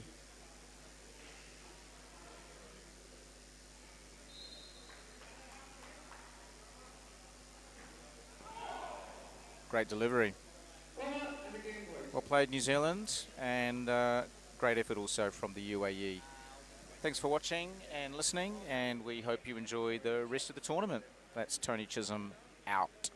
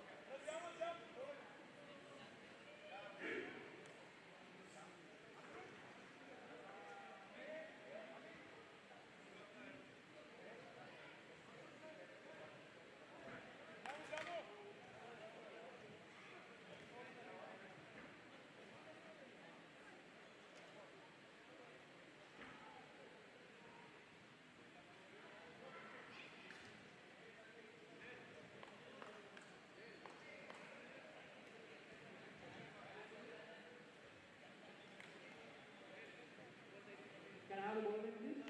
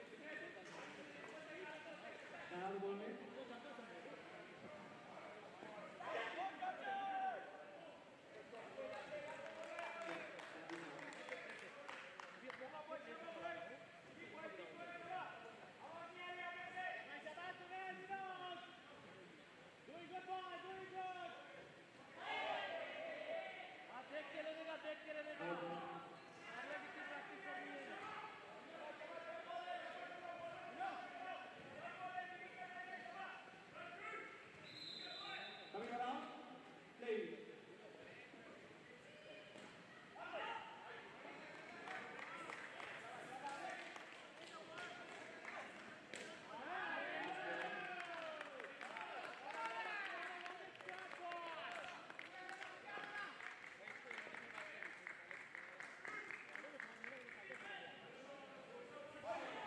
Good ball. Hold up. Hold it in, please.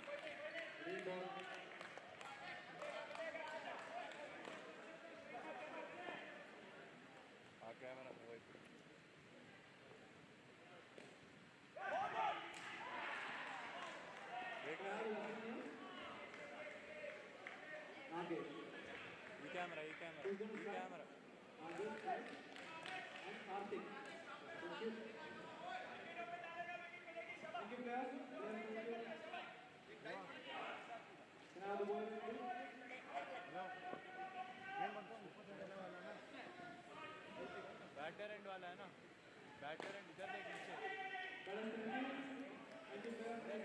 देख वो वाला है ना, नमन सामने देख, batter एंड वाला है ना,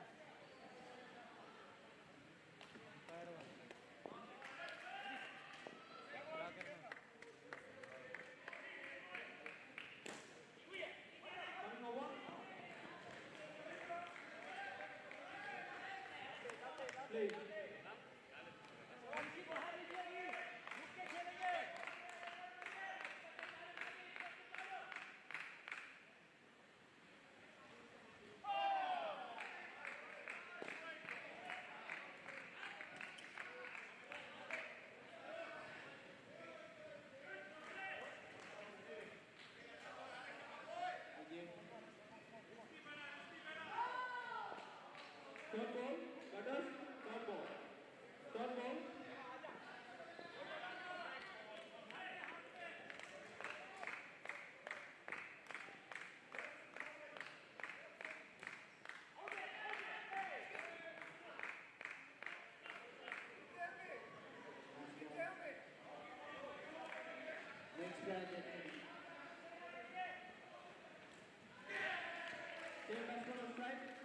Same batsman on strike.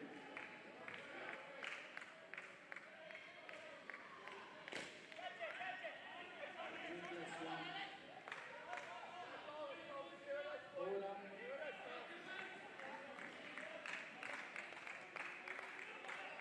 Next man.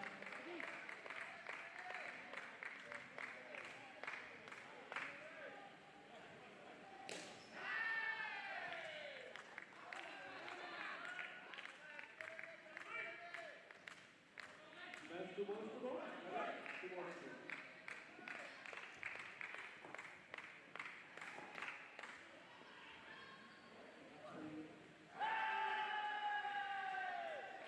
Two strike. Last ball, batter. Last ball. Thank you, sir. Bowler name. Bowler name, Puka.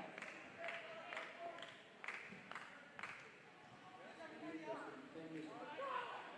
Play on. Number 1.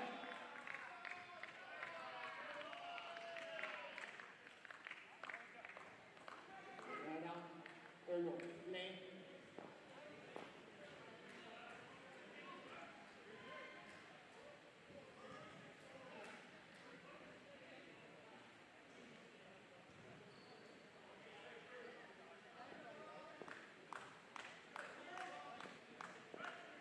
Coming around. Play.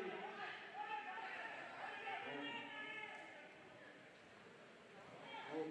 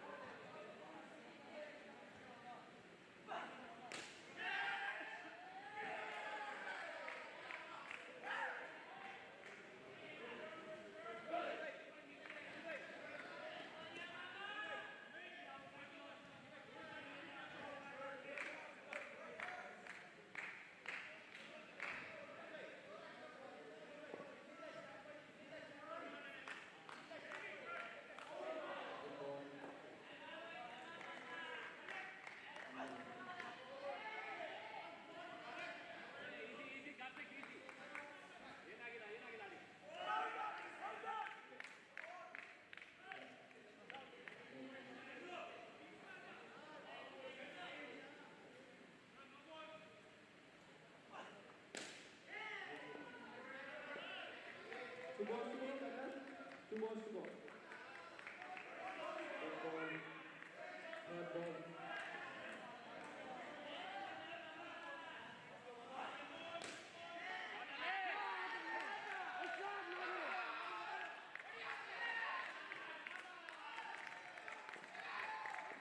Last ball, batter. Last ball.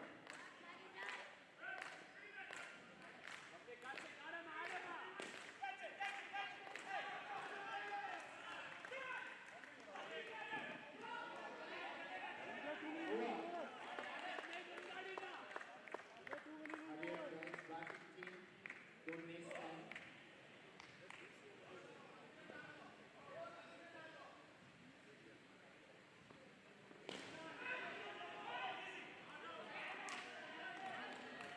Now.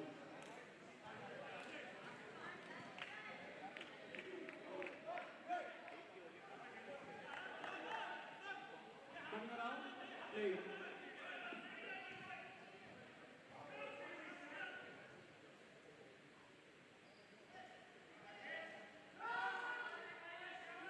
Third ball, batter, third ball. Player, third ball.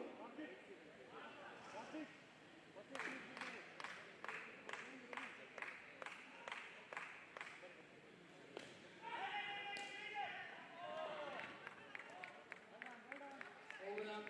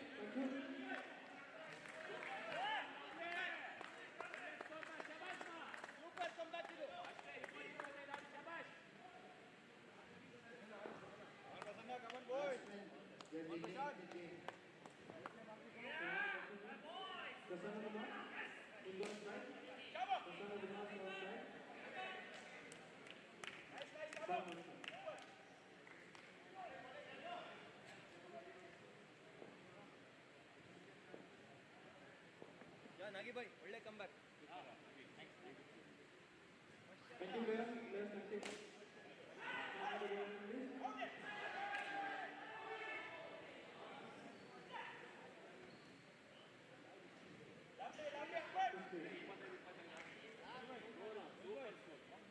Two more balls to go. Batsman, you can't hold like that. Thank you, players. Players, thank you.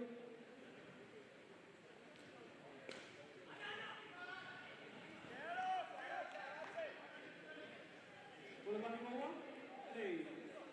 Last ball.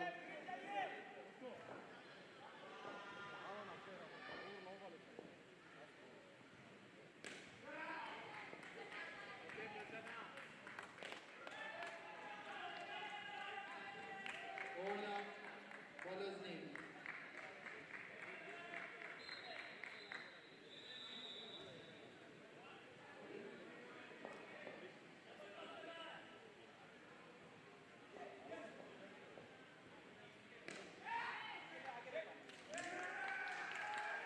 Hurry up, guys. Back in seat. Play on. Right up and over. Play.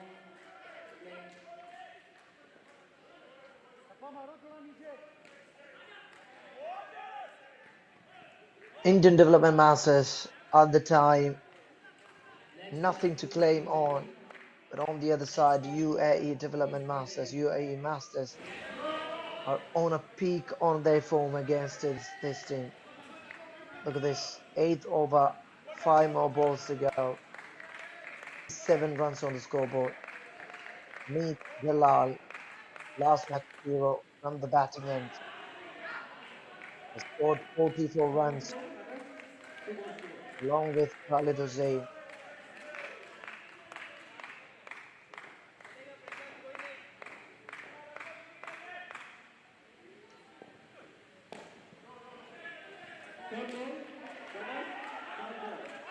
Straight to the net on the offside this time. Adds another 2 for Team India. Amid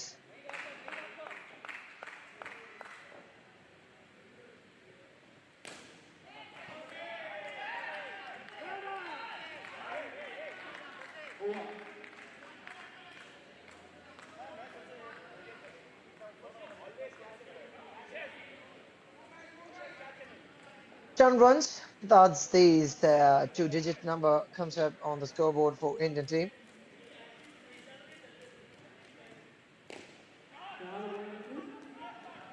And ladies and gentlemen, also indoor cricket lovers all around the world, those who are watching us live from YouTube channel, welcome. This is Bazi from the commentary box, joining for this match during the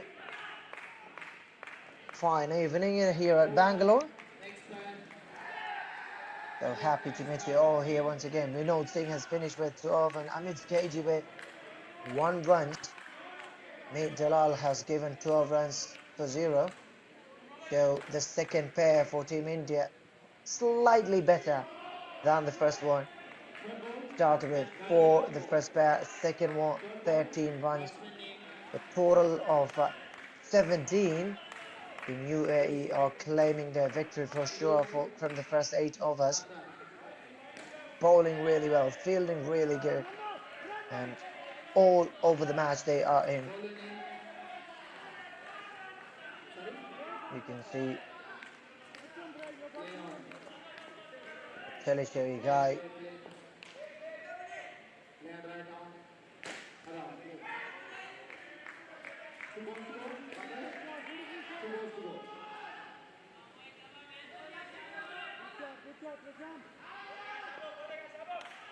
Mr. Ashil, the supporter of the team.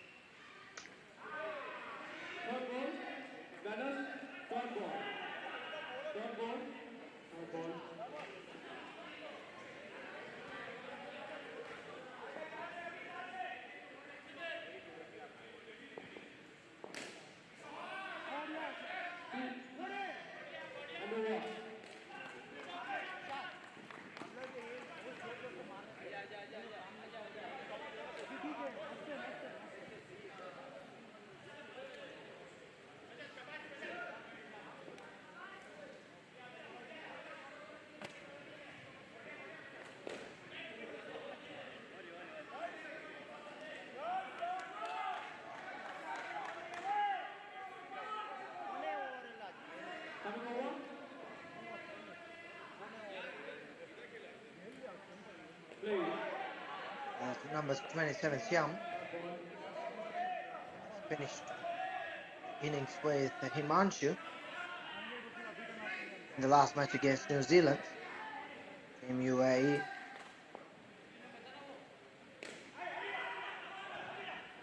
Okay, quick enough in the field on the offside.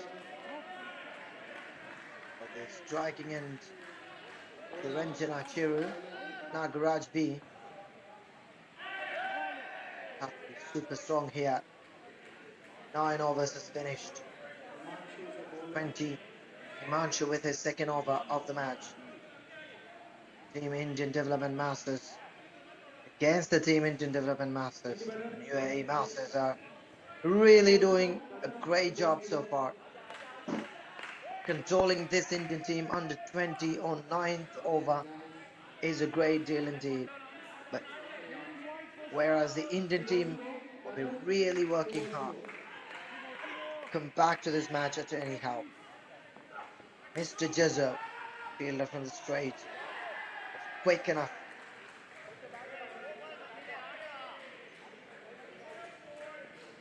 Man who knows hardship of living in UAE has been finding it easier these days. Zohar from Telesheri. And this time it's a chance. Has hit the stumps. Number 12, Khalid Uzay.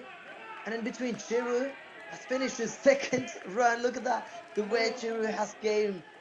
Like slowly. Not making any noise around. And he called Nagraj once he reached near to Nagraj. So funny towards that. Clever as well, Chiru. That is another one.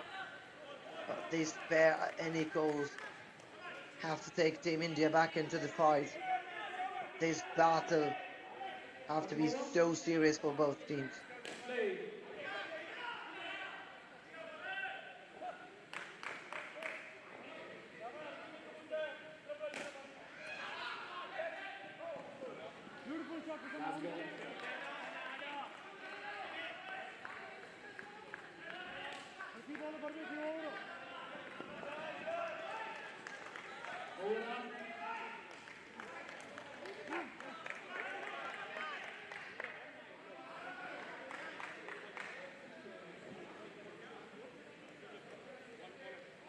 It's the end of the 10th over.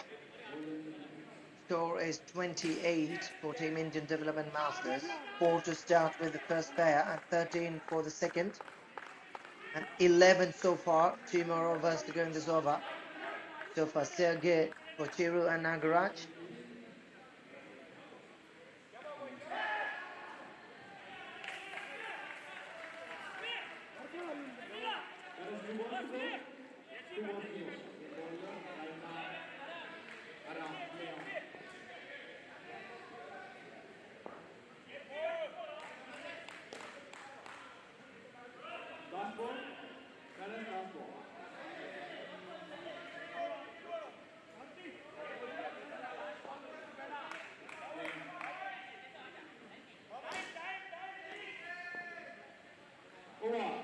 Thank you.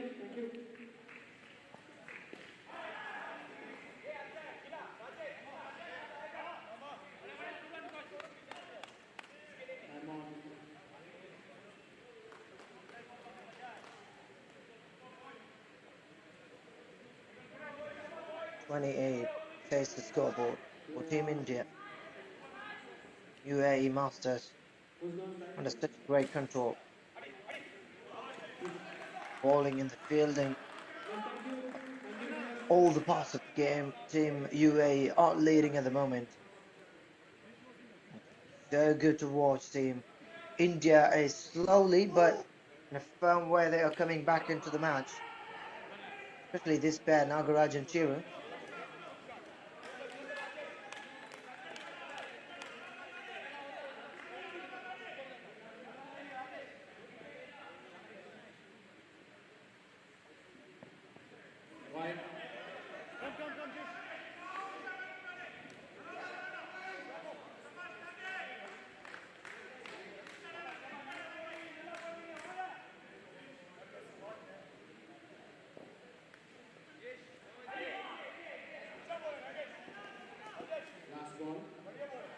And that's the last ball of the 11th over.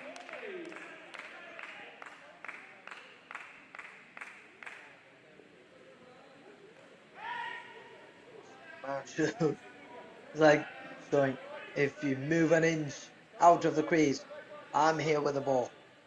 Himanshu's words.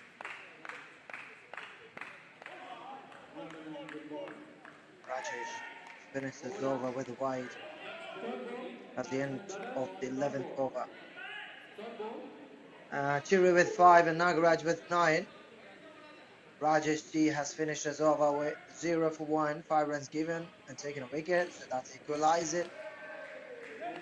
Now the match is moving into the 12th over of the first innings.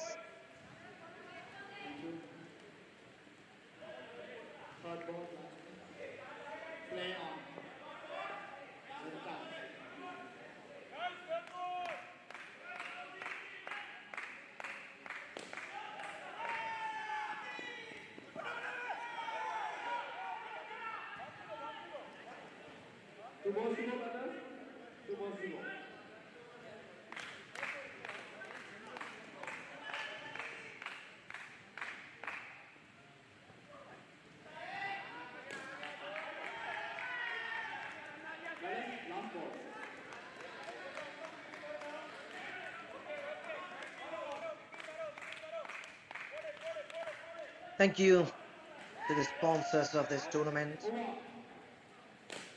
You guys have been our backbone of this New Zealand Asia Cup indoor cricket here at Bangalore 2023. Straight to the fielder, didn't try for the run. Going back to the crease.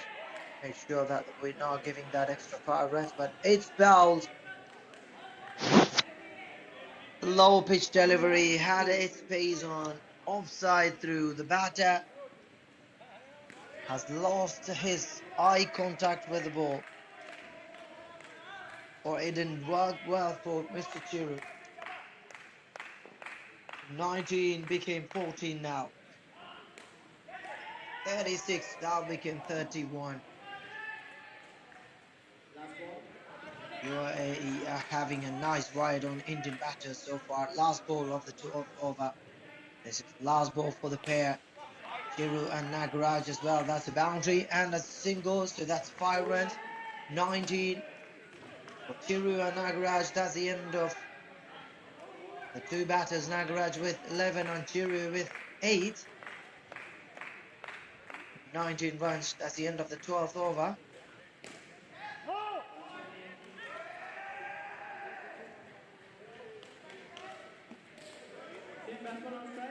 With 36 runs after third pair have gone. Last 4 overs. Can you make it 24? That will be 50 runs, but that would not be enough against this UAE team. Binavan Bhagwan, Jazdoha Jaffa with the ball. Telisheri guy from the bowling end. 0-3 number. That's one. Started on the leg side. That's a legal delivery though. So that's the first one from Jizzo.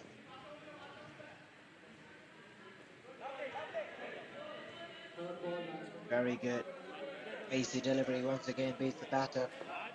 So 2 dot in 2.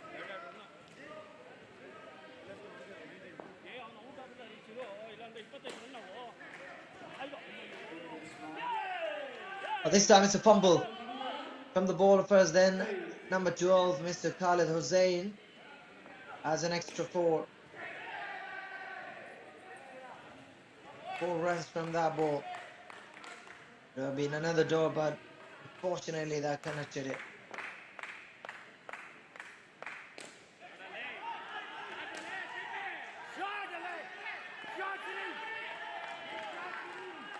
Missed another run from Indian pair. It's another 5, a 4 preceded by a 5. Jesus started off with 2 dot balls. And it is Khalid Hussain, fielder at the straight end.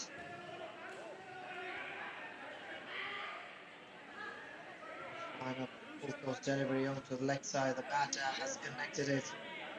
Not a run, that's a legal delivery.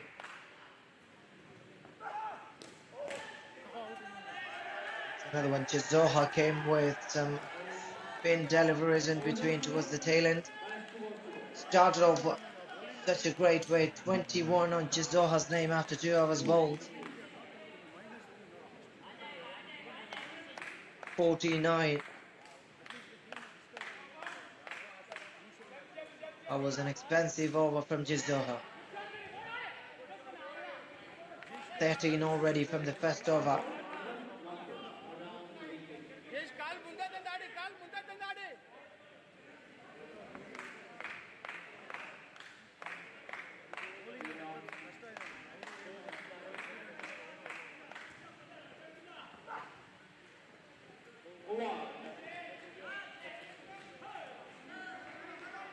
Okay, was trying for a new shot in cricket. Came on his body line and he was just away from the ball.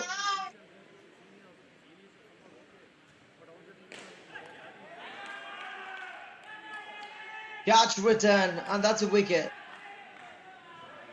Another distraction on the batting end. Reply straight to the bowler. Power of the shot has been taken, the ball a little bit down. That's great way indeed to start. 8 runs so far for the last pair of Indian Development Masters, and whereas UAE are doing such a great job from the bowling department. Alexa is the man who's taken that wicket.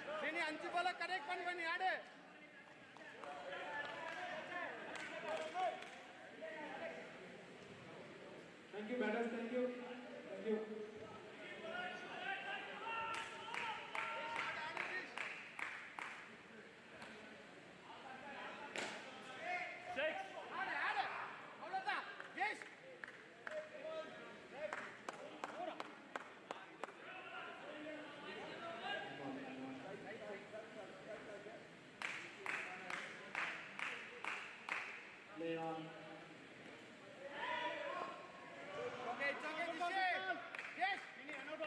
Alex with his last 2 balls from his over.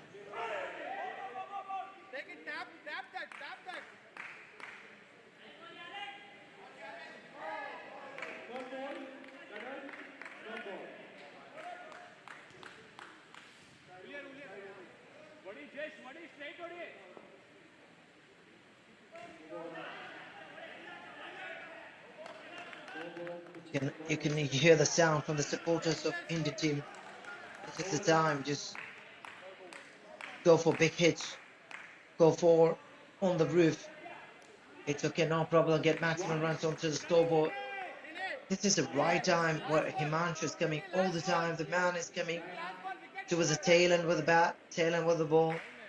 So special. 15th over. 13 already from this pair. 49 on the scoreboard. Not enough against this team. Unless you have a wonder team out from the bowling end. This is the time you have to attack.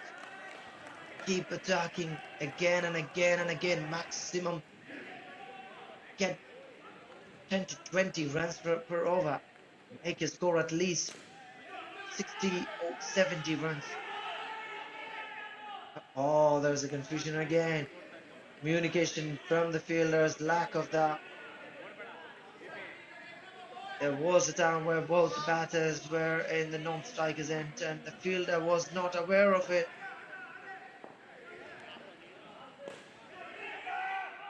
Lex. And in the wrong area. Risham was the fielder last time. So runs are falling into the Indians. And that is the counter-attack from India again. Okay, this is somehow you're getting some relief. Against one of the best bowlers of the tournament, Mr. Himanshu.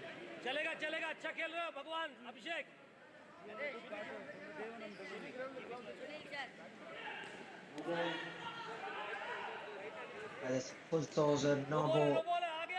No ball.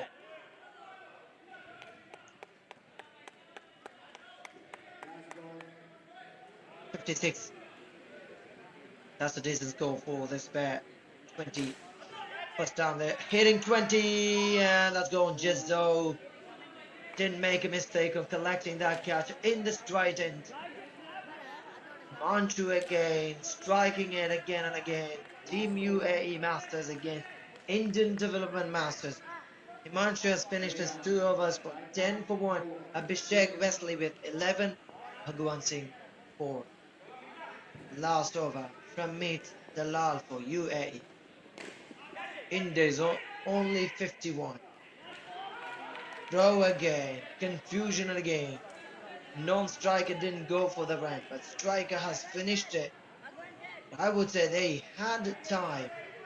But why didn't you open your eyes towards your co-batter? Look at him.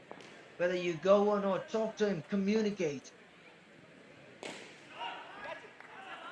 And this is where you needed it. Big hit. Go on the net. At the straight end. 53 now. With that 7. Lot of relief.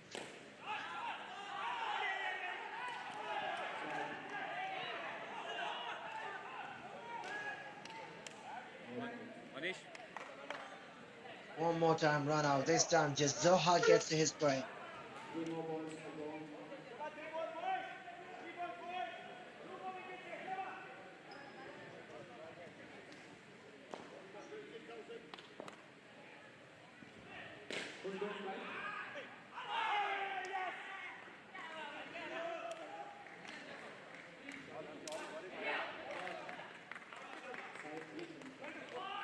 .48 runs. Made the lot. 3 more to go in this over.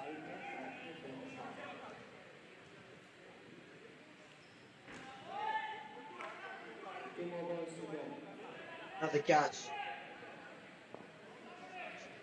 Hitting the straight end. 8 became 43.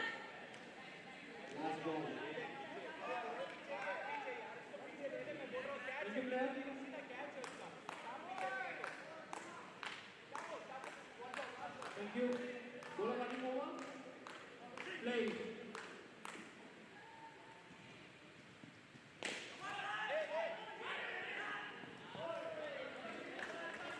End of the first innings. 53 on the scoreboard. Made Dalal with 14 for 3. Has finished. Was a confusion of throwing that ball in between. Indian batters were going for the run. 4 to start with. 13, 19, 17. None of the pairs have gone crossed 20 bar. UAE Masters have done their job really well. Indians have to do a great job here to control Team UAE Masters, whereas UAE has played 2 games against New Zealand Masters. First game they have crossed 88, and the second one they've crossed 89. In return, they have scored 120 plus runs today in the evening. New Zealand. So would India have a much better source from the bowling department? That's the question. If yes, this is the time you take it back.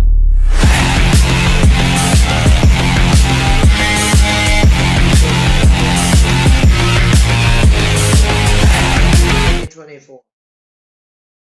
Thanks a ton to our sponsors for this tournament.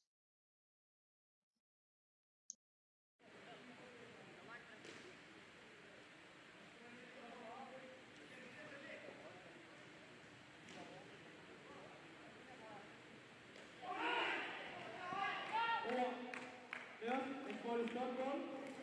Third ball. That is third ball.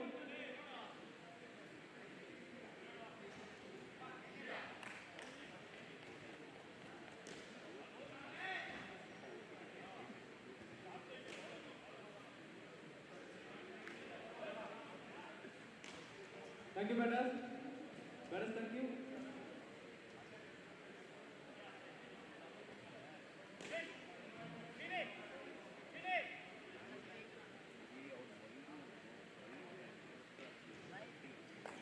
Bowler coming over. Third ball, play.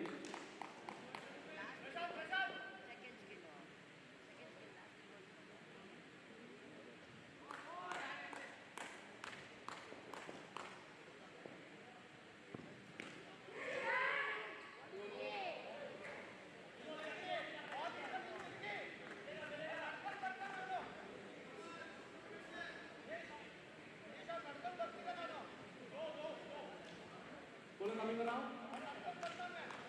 Coming around to you.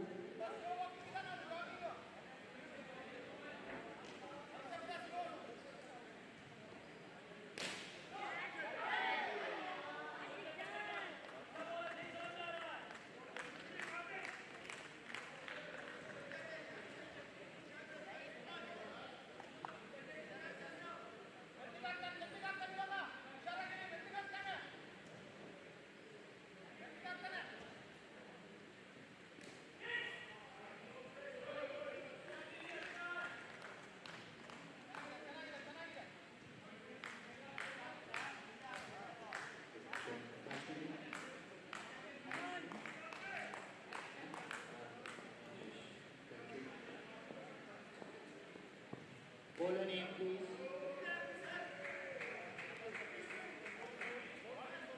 Batters, 2 balls to go.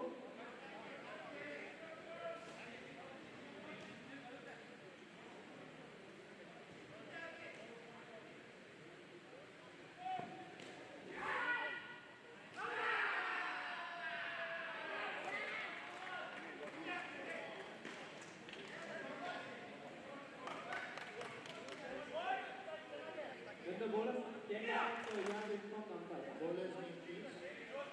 Every ball you have to inform. No, I didn't see. Yeah, thank you. Last ball, batters.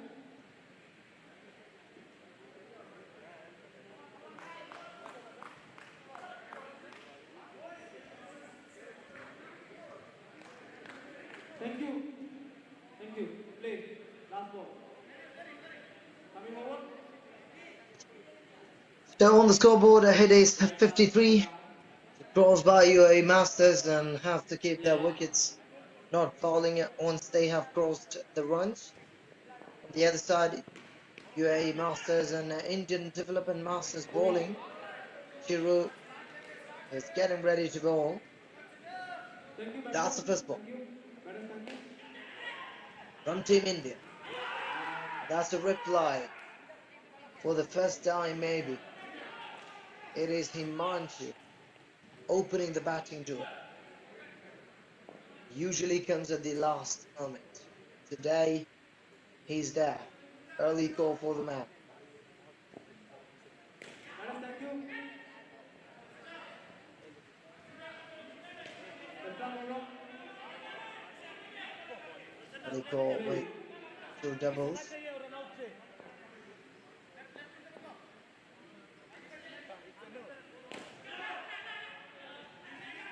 This time straight to fielder on the leg side. That's a dot delivery.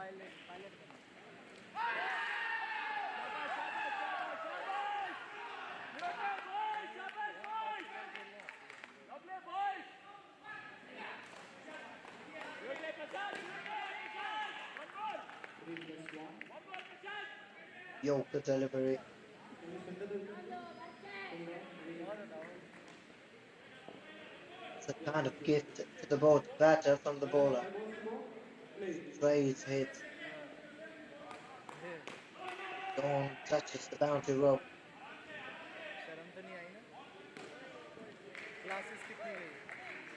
Last ball of the first over. 8 runs already.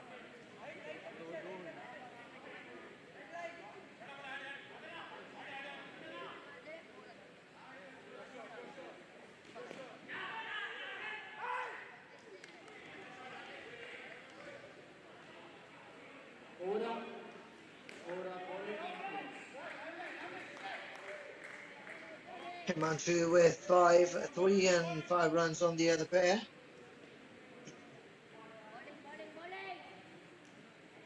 Rajesh G, 36. Himanshu open their batting duo. India is really looking for many wickets as possible. Amit KG, if you take 5 wickets in a row, make sure that you're having extra runs to be chased, negative runs for Team UAE. No, whether it's possible or not, but it's based on the situation. Feels like UAE is doing better against India. There's a kind of feeling India has, of course, a dominant position in cricket.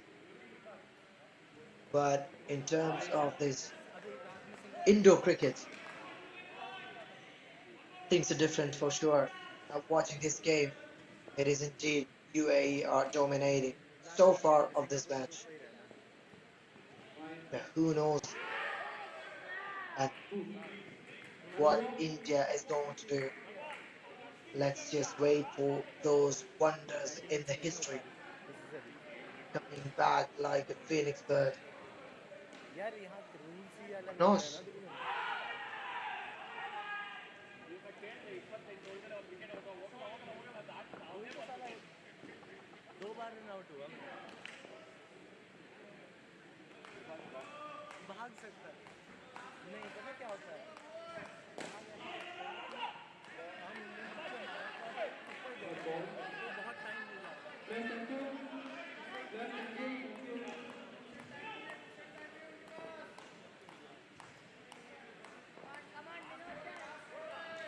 Ball. Coming on out. Over up. Play.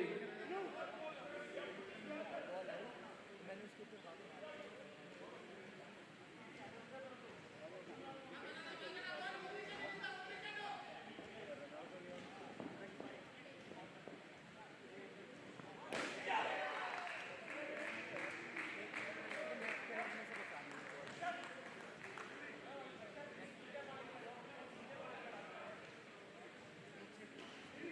Ball in, please. Ball in. Please send the ball is in. Over up. घूमने में बहुत time लगेगा Play. Play.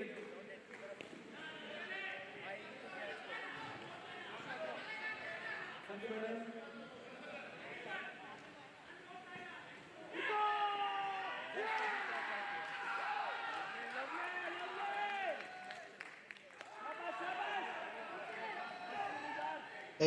Five balls left from the third over. Ball of the team India has been introduced. UAE Masters are already on 18, whereas India started with just 4. This is where you have to have that control in your mind. Make sure that you take a few wickets in this over, and UAE might be on 4. Let them start on 4. But no way out there, because UAE is one of the best teams. Seen them playing really, really well against New Zealand. That was a chance for another wicket touching on the net. Hasn't landed on time. Fielder couldn't reach it. It's another 7. 29 is the big score.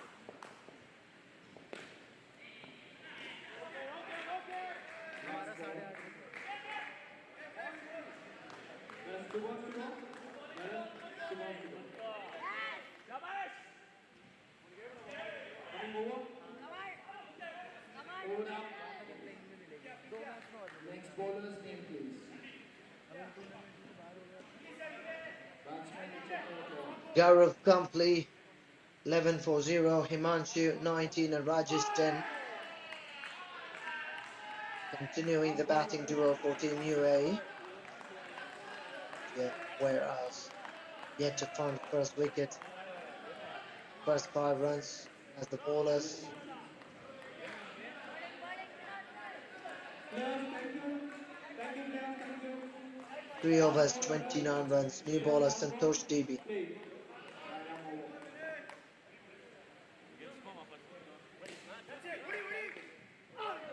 2 and over. That's it.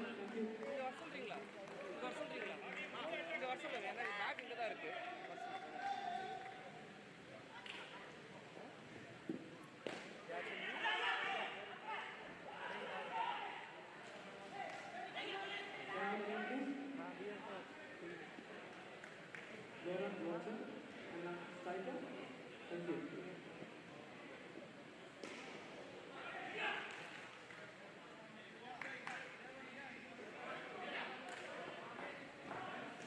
Can I have the ball name, please?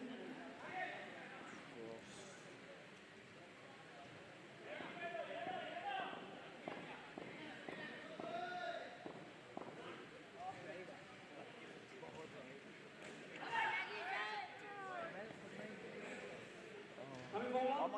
Play.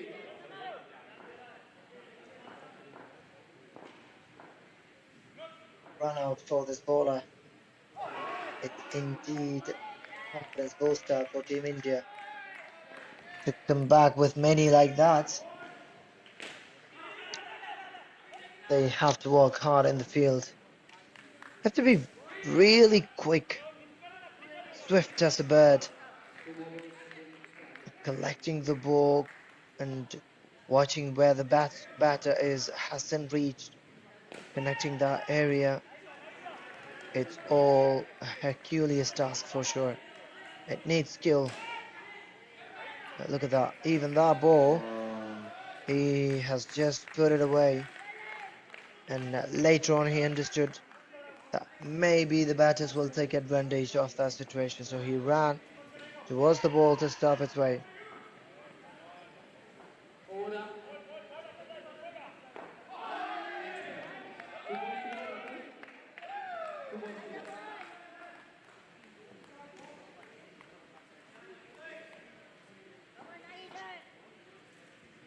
So that's the end of the fifth.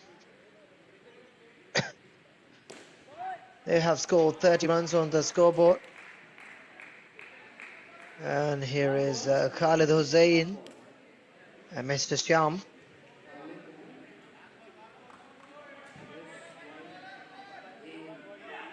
At 23 runs away from Team India. Khalid Hussain and Shyam Chandrabanu. Will it be Chiru with his second over? Yes.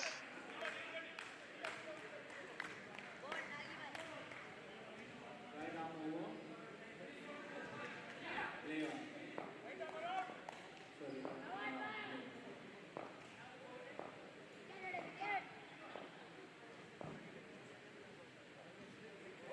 On the line.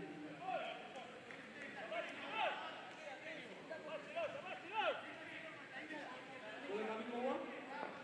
Play.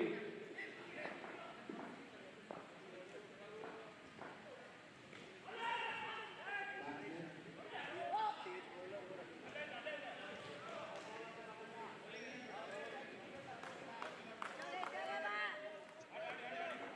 Tremendous bowling performance from Team UAE against India.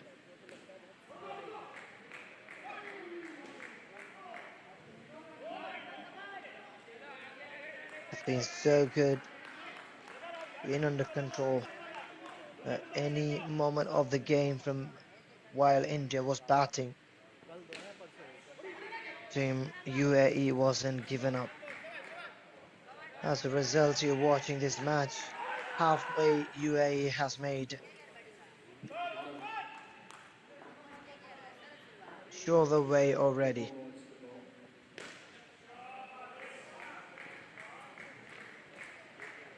4 balls to go. 2 balls to go. Batters. 2 balls to go.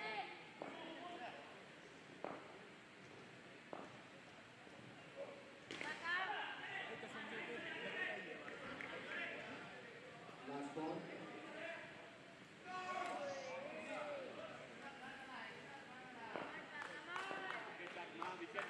Last ball. Batter. Last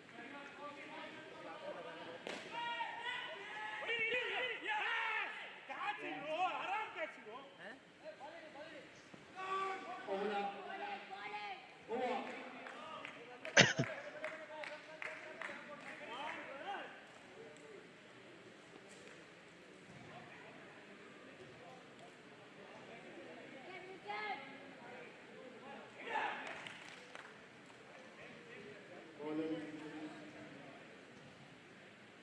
ना यार तुम good boy हो Amit is the bowler. Right arm. Holding. Leon. Bowler. Is that over? Play.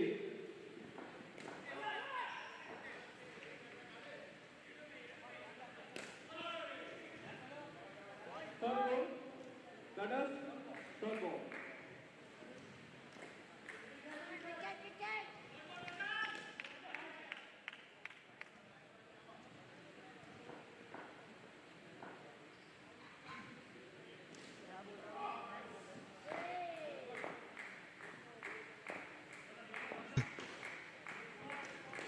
.39 on the scoreboard for Team UAE Masters.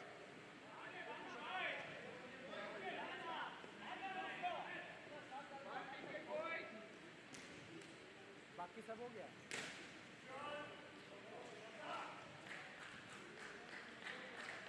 हाँ अबे उसमें बस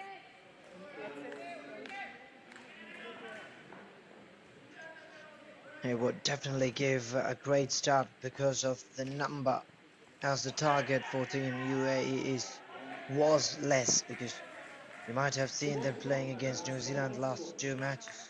Started off in style with lots of confidence. Made 2-6 here at Bangalore XLR8 Sports Arena. The New Zealand Asia Cup indoor cricketer going on. In between that was a chance for the fielder to get another wicket down. Ahmed KG has finished with 19 for 0. Khalid Hussain and Chiam are continuing their batting department. First pair has taken 30 runs, and the second pair is already on their 16 after 3 overs.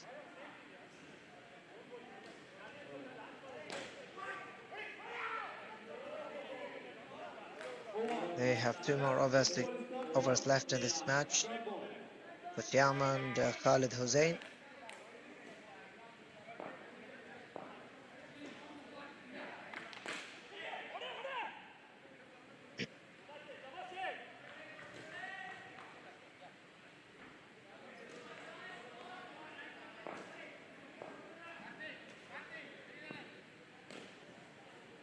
Madam over.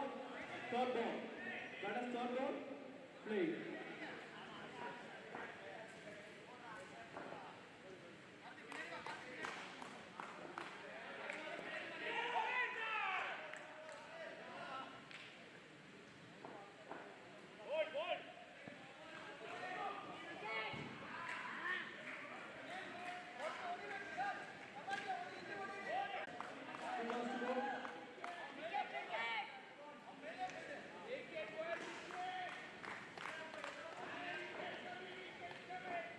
Eighth over.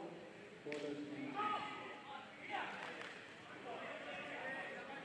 Last ball. Runners last ball. Santosh. Thank you.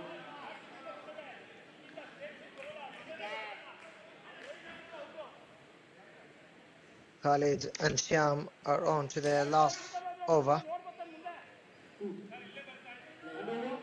Right arm. Thank you. Oh. Six more balls left for these pair. Go, Robbie, let's go, Joe. They've already found 22 runs on the scoreboard for Team UAE against Indian Development Masters.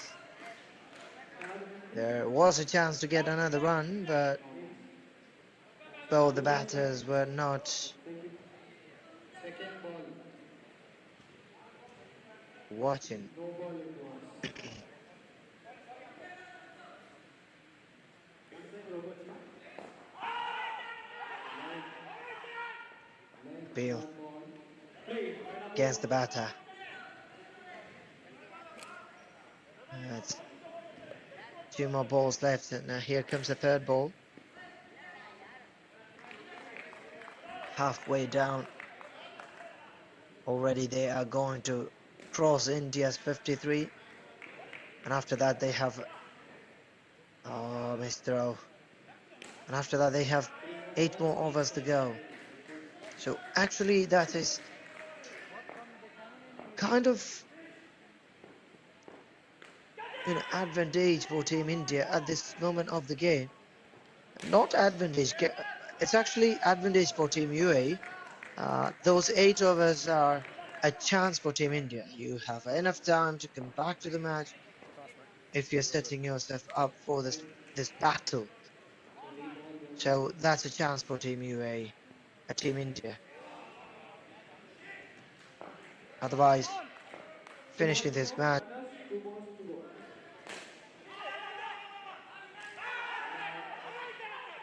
Is in.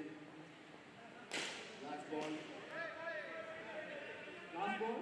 Ladder. Last ball. Phoenix Birds, and they can take the match back in favor of the Team India.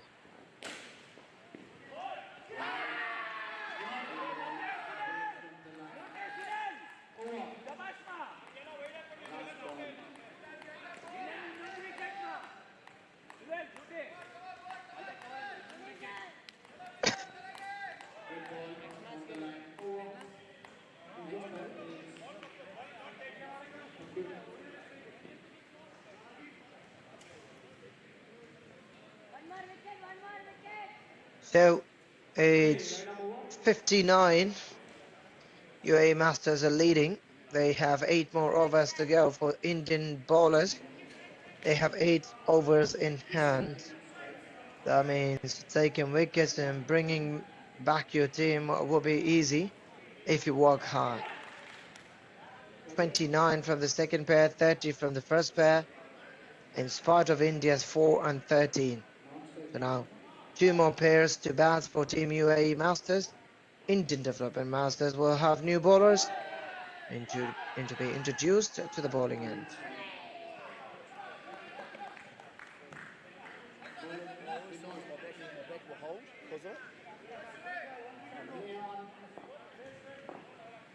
Right arm over.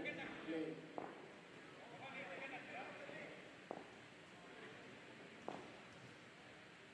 Jamambad, Alex Fernandez, Yaman Alex, Team UAE to bat first. First one started with a delivery. It was onto the leg side. The second one, batter was not ready, I guess. Coming around. Coming around. Start ball.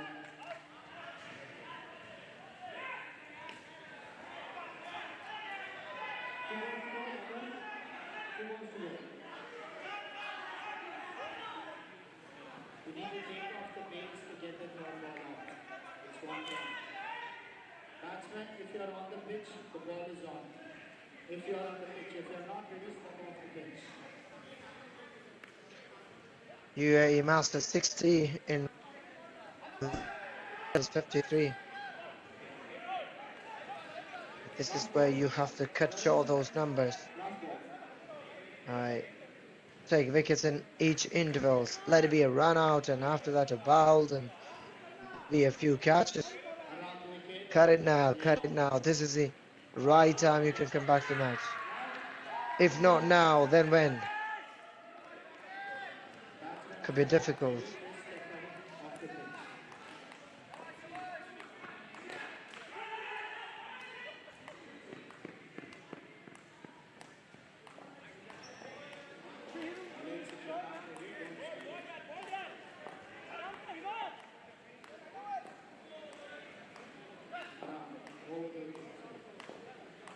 Thank you, sir.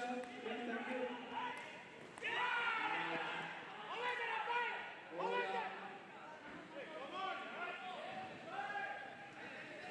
Saturday.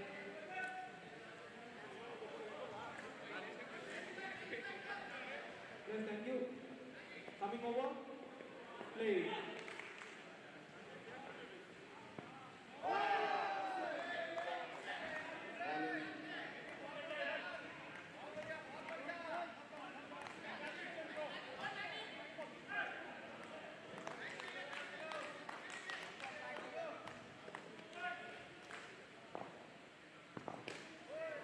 Right arm. Left arm.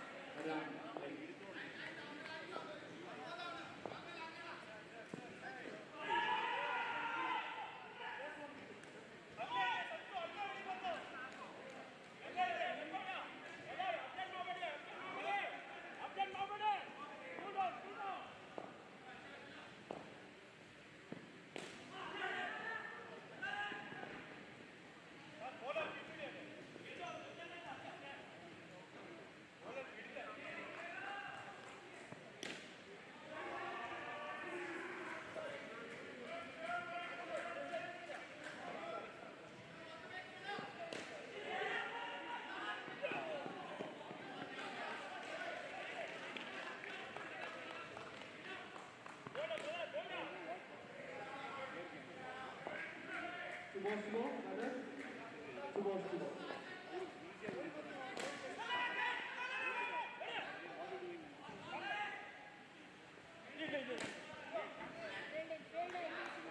Last ball. That is last ball. 4 more balls to go. I change there.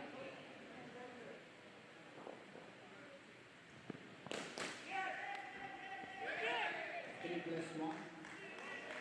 Over. That is next ball is third ball. Third ball.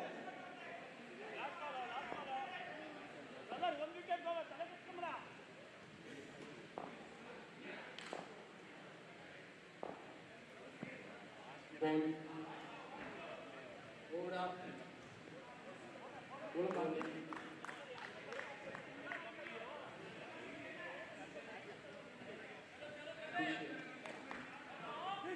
Hardik, yeah? Hardik is a bowler. Bowler coming up. Third ball. That is third ball. Play. Over the wicket.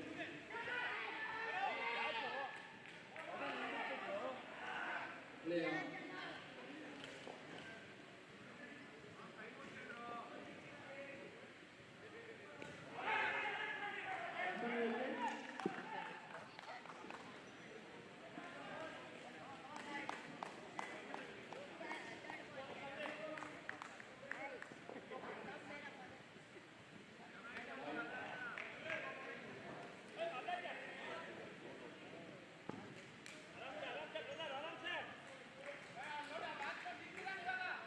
I change.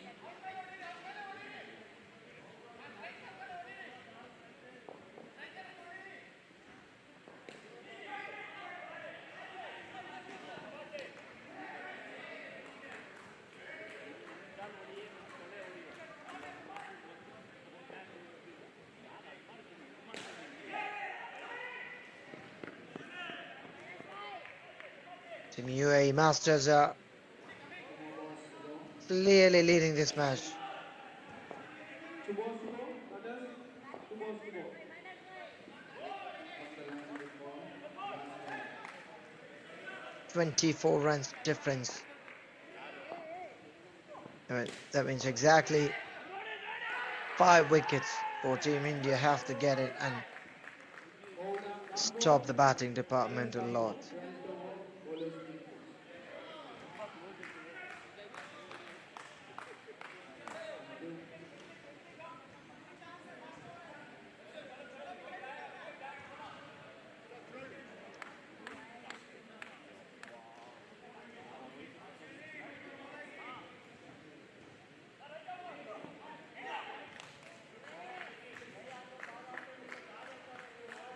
Right arm over. Last for this pair, Play on. Shyam and Over. Max. Okay. Thank you.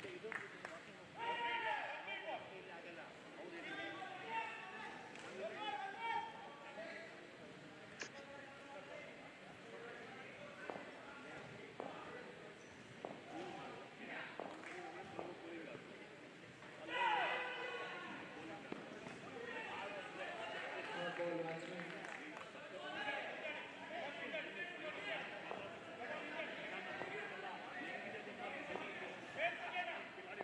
Can I have the ball again? Yeah. Coming over. Batters ready. Batters ready, please. Thank you, players. Coming over. Play.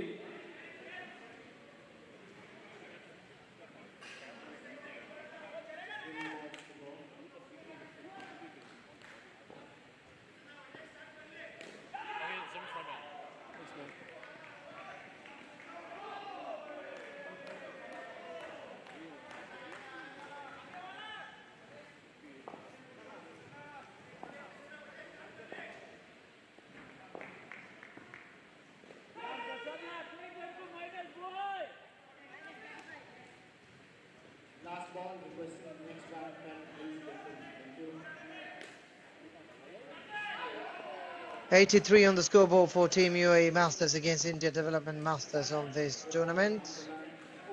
And Alex is on the striking end for Team UAE. And if they go like this, they can take it as a batting experience. 83, 30 to start with, 29 preceded by 24 now. Now the last pair, Meet Dalal and Jezo, are into the ground, showing the name to the umpire. But why did I am Jezo and Meet Dalal side have been so good in their last match against New Zealand? Meet Dalal and Hussein Khalid, I guess, scored 40 plus runs in the second pair. That was extraordinary batting. Once again, UAE against India. This is unbelievable performance, but if you work hard, you'll get the results. At the end of the day, you'll have a smile if you have worked earlier well. So for the time being, it is UAE and not India's time. But can India come back? 30 runs difference, 6 wickets. That's what the bowlers have to do now, and lots of door deliveries.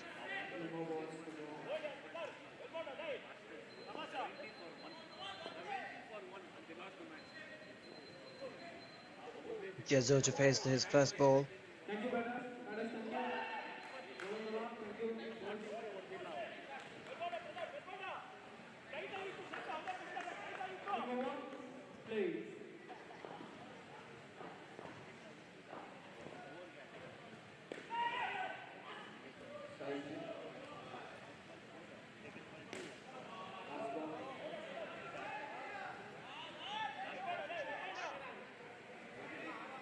Remember that Team India has a team in indoor, which has played in the semi-finals of the last year's World Cup in Australia.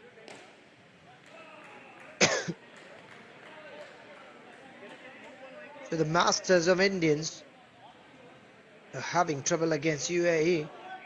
Bhagavan Singh has finished his 2 overs for 14 for 0. Looking for a new bowler who can show some magic from the bowling end. Abhishek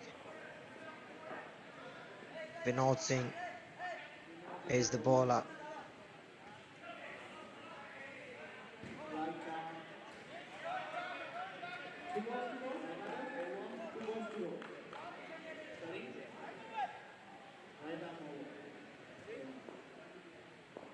First ball from Vinod.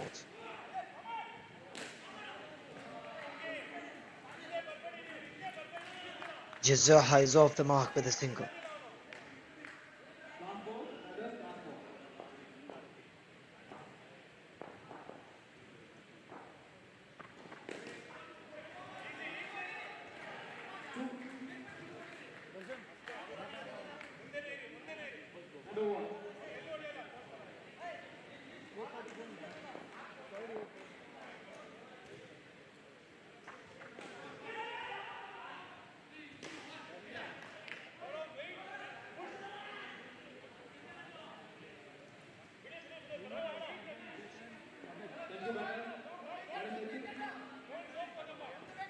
Three to go from the 14th over 14 UAE Masters. And they've got their new batting pairs, Meet Dalal and Jezo, onto the batting end. You have to be super physique fit here to play this match. It is not easy. Jezo is very slow to finish his run, but he has completed that.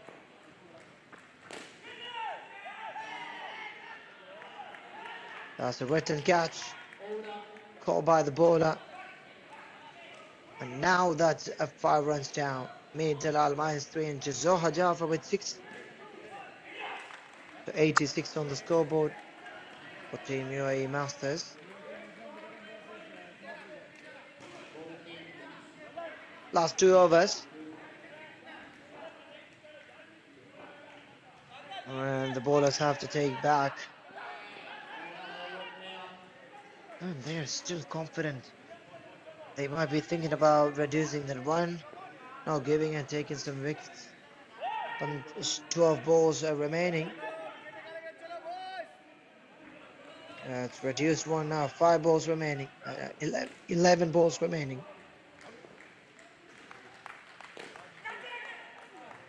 A great effort in the field. Very good effort. With nobody to receive the ball. He has done such a great job having a touch on the ball. And that touches number 3 position there, so that's 4 runs from it. Play on. What? Yoka. Just one. Is in. As in this court, it is not the actual delivery that you needed. Because you will get the punishment if you go for Yoka deliveries, because it's easy to hit it on to the straight net. That's 7 runs. Coming over. Play.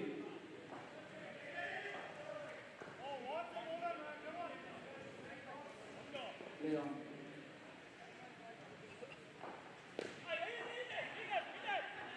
That is Mr. Jezzo. Not forgetting to take singles in each intervals, and rotating the strike is skillful batter for sure. Every time he's just keeping himself moving from the striking end to non-striker's end and non-striker's end to striking end.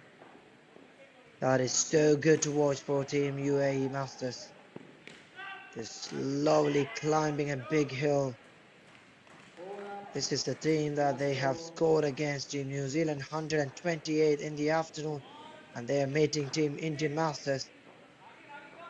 Bowls them under just 53, and now they're batting really well. Last over Same basket on to go in this match.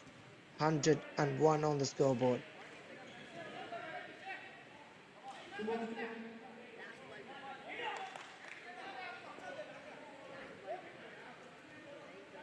Two balls to go.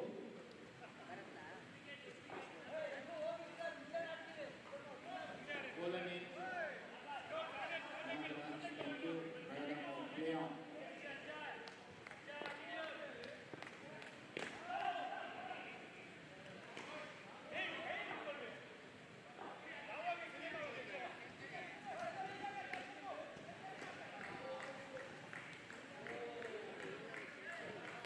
Last ball. Batters, last ball. Nagaraj with the ball. First ball is a door delivery. Second one is just a single runs. 102 runs on the scoreboard for Team UAE Masters. Over. Thank you, batters. Can I get the ball, please? Thank you. Swinging like anything there. Last 3 balls.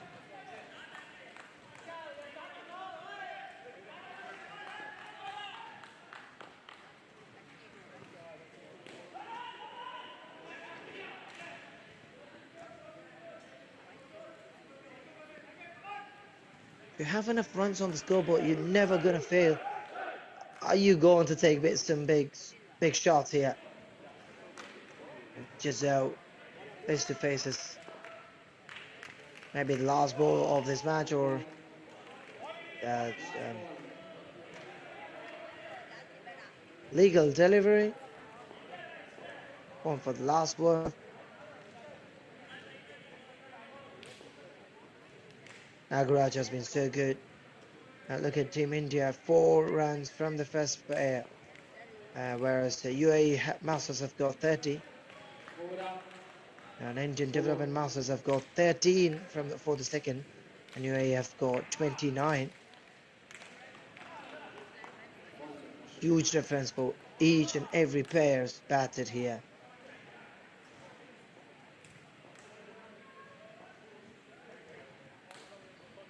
Mostly UAE players are also Indians, so it's at the end of the match, Indian players are meeting Indian players.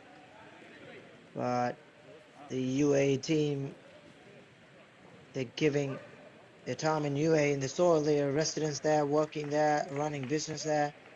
They have the love, and they also show their compassion towards their country they are residing in. So at the end of the match, once again, it's UAE leading the second win. And thank you so much for watching this game on YouTube, Sportscast India and New Zealand Asia Indo Cup. Welcome you once again for the next match. And this is me from the box, Mr. Bazi, signing off.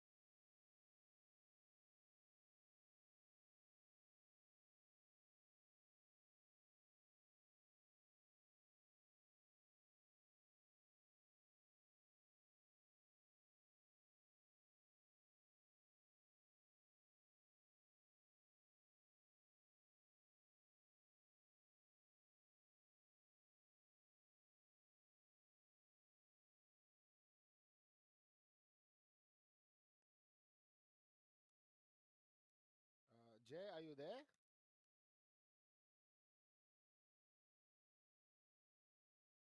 See how it is tomorrow. But, yeah, much one of those ones that will just get worse if I can't do too much. Yeah, maybe later. But we'll see how it goes. Yeah. You having a breather? Oh, you're not sure as well. Your heel? Ankle. Yeah, that's that one.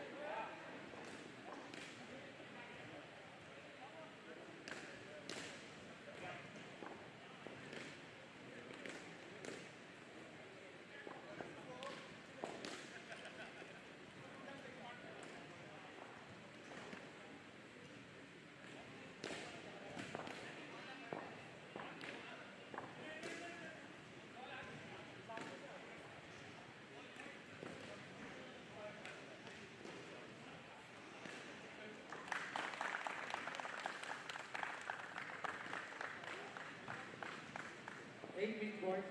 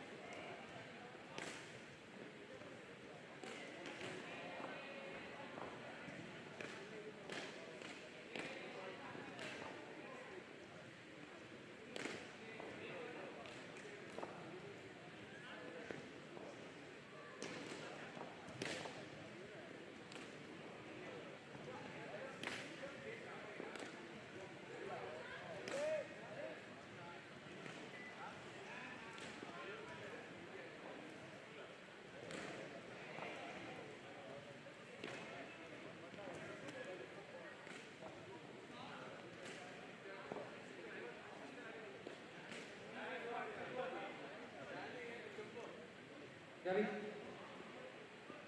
Ravi.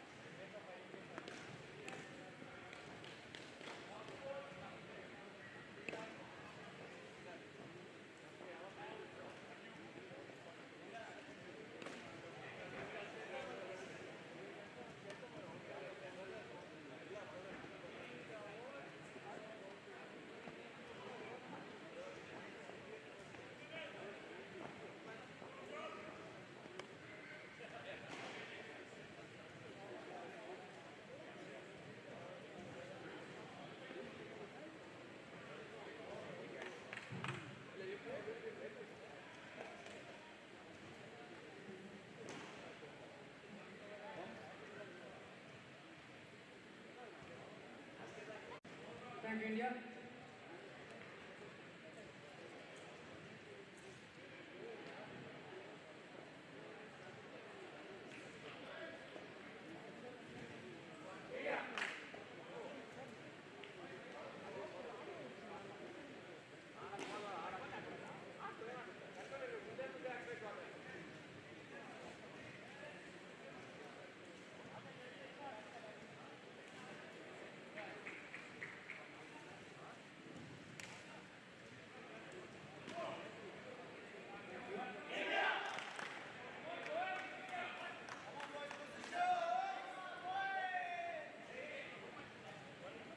After score.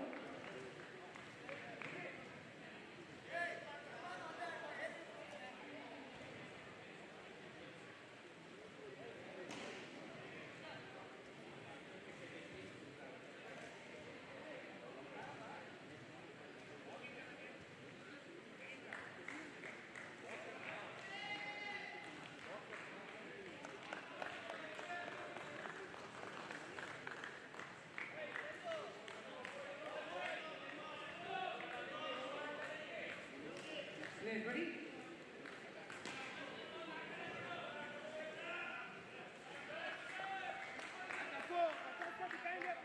Play.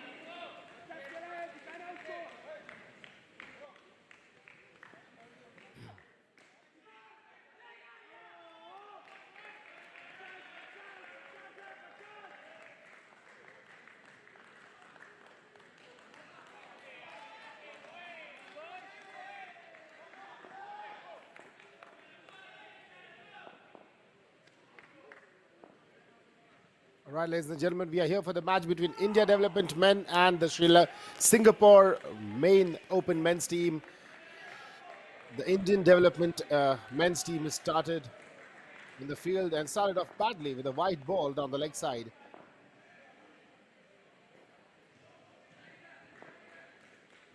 There's ball number 2. A little slight width on the offside and nicely tapped there by the Singapore opening batters. 2 runs scored.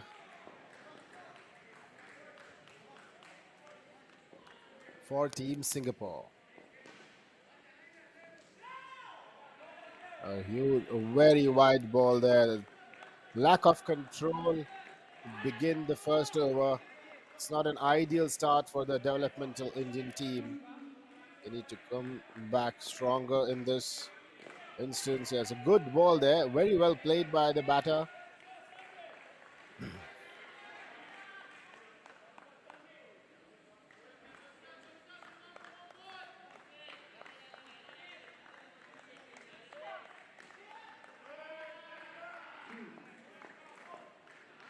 Final ball.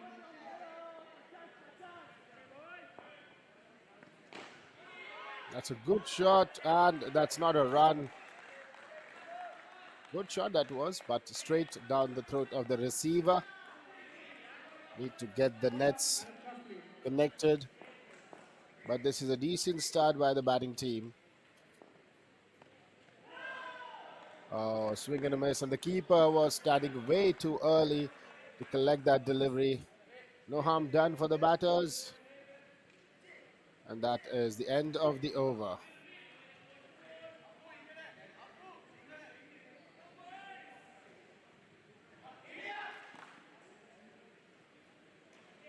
Take the ball, next pass.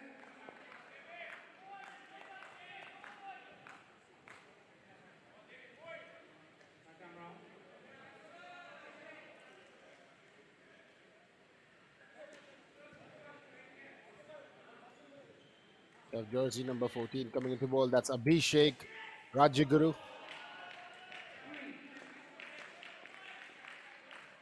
Right arm around the wicket. Left arm over the wicket for Team India Developmental. That's a run-out opportunity, direct hit, but a batter has made it safely. And 2 more runs added to the score. Score moves on to 10.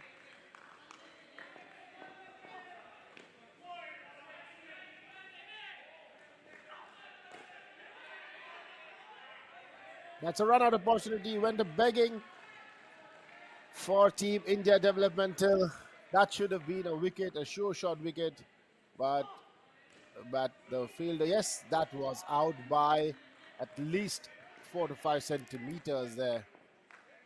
And the Singapore men's team riding the luck, scores moved on to 12. A solid start there, a short pitch delivery, and the leg side fielder was not up to the mark. Having said that, this is an Indian developmental squad. Most of the players will be playing for the first time at an international tournament. So we have to look at that aspect as well. The skills are yet to be developed, and there's another mishap by the leg side fielder. He doesn't seem to be in the game there right now. Come on, boy, you're representing your country in a level, in an international tournament, in an Asia Cup, a New Zealand Asia Cup 2023. You have to be better than that. I just don't want to be too harsh on the fielder, but a field change coming into effect by Abhishek. No, that's what he was targeting. He was targeting the leg stump of the batter, but sent it way across for another wide. 3 wides in the fielding effort so far by the Indian developmental team. Here comes the last ball of the over. Another down the leg side. Another miss on the leg side, but that's a different fielder now. But having said that, bit of a wayward bowling there. Carl Wayne and Dominda, Ehilagi Dominda.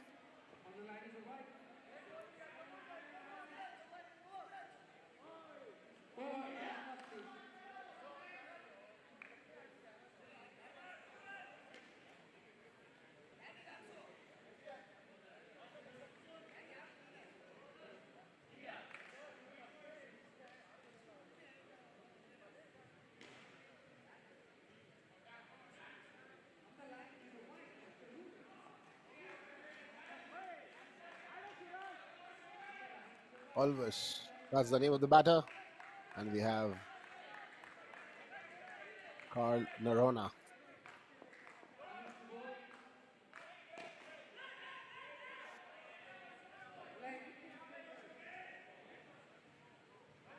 Easy 2 runs there. Okay, jersey number 369, is it?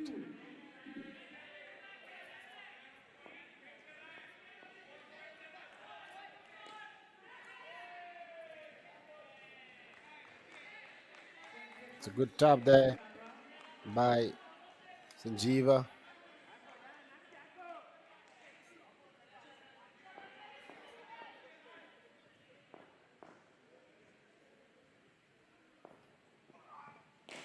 Right over the wicket. That's a big shot, and that's a catch. It's a drop catch by the reliever.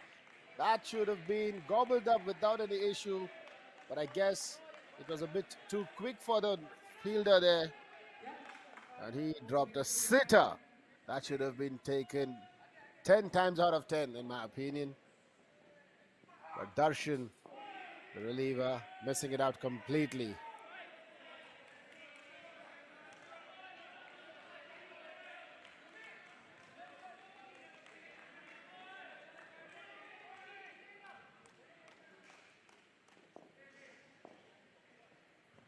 Player a miss in the previous delivery.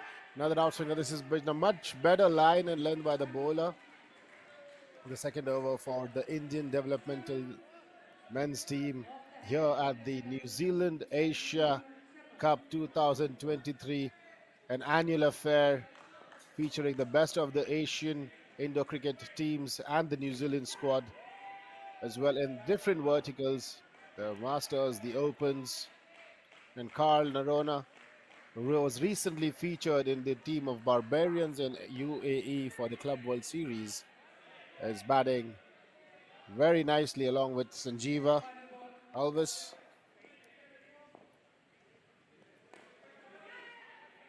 Sanjeeva this time going for a big swing, missing it down the leg side. They're appealing for a runner, but I guess the fielder was in. Nachiket calmly there with that over, giving away 5 runs.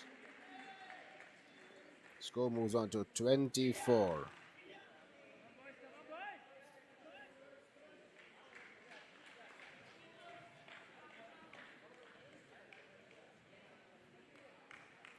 The next over will be bowled, which is the 4th over of the pair, the last over of the pair.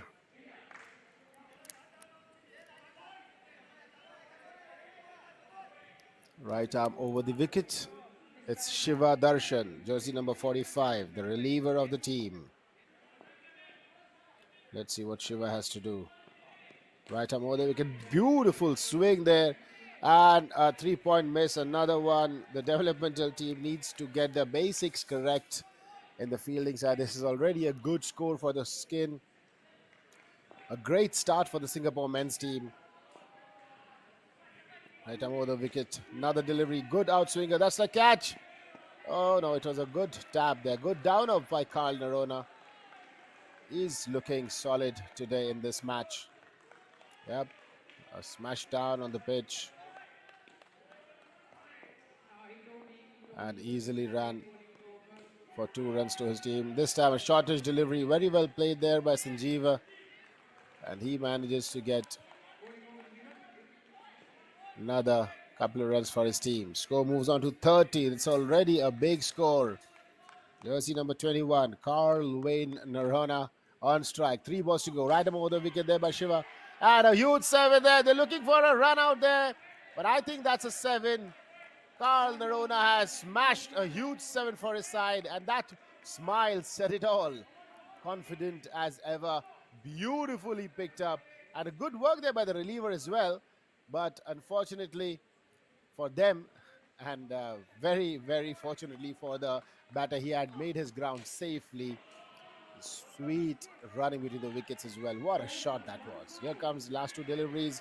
Score is already a mammoth one. They're trying to do the backflip. Good work by the bowler to keep Narona, a sliding, diving Narona on to a dot score there. Sanjeeva and Narona looking to cross the 40-run mark here. 1 ball to go. Can they get past that 40-run mark in the first Skin? Even if they don't do, this is already a phenomenal start. Yes, it is. 3 runs there added, and that is 40 runs for the team of Singapore men's. Oh, that's 2 runs, sorry. My bad. 19 for Carl and 20 for Narona. Sorry, 20 for Sanjeeva. Mixing up the names here. I'm sorry for that, gentlemen and ladies and gentlemen. 39 is the score after the first pair. We have Aniket and Vipul coming into bat.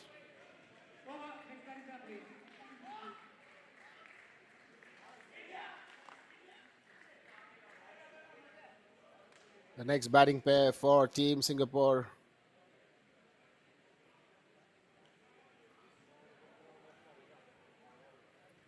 Vipul Sharma and Aniket Yadav.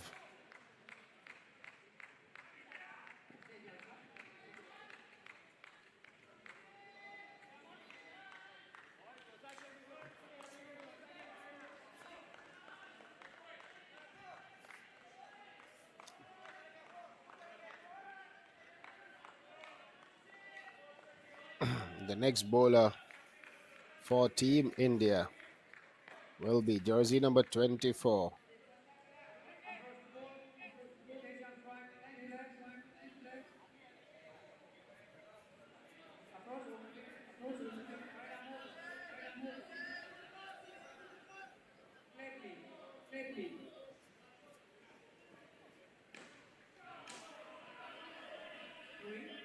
3.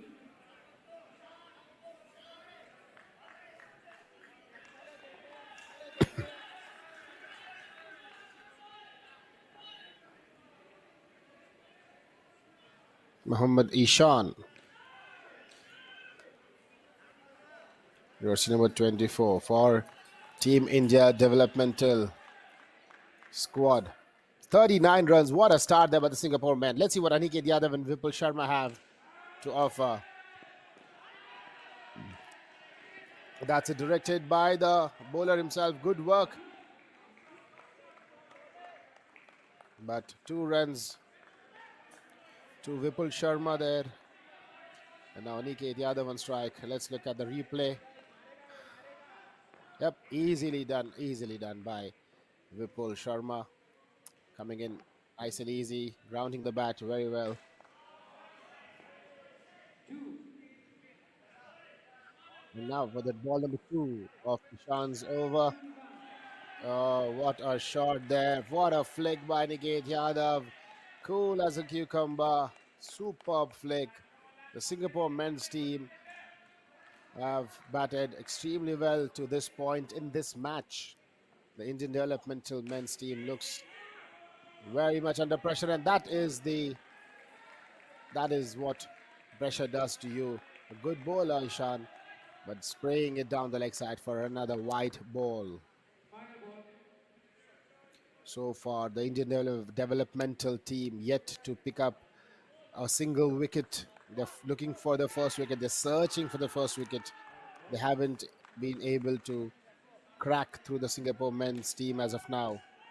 And that's a good fielding effort in the offside and the covers, the 3-pointer line, keeping the score down to 1 on that delivery. The score is already 46. We're looking at a huge score being built up by the Singapore men's team. If they keep this up, they might just cross a 100-run mark. Yeah, that looks like it's out. They're appealing, and yes, it's given out by the batter. That looked out from this angle as well. We'll have to wait and watch. Vipul Sharma is not happy. The umpire decision has been given out. We are looking at the replay now again from this angle. That's a good pickup, good swivel. Yes, that did directly. And yes, it might be short by millimeters there. Vipul Sharma losing the wicket. And this first wicket has been picked up by the Indian developmental team. And that was a bit of an uncomfortable situation for the batter, Aniket Yadav. At the end of the first over, the second pair score is on 2 runs. And the total moves on to 41. Let's look at the side angle. That was close. The fielders was obstructing our view from that angle, so couldn't say much about that one. But the umpire has given it out, and that's how it'll stay. There we go. Over number 6. It's the Yadav and Sharma combination, and the next bowler is Navneet Singh Punj. Navneet Punj coming into bowl. Right arm over the wicket. That looks like it's gone to the back net. Score is, no, it's not. It's been given 2 by the umpire. 43 is the score now.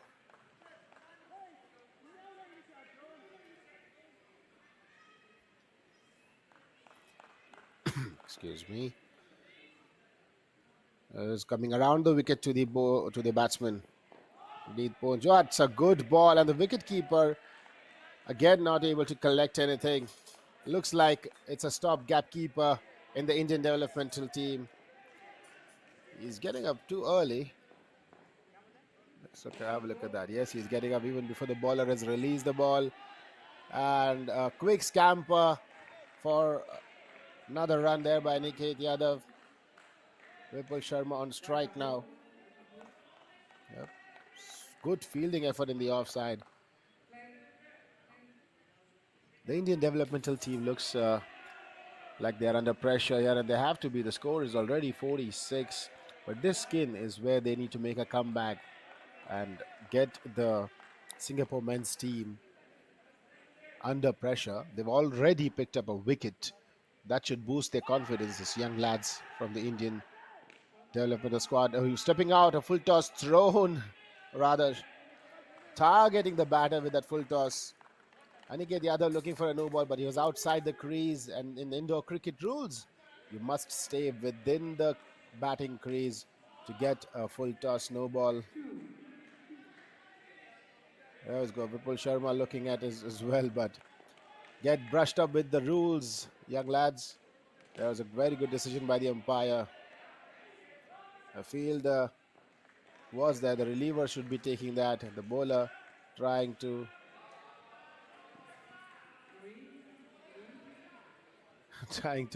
ascertain himself. But it's a third ball situation, the first of the match. Two consecutive dot balls bowled by Poonch. 5 runs given away in that over. Score moves on to 46. 4 for Sharma, 3 for Yadav. Team of Singapore. Shubham Kot is the new bowler. Looks like from the state of Maharashtra. Young, talented. Jersey number 3, if I'm not wrong. Coming into ball, right arm over the wicket. Yep, that's him. What to bowl the first? Oh, brilliant work. He needs to move away, let the fielders have a clear aim at the wicket. 2 more runs added to the score.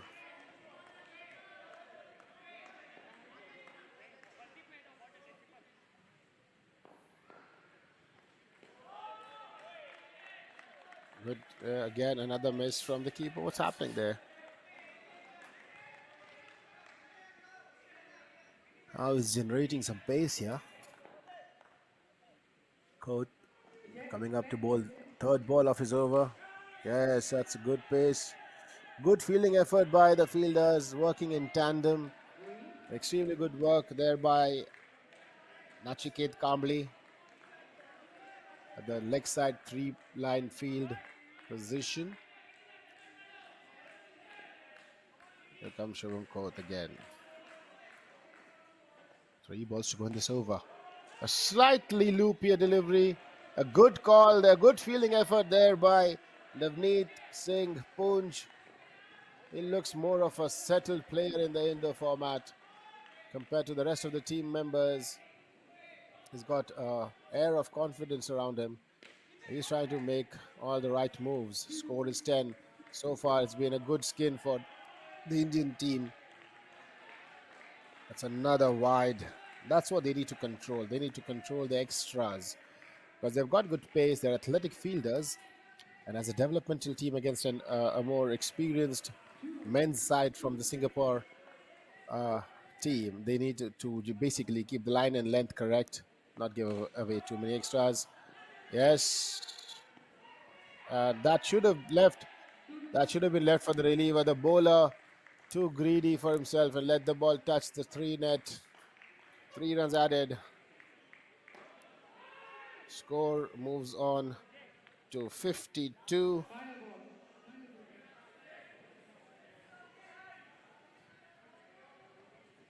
The basics of indoor cricket is what they need to do correctly. Currently, the Indian developmental team not doing the basics correctly. This should have been a dot ball. And that was a perfect dive by Aniket Yadav and made his ground comfortably.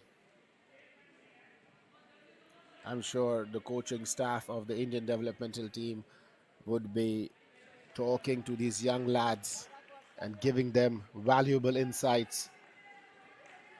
Next over will be bowled by Navneet Singh Poonch again. Jersey number 17. We would like to thank our sponsors here as well. We'll come back to that after this over. It's a brilliant ball, a very well played, and a good fielding of his own bowling. Navneet Poonch, by far, looks like the most experienced indoor cricket player in this Indian developmental men's team. Yep, brilliant ball again, bowling to his field. It's just the basics of the indoor cricket fielding. That's what's lacking here for the Indian developmental team. and the Singapore men's team making it count. Score moves on to 59. Last over for the second pair. The score of the skin is 20 already. That's a good score, but a couple of wickets or even one wicket here will be all right for the team of Indian developmental men's. It looks like Aniket Yadav and Vipul Sharma are content in playing the basic, safe indoor cricket shots without taking any undue risk. It's 21 already. And that's a good score for any skin at any level. And I'm sure they will be looking to safeguard the score. Yeah, an onside one. And another miss by the keeper. They have got a huge hole there at the keeping. The wicket keeper is clearly struggling for the Indian developmental men. We will get the name of the keeper shortly. But as of now, he looks like a stopgap keeper for this team rather than a more accomplished man with a pair of gloves in his hands. Good fielding there by Navneet Punjanada. Excellent performance by the fielder. But the batters safely in the crease. No harm done for Singapore. Navneet Punj, a superstar for the Indian developmental men. I'm sure he'll be featuring in the more experienced Opens team, knocking their doors with his fielding assets and fielding skills. Oh, just when I was praising him, I think the ball slipped off his hands. That's why we have a towel outside the court with one of the extras. Here we go. Should have rubbed your hand on that before the delivery, Navneet. But nonetheless, that's a learning for this gentleman. Here we go. Let's see how he finishes. A beautiful ball, a shapy in ball. It's got a pitching outside, no ball. Yep, you have to bounce the ball within the confines of those two white lines which are running parallel to each other throughout the court here, as you can see. 29, already a huge score. There's 16 runs scored in that over so far. What an over for Team Singapore, and they finish on 68.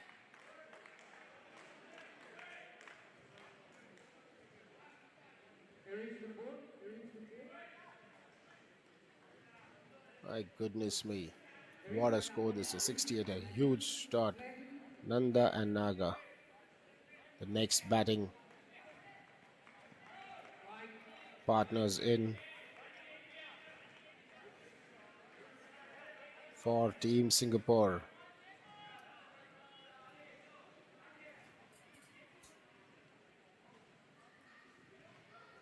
Nandakumar Chandrasekhar and Nagaraj Mariappan.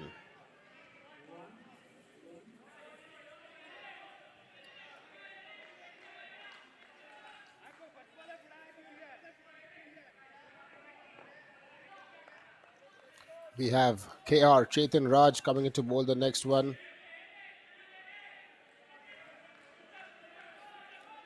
Jersey number 7 for Team India Developmental. There we go. Right arm over the wicket. A full toss. And a backhand throw attempted there by jersey number 45, Shiva Darshan. But the batters made it safely in. That was Nandakumar. Now we have Nagaraj on strike. Naga, as he's been called. Oh, a dolly of a delivery. Super slow motion there. But a no ball called by the umpire. Assuming that was for the front foot. That was another delivery. That's sloppy. That is extremely sloppy by the receiver. Jersey number 45, Shiva Darshan. It looks like he has given it up there. Come on, young lads. You got to be pumped yourself. You got to pump yourself up.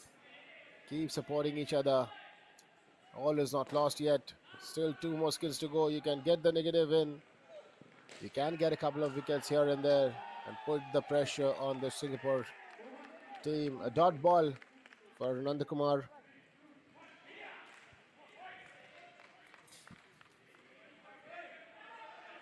That's another one. So we now have a third ball situation.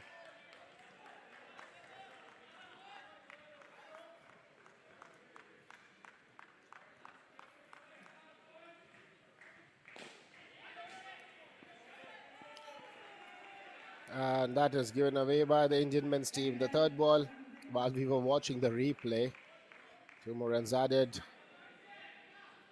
9 runs scored of that over Chetan Raj over. Score moves on to 77 for Team Singapore. That's more like the spirit we want to see from the Indian developmental men's team. The next bowler, I believe, let's see, let's have a look at this jersey number. There's Abhishek Rajaguru, jersey number 14, coming to bowl his second over. And he will be bowling at Nagaraj, if I'm not wrong. There we go. Sorry, Nandakumar there. That looks like a run out. A wicket of the first ball for Abhishek Rajaguru. Good fielding effort there. And finally, we have a collection. That was the keeper finally getting one in the gloves. He was a bit scared when the bat was hitting that shot.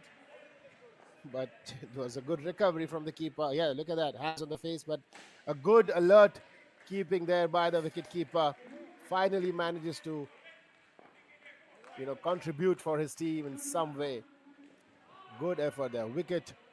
That should be a buoyant factor for the fielders. The young lads here for the Indian developmental men's team. A very youthful squad. Most of them playing their first huge tournament. Live telecast here by Sportscast India. Easily done there by Nagaraj. Ladies and gentlemen, if you're watching us right now on YouTube and if you want to be part of this commentary, do leave your feedback to us so we can include your comments here as well. There's another delivery. A very well played ball there. Nicely done on the pitch.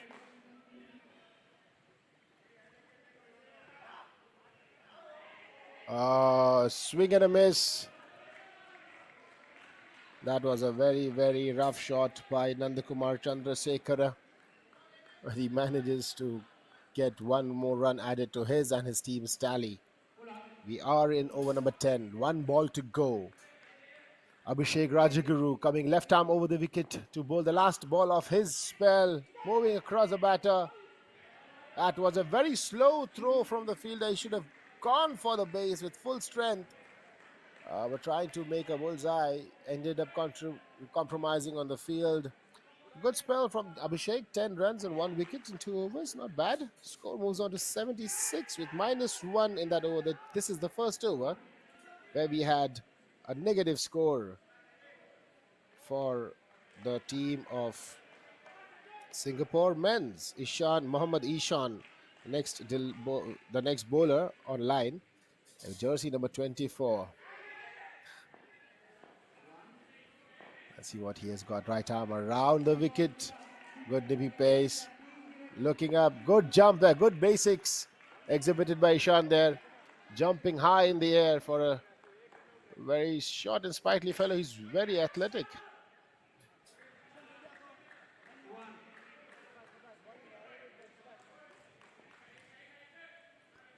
There we go. Second ball of the over. Targeting the leg side. That's good bowling by Ishan. Targeting the leg of the batter.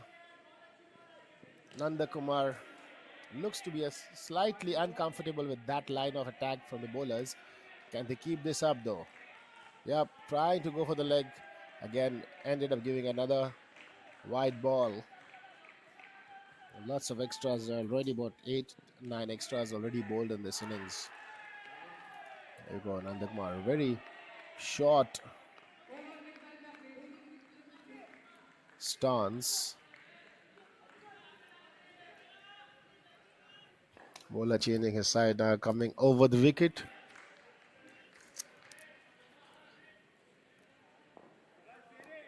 To Nagaraj.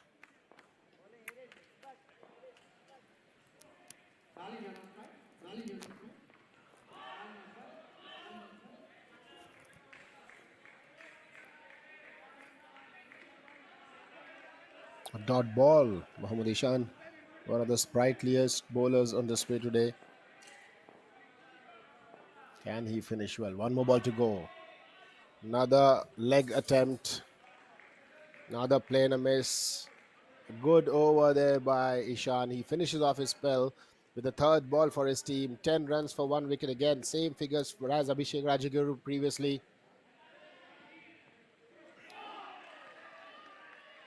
We have the next bowler all set to bowl.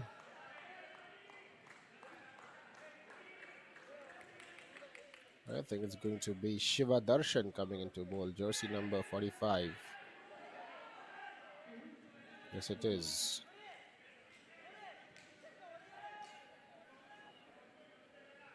Right arm over the wicket. 16 is the score for the third pair. Keeper missing. Third ball's chance. No, they've taken the wicket. Another rebound effort by the wicket keeper. Need to get his name out right. He hasn't collected anything that has come or missed by the batters, but he's being very good in the reflexes of the net. That was unbelievable stuff there by the keeper. He made me eat my words there. What a superb effort by the keeper. Good, alert wicket keeping. Amazing stuff.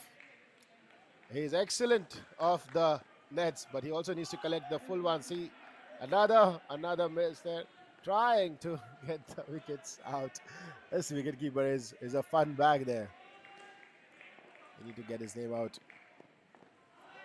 And down the leg side, good ball there by Shiva Darshan. He gave away 15 in his first over, but he's bowled excellently in this over. Good comeback for Shiva Darshan. That's the learning. Yes, another wicket-keeping miss, another miss, but another rebound run out by the keeper. They have collected 2 third ball dismissals, and that's all thanks to that wicket keeper. We need to get the name of the keeper out.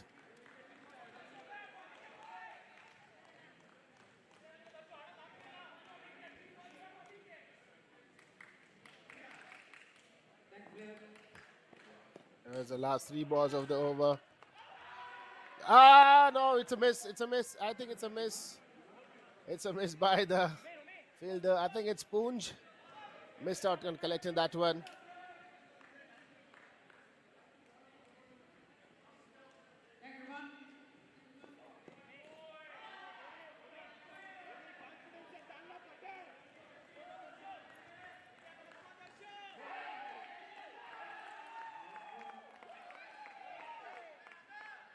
The last ball.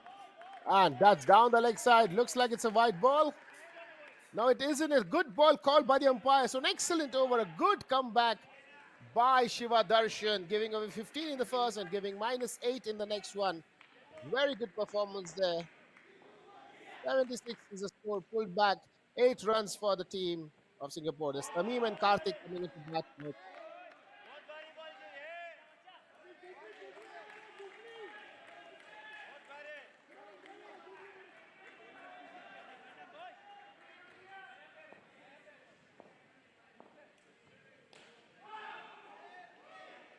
Tamim Abdul Latif and Karthik and Subramanian.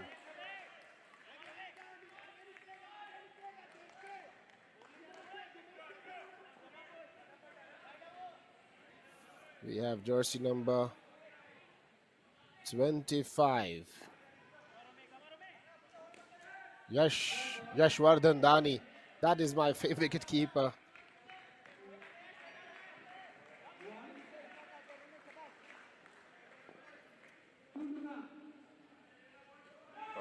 Pitching outside. That should be a no ball. Yes, it is. Another no ball.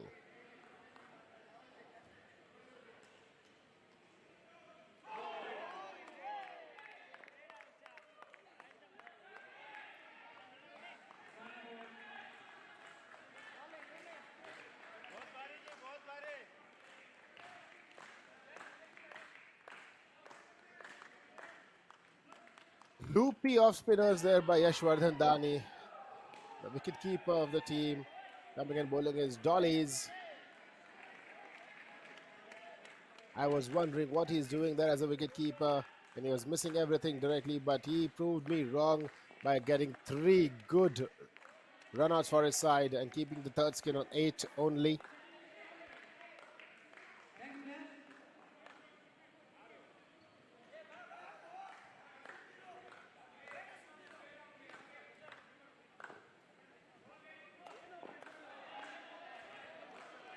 Good ball there by Yash Dani. Very well bowled. That ball was targeting the Yorker and he got it correctly. Karthikeyan Subramanian was lost over there.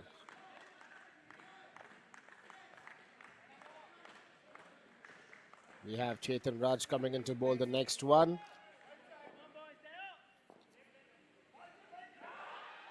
Oh, is that a stumping? Is that a stumping? That's a good keeping there, but I don't think that's out.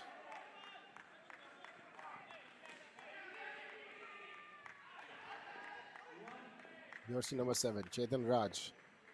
Right arm over the wicket, another loopy delivery. And this time, the Indian developmental team looks like they're making a good comeback. They need to keep up this pressure. They need to get this last spin under score of 10 as well. Can they pick up a couple of wickets and put more pressure on the last batting pair?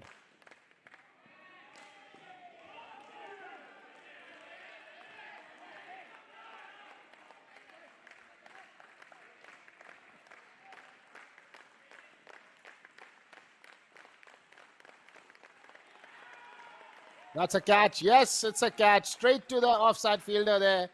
A wicket for Chetan Raj.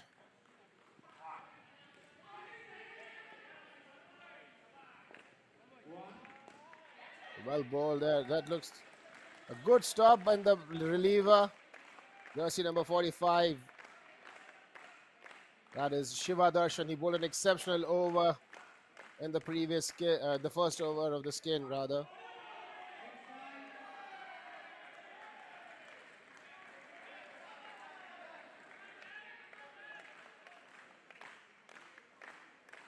Good shot.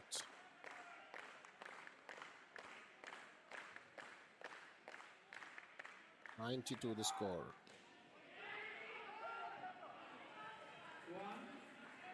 Seven runs of that over.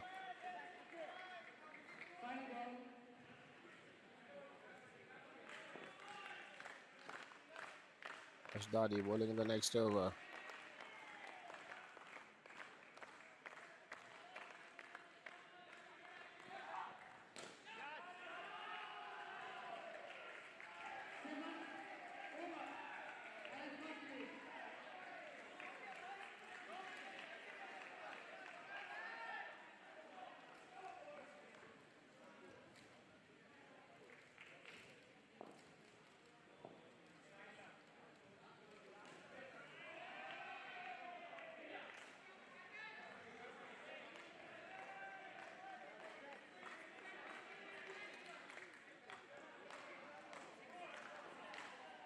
Change of sides for the youngster from Indian development team. Right arm around the wicket this time. Another tap. Nicely done. Easily done. 100 is the score up for the team of Singapore. 24 runs on the board now for this skin already. And we still have about 8 deliveries to go. Nicely batted. This is good batting by Tamim and Karthikeyan. This time Karthikeyan bowling, doing a very good down up on the offside. That's Navneet Poonj with the wicket keeping gloves now as Yash was bowling. 19 runs for Yash. 102 the score. 10 runs in that over.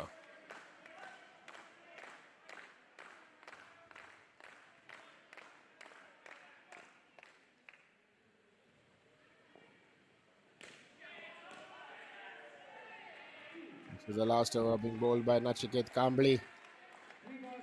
An important over.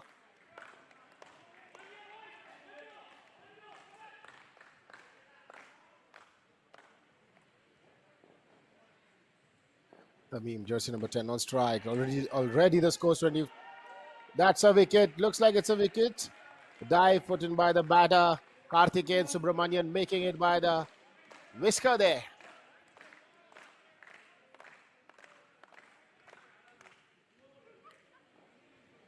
There's a lot of cheering happening here at the 2023 New Zealand Asia Cup. Oh, he tried to do the cheeky down up. There, Karthik. Then a dot ball. 3 more balls to go. Can they manage to keep the score afloat above of 100 and about the 100 run mark? Oh, that's a good backhand flick, but a wrong hand to throw. He could have just turned around and thrown it. The Indian developmental team has got some spark. They need to be nurtured and groomed well by the Indian indoor cricket seniors. Like again, this one, the non-striker should be running forward, diving, and getting that ball to the wickets rather than just letting it come to him. These are the small basics of indoor cricket that these youngsters need to learn and imbibe and, you know, cultivate amongst themselves and within themselves as a team or as a group. That's a beautiful down of a good fielding effort there by the fielder. Very good work there on the last ball. 20 and 15 is what these two batters scored individually. And the total score is unlucky Nelson, 111. 9 runs scored of that last over. 35 the skin. 2 huge skins, 39 20 for Carl Narona and Sanjeeva. Aniket and Vipul coming up with 29. Nandakumar and Nagaraj coming with 8. That was a pair that the Indian developmental team looked like snatching the momentum away from the Singapore team. But the experience of Karthik and Tamim Abdul Latif going back on the score of 35, bringing the tally to a huge 111 runs. This broadcast is brought to you by Sportscast India. Sponsors, we'd like to thank for the New Zealand Asia Cup 2023 held in India. Is B Square Olympic Toys and Sportswear, iFocus, DTDC, 2VZ, Accelerate, UPro, SSS, Spectrum, Physio. Sam Prasiddhi Sports Stadio, and as I said earlier, destination for live.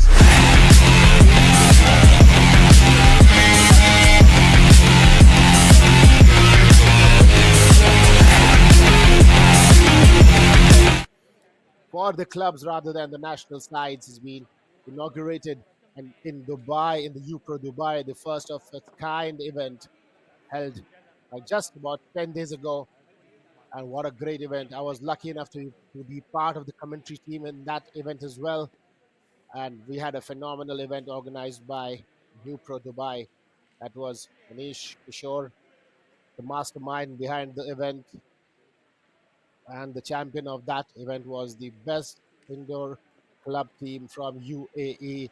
That was DBMSC Steel. And now we are here live in the New Zealand Asia Cup 2023, held at the first international indoor cricket arena in India, the Accelerate India Arena in Bangalore, or in Bengaluru as it's called now.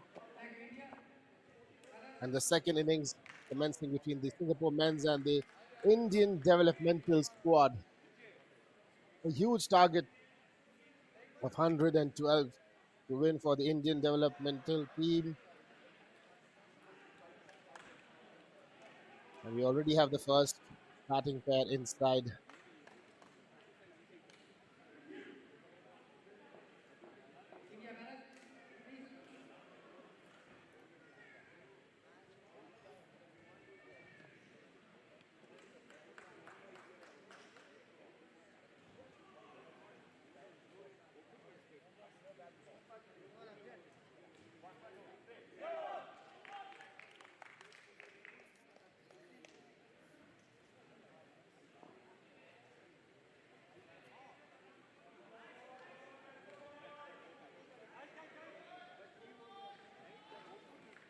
This target of 40 for the skin is what they need to score. Tamim Abdul will be the first bowler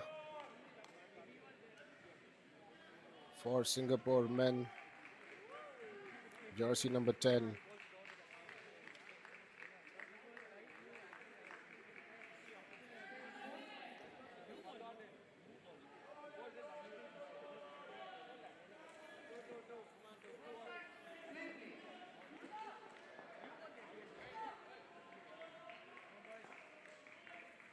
The Indian developmental men have a humongous target ahead of them, 112 to win the match. But more importantly, 40 runs for this skin alone. Huge score there. This 40 runs was scored by Carl Narona and Ihilage Sanjeeva in the first batting effort. Karthik, we have Karthikeyan Subramaniam at the non-strikers reliever end. We have Tamim Abdul Latif coming in to bowl the first over. And what a nippy action that is. Good collection by the keeper. First ball, a defensive prod.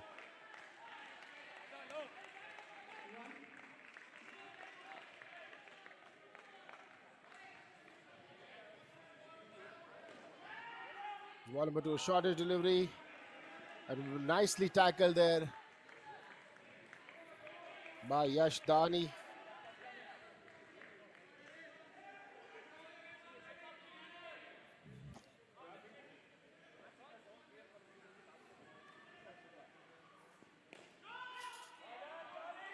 Good call by the batter. Loud call by the batsman there. That is more of a dead bat provided to the bowler. Tamim Abdul Latif, a nippy bowler there. Good action. Quick action, a whippy action. There we go. Another wrong-footed action there. Yeah, it was a bit more of a wrong-footed delivery. We have Abhishek Rajaguru with that good tap.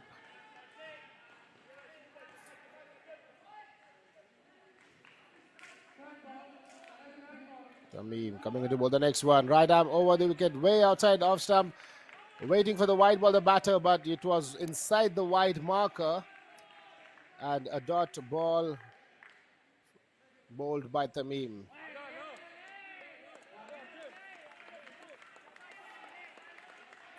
That looks like it's a wide ball. Yes, it is. Umpire signaling wide.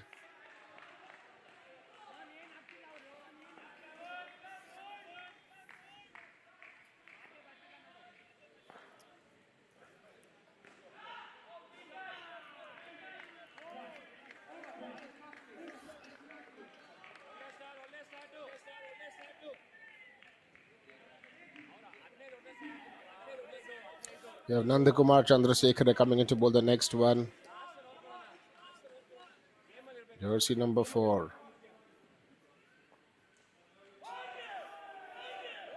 6 of the first over. Nanda bowling the next the over. Good start here for Nandakumar Chandrasekhar. Right arm around the wicket. That's a good shot by Abhishek, but I believe it's going to be a third ball situation now. Yes, it is a third ball situation. It's the first of this innings with Abhishek on strike, and we have jersey number 21, Carl Dorona there, pumping his players up. This is a chance for them to pick up a wicket, the first of the innings. Yes, a tap there. A good dive by Yash Vardhan. Dani. Slide, more like a sliding in. But 2 runs nonetheless. And he made it safely. Oh, a good ball and nicely defended, coming right behind. Yash Dani looks like a very good batter with that defense right up there. Right arm around the wicket, and that's a wide ball. 2 easy runs. The Indian developmental men's team of opening pair has batted decently so far. They've scored 10 runs of 11 deliveries. Here's the last ball of the second over. Good drive. Good shit. That was more like an outdoor drive for a couple, but yeah, they get 3 runs. 9 for Dani, 4 for Abhishek, 7 coming off that over. Score moves on to 13 for Team India Developmental. The next bowler is Vipul Sharma.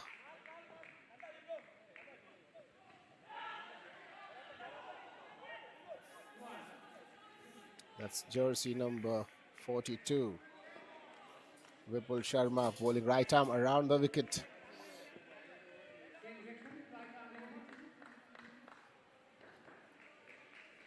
And that is Yash on strike. Down the leg side, looks like a wide ball. Yes, it is. Batting cautiously.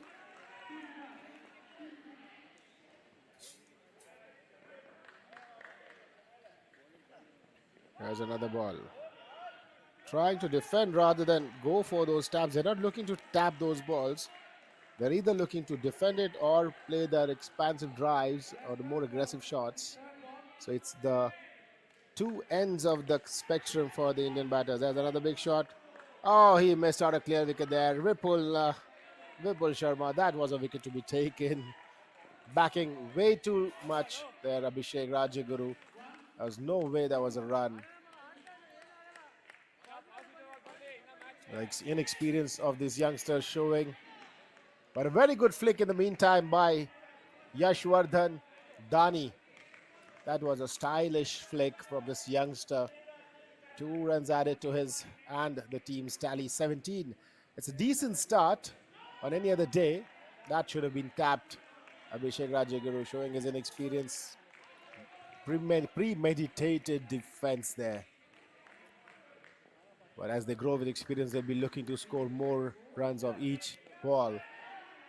There's another defensive prod. There's one ball fielder appealing for the catch. That is Carl Narona, always appealing. But over is completed. 6 runs in that over. Score moves on to 19 for this pair. 19 of 18 for a developmental team against an open team is a very good start for this. Where we have now Sanjeeva coming into bowl, the final over of this pair. It's a good experience for the young developmental team from India, playing against the more experienced players like Sanjeeva itself. Jersey number 22, right arm over the wicket.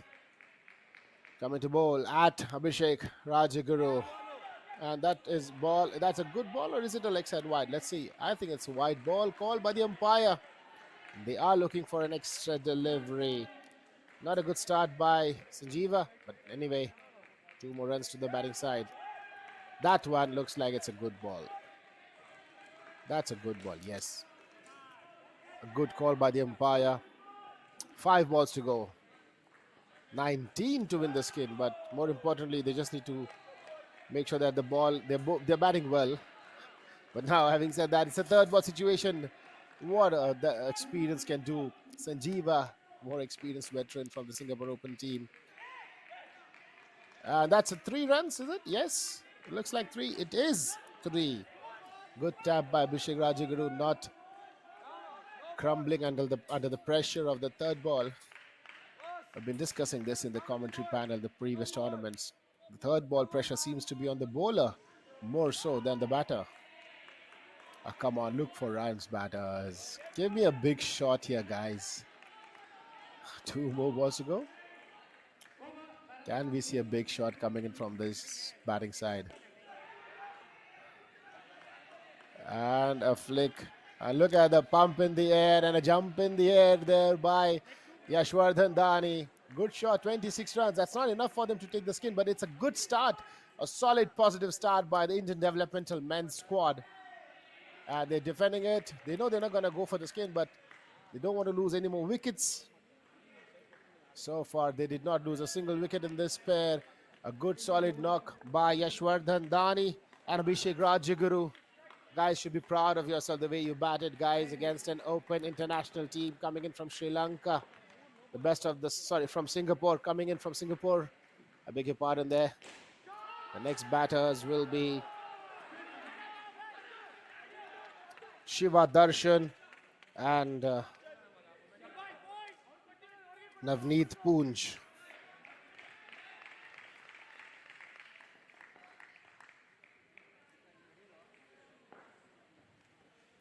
It's Navneet Poonj and Shiva Darshan there. Navneet taking the strike.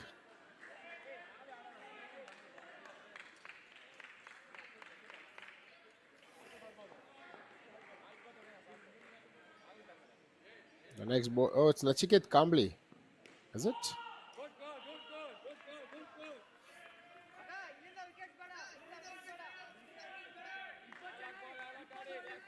I think they got the wrong name. Yes, that's it. I was right, umpire. Navneet Singh Poonj and Shiva Darshan there. The next bowler is Aniket Yadav. Jersey number 29. A risky single to start off, but no harm done there. 2 more runs to the batting side. That went right on top of the wickets. Had the reliever been there to collect it, it would have been a simple run out.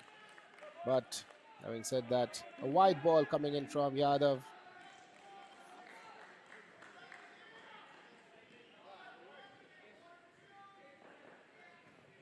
Aniket Yadav coming into bowl. The next ball.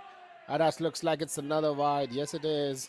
2 wides bowled by the bowler. There's been a wide in each of the overs so far, but 2 have come in this over alone. A bit of statistician coming out of me here. And making a hat-trick of wides. Aniket Yadav not being able to control the delivery. Let's dry his hands up a bit.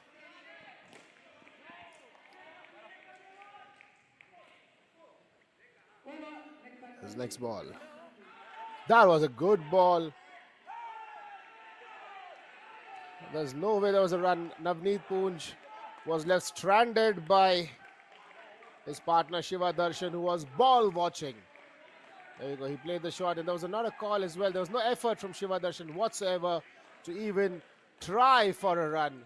At least shout and no ball. There's a complete lack of coordination, and those 3 wides undone by a very, very bad calling, or rather lack of calling from Shiva. Has to play better than that. That's the basics of indoor cricket or outdoor cricket. No matter what format of cricket you're playing, when you play a shot, you have to call a yes or a no, so that your partner who's dependent on you in this one will be doing a good job. But a wicket, the first wicket of the innings to Aniket Yadav, 3 runs of that over, the first over of the second pair. Score moves on to 29. And Nanda Kumar Chandrasekhara coming into bowl the next over.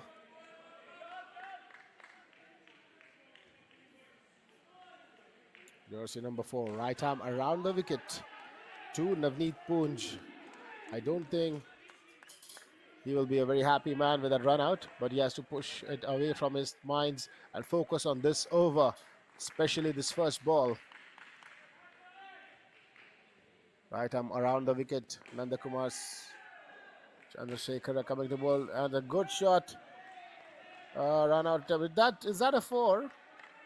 Let's have a look. Yes, it is a 4. Deflection of the 3-point leg side fielder left the reliever Karthikeyan Subramanian stranded on the other side, and it just dollied out for a 4 runs. Short pitch delivery and a wide ball called by the umpire. Another wide. Singapore men have to be more compact with their bowling. Straight shot and no run. Good call there by Navneet. It was loud and clear this time. He didn't want to take another risky run there. But what Shiva needs to do is to make sure that he bats sensibly. Obviously, Navneet looks like the one with the more experience. But Shiva Darshan needs to also complement. That's more like the shots we need to see him play. 2 balls left in this over. Score is moved on to 11 now. A play and a miss. The swinging away delivery, unable to counter the outswing. Navneet, let's have a look. Yeah. He took a good stride, a good front foot stride. What he had to do was get in line, but was missing away on that away swing. Another wide delivery by Nanda Kumar Chandrasekharan. Singapore team has bowled a wide in each of the overs. That would be the end of the over. 10 runs coming off that over.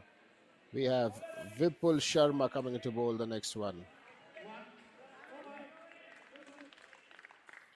Jersey number 42. Vipul Sharma, right arm around the wicket. We've seen a lot of bowlers coming around the wicket, even though their right armers get the ball in. How did that miss the wicket? That's what Vipul is asking himself and his captain as well, I guess. How in the world did that not hit the stumps? Sanjeeva with the gloves behind the stumps. There's another ball from Vipul. Another in-swinger. Can we get the wicket? Oh, that is a mishap. Oh, what's happening here, guys? Absolutely mad calling here.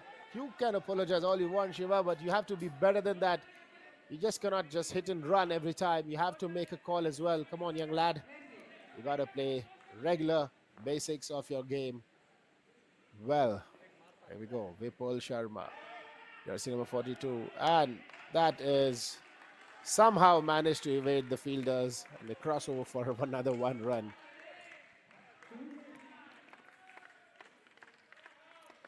Will we see another hit and run from Shiva? This time Navneet calling in loud and clear and making it easily. Good calling there by Navneet. I like this lad. He's been calling very well, loud and clear. Shiva on the north second now. Vipul Sharma bowling his penultimate ball, and that's another white ball, is it? Let's wait for the umpire's call. Yes, it is a white ball. 3 in the previous over, 3 in this over. The Singapore men are not bowling well. It's a huge skin, 29, but they've already scored 19 with 7 balls to go. This pair looks solid here. Big smash. And not running this time. Big swing of the bat from Navneet. That is the end of the over. Score on 49.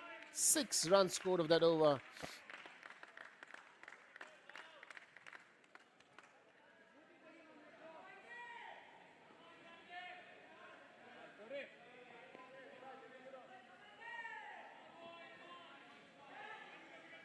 The last over of this skin, over number 8. And who is the bowler? We have Karthik and Subramanian coming in to bring his experience, but a very good down up there by Shiva. A beautiful shot for 2 runs. That's what they need to do. Basics. They need to score 8 runs. A score of 29 is also good enough. The next skin is 8 runs. They can get that. They're looking. Oh, there's a double miss there, and running off an overthrow, managing to get 1 run. That's good batting, or rather lucky batting for Team India Developmental. Let's have a look at that. That was out if the non-striker was shot, definitely shot. And then again, the striker side. So 2 big dives by Shiva. Another good shot from Shiva. He suddenly found his rhythm in this last over. Excellent batting there by the youngster. Shiva Darshan, remember the name, guys.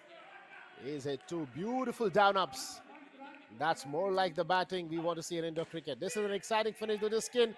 That looks, that's a 4. That is an all-important 4 for Navneet Poonj. Beautiful shot. A score leveled. Oh, yes, 2 more runs to go. 2 more runs is all they require in 2 deliveries. Karthik and Subramanian is not happy. But Nagaraj Mariappan was found wanting. It went right through him. And now 2 balls to go. 2 runs to score for the skin. Can India Developmental snatch the skin? And they're not running. Come on, that should have been a run. That should have been a run. Navneet Poonj, the way you're running throughout the whole skin, you should have gone for that one. I think, will that be a mistake? Will that be a mistake? He will rue. Let's have a look. Last ball. 1 to tie, 2 to hit. That's a shot, and that's gone for 1, and that's a tie skin. A skin that is tied by Navneet Poonj and Shiva Darshan. Score of 29, tie each.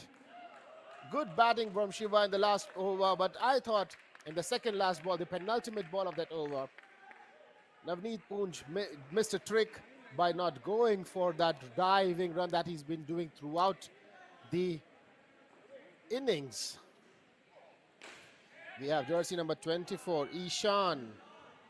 Mohammad Ishan coming into bat now. Who will be partnering him? Looks like it's Shubham Kot, jersey number 3. Let's wait for the umpire to feed in the names. I feel it's jersey number 3, Shubham Kot. Yes, it is. I got eagle eyes here in the com box.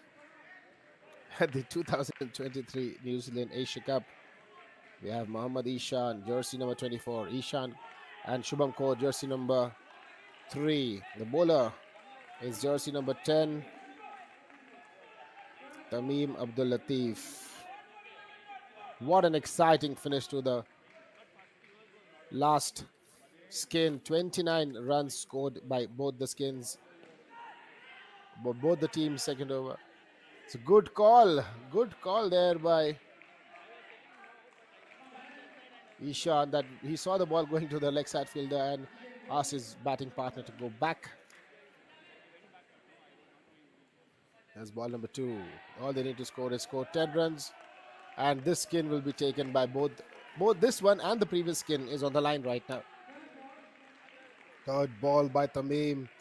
Can the Singapore men's team collect a wicket here, push the score of 18 to 13, from 8 to 13 rather. That's a very nice tap by Ishan. A masterful flick down the leg side. 2 runs to the score. This will be such a big ego boost for the Indian developmental men's team if they can get out of this match 2 skins. And these are the 2 middle skins that we're talking about. And that has been sold by the batter. That was not a run at all. A similar shot by Ishan 2 balls ago. The batter himself said no, but this time Shubham Khote sold his batting partner down the river at his very, very bad call. Wasn't a run in it at all. A good fielding effort, however, by the Singapore men's team. Brilliant tap to the keeper and great work there by the gloves by Ehelege Sanjeva. And now another good shot. This looks like a 3 runs. Yes, it's a 3 runs, and the deficit of the negative has been cleared out by Ishan. Looks more like a compact batter. He bowled very well. He's batting very well, this young lad Ishan. Let's see what Shubham Khote has to offer to us. The last ball of the first over. There it is, another bad calling. That would have been a run. Ishan and Khote have some serious issues in their calling. They have to get their coordination correct. I think the coach of the developmental team, I think it's Prasanna there, if I'm not wrong. They're one of the Indian legends. Is he managing this team? Their Indian developmental team will need all the guidance how to get this skin out. It's 8-9 is what they need to score to get this skin point and the next one. In the meantime, we have Karl Narona, superstar from Singapore, coming into bowl. His first and probably the most decisive over of the match. A pressure over for both the teams. Singapore looking for wickets. Indian development are looking for at least 3 good rotations. That's a very, very bad shot by Ishan. A sweep is never an option. You're just going to get 1 run with a very high risk, high chance of getting yourself or your batting partner run out. And Shubham Khote taking his time, calming the nerves of his partner. That's good to see. They need to have good coordination as a batting partner. Second delivery, short ball, and that's tapped nicely. Is that hit the side net? Let's have a look. Yes, it has. 2 runs to Ishan, Muhammad Ishan, smashing that ball down. That was a half tracker by Karl Narona. He's an off spinner as well. He's coming around the wicket, trying to slide the ball across with the angle and also get it to spin and come back in. That's good ball. Very good ball. A flight loop just in the right area, where a tentative defensive shot coming in from the batter. Shubham Khote. Kasakartur batting Boghia. That was a bit of Marathi coming in from me. Looking at the Maharashtrian batter. Was that a white ball? Yes, it was. All right.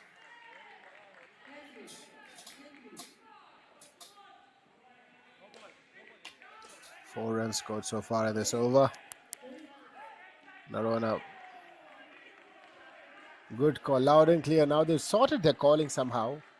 1 more ball to go. Can they not lose a wicket in this ball? Can they rotate even better? Let's have a look. The young lads are under pressure by the Singaporeans. Indian developmental men. 59 on the board. 1 ball to go. Here we go. And they defended nicely, letting the overpass and getting a 3rd ball in the play. That's good over by Karl Narona. 4 runs of that over. 59 is the score for Team India Developmental. And here we go. That is Prasanna, indeed, the manager.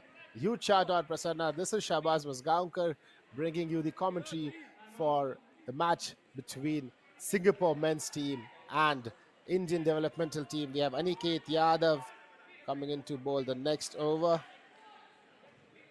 Jersey number 29. 5 runs is what they need. That's a good down up. Very good down up by Ishan. Looks like a compact batter. Apart from that 1 slog sweep, there hasn't been a rash shot by him. And right now, the last 2 overs, from the last over to this over so far, calling seems to be nice. And that is another mix-up, but yes, no harm done. They just ran with it. Young lads, full of energy. And these low skins are under pressure situation.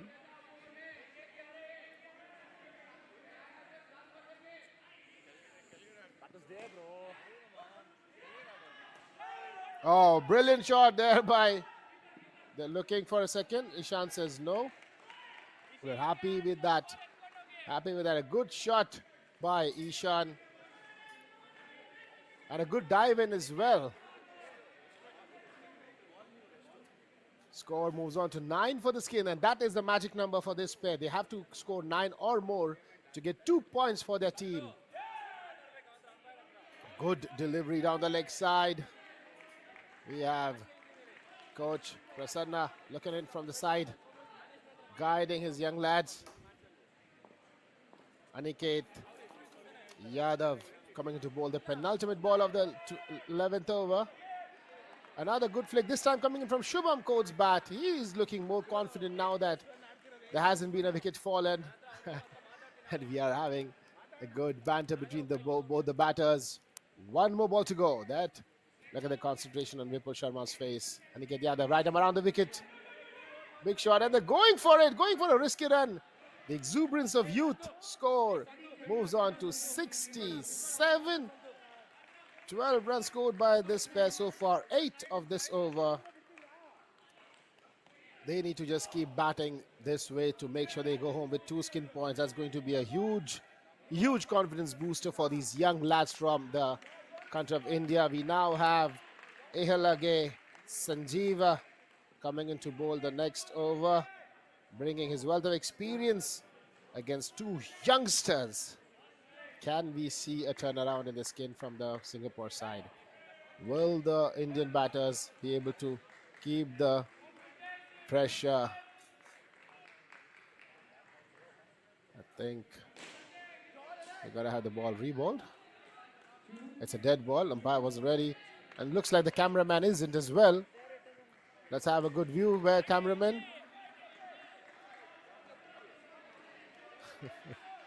That is 2 runs of that ball by Ishan. We will probably be bringing you the side-on angle right now. Thank you for the angle correction, gentlemen. Appreciate that. A good ball in the coming in from Sanjeeva. They just need to take it to the 3rd ball as well. I think that's more than enough. That's good running there. Good dive in by Ishan. He's been diving for his country and his team. Good batting.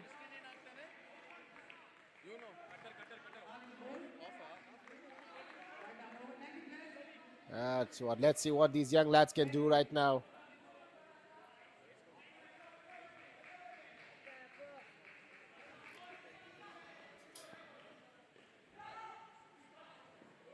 There's another ball coming up. 3 balls to go. Beautiful shot by the youngster Ishan. Mohammad Ishan, you beauty. Beautiful batting there. Amazing shot. Now he's looking. Look at the confidence, swagger in that body language of the young, diminutive batter. Shubham Kaur needs to play out these 2 deliveries. They've scored well. Yes, that's what they're going to do. They don't want to take a risk. They want to go home with 2 skin points. A score of 112 was anyway going to be a mammoth one, but these young lads have batted exceptionally well against an international men's team coming in from Singapore. Indian developmental lads with this batting effort will be so proud of themselves. 2 skins, that is the end of the over. And what a performance by these 2 batters. The last 2 pairs have batted very well. Even the first pair batted well. Yash Dani and Abhishek Rajguru scoring 26 under pressure, not letting any wicket pass them. But a good end by Ishan and Shubham. We will now have Nachiket Kambali coming in. And he will be accompanied by Chetan Raj for Team India Developmental. 369 for Nachiket Kambali and Chetan Raj, jersey number 7. The most famous number in cricket, the jersey number of MS Dhoni. Can Chetan Raj perform like MS Dhoni, keep his cool and take his team past the target? Highly unlikely. We are looking at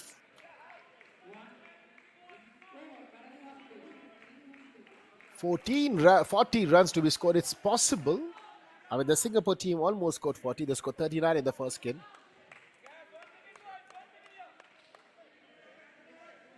But Chetan Raj and Nachiket Kamli will have to bat their hearts out.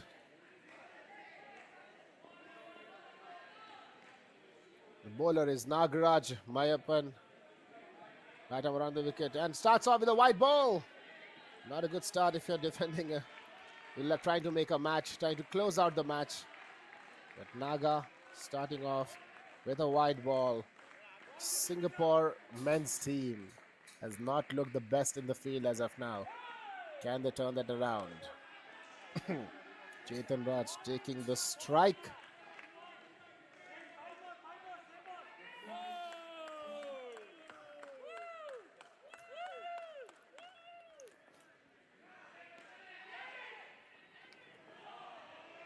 Scramble through the run there.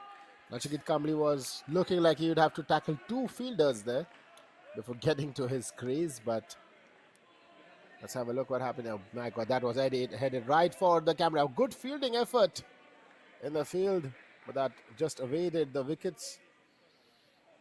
Left-handed Nachiket Kamli defending the first one to the offside and throw to the reliever Karthikeyan. I think these batters should just go all out attacking and see what happens. Let's see. But I think they've got other ideas. They've got a good solid coach there trying to make it appealing. Dot ball to boot and a third ball situation now. One ball to go. A kind of an intriguing start by the batters for my liking. But there will be a plan from the management and the coach, and these youngsters need to listen to those experienced players, and that is a bad side to throw by the bowler. Why did he throw the non-strikers? Brain fade for Nagarajan. 5 runs scored in that over. 79 is the score. Sorry, 77 is the score now. They're being cheered from outside by the Singapore squad. Indian developmental men's team. What a performance so far. Yes, the match looks like it's over for you. But trust me, all the Indian supporters watching this match would be so proud of you. So proud of you. They will be looking at a good strength. That is out. Yes, it's given out. That looked like out any which way. Yes. Umpire given it out, and the batsman Nachiket Kamli can't believe it. He is dumbfounded there. Let's have a look. Let's see what transpired there. Oh my God, that looked like not out. That looked like not out from this angle, but we don't have the pleasure of being the umpire, and the umpire don't have the luxury of having so many replays. They have to take a split-second decision right as it happens. But having said that, another wicket this time. This time it is the chance of Chetan Raj to throw that wicket away. And he literally threw it away. He should be going for it. Carl Narona picking up his first.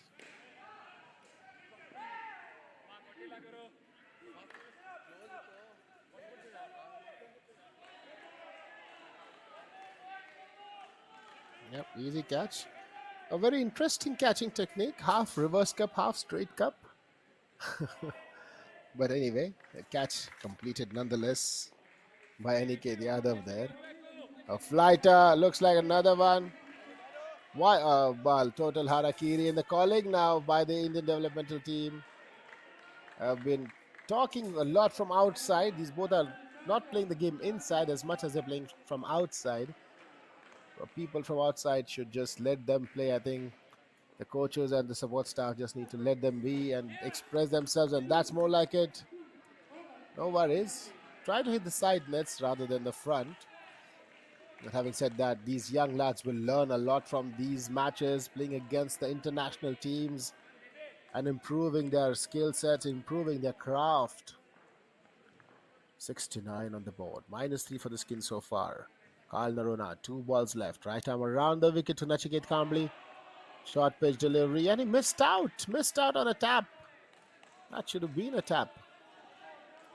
But now we have an exciting third ball situation.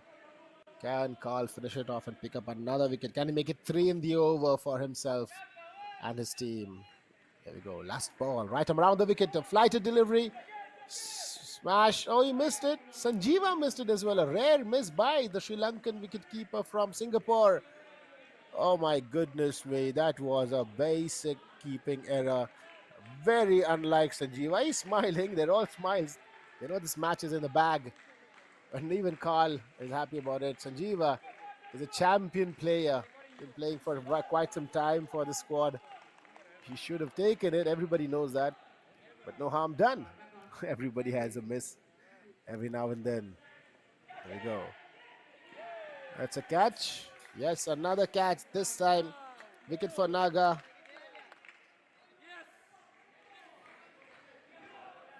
Nagaraj Mariappan picking up his first.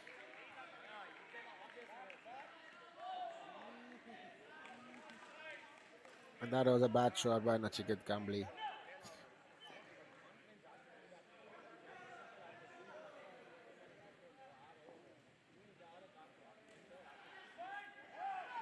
They're running for everything. They're running for everything. What's happening there? These two seem to be making a competition out of who will face the more number of deliveries here. Even though the match is lost, they could have just played the basic game correctly, like the first pair, Yashtani and Abhishek Rajaguru. I thought they set up the chase very well for their side. I know it's going to be difficult to score 40 runs of the last skin for any batter. The most accomplished of batters will crumble under that pressure. And these are young lads playing first time, wearing the country jersey for the first time. It's too much to ask from them, but they should at least display the basics correctly. Like, that's how you should play. Go on, keep on playing those shots, gentlemen. Young lads, show us what you've got. Keep going. There we go. Nagaraj Mayappan right arm around the wicket. And that's a good call by Nachiket Kambli. Scrambling for a single there. Trying to rotate the strike of each delivery, and that's how they should be.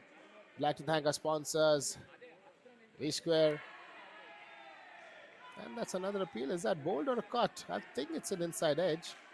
The fields are appealing. Umpire has given it out. What is it? Bowled. Exposing all the wickets, and the footwork nowhere to be seen. Nachiket Kambli. Here we go. Wild swing and losing his wickets. Getting castled by Nagaraj Mayappan. Karthikeyan Subramaniam will be bowling the last over of this match. Jersey number 5, sorry.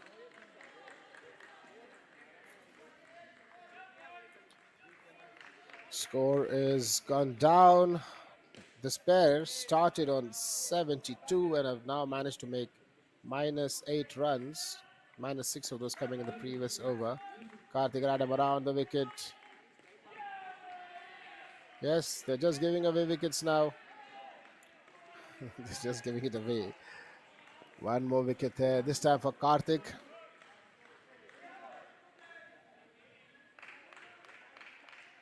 Nowhere in the picture there, the batsman, Chetan Raj. Nowhere in the frame. The win for Singapore men was expected when they started as the favourites. But the way the last batting pair of the Indian developmental men is crumbling, that shows the frame of mind of these two batters. You are getting to represent your country, lads. You need to be more succinct than this. You need to be showing us what you've got. As the world is watching you, they're going to be watching you now, and this video staying online on YouTube for a very long time on the Sportscast India channel. This is going to be here forever. But whenever you watch this, remember you can only learn and improve. I'm sure this is also a huge learning for you guys. You've done so well, the young Indian developmental man. A third ball situation. That's a good tap. That's how you call learning from your mistakes. Nachiket Kamble was bold of the similar delivery in the previous over by Nagaraj. This time makes his room and plays on the offside. And that's what you call staying alive, learning and improving your game. That was coming into Chetan Raj. He had no answer. One more ball to go. One more ball to go. 61 the score for Team India Developmental, and the Singapore men's team with 111, a huge score. The result of this match was never in doubt after the first innings, but the way the Indian Developmental have played, and even before this pair, that has been amazing, taking two skins out of the international team, ending this match, scoring a total of 62 runs. That has been a very good batting performance by Team India Developmental side. We've had some superstars with the bat. Yash Dani, Abhishek Rajiguru, Shivadarshan, Navneet Poonj, Mohammad Ishan, Shubham Kot, and also the last pair of Nachiket Kamble and Chetan Raj. You guys should be proud of yourself. We had a good side here. 39 scored by Carl Wayne and Ehilage Sanjeeva for Singapore to start off things earlier in the day. Vipul Sharma and Aniket Yadav scoring 29. Nandakumar, Chandrasekhar and Nagaraj Mariappan scoring 8. That was a letdown for Team Singapore, but the Indian developmental men came back strongly in that pair. And then Tamim Abdul Latif and Karthik and Subramanian scoring 35 and having a strong finish for the side. A very good match, handshakes all around. A beautiful 49-run victory for Team Singapore men's against the Indian developmental squad. Handshakes going all around. This has been a good match to cover. It's an honor for us as well here watching all across the world. The Sportscast India is proud to bring this live streaming, the live broadcast of the 2023 New Zealand Asia Cup. Can we please have the sponsors? Yes, that's right. Sponsored by V Square Solutions, I believe. DTDCI Focus System. Oh, there's a selfie for the Indian developmental lads. That's good to see. They're keeping the spirits high. A good performance with the bat. A half decent performance with the ball. The Indian developmental team will be remembering these scenes for a very long time, and hopefully making it as a foundation to grow from here and develop into, or rather push the doors open for themselves into the open men's team. Thank you to our sponsors for the New Zealand Asia Cup 2023, P Square Olympic, iFocus, DTDC, V Square, Z, Accelerate, U Pro, SSS, Spectrum Physio, Samprasiddhi Sports Stadio, and Sportscast India, the official and #1 live streaming channel on YouTube to bring you the most amazing sports straight to your home, out to your mobile, out to your laptops, wherever you're watching online on YouTube. Remember, Sportscast India, the #1 live streaming platform for all your sports requirement. This is Shahbaz Mazgaonkar commenting on the match between India developmental squad and the Singapore men's team from day 3 of the New Zealand Asia Cup 2023. Signing off. Have a great evening. God bless and good night.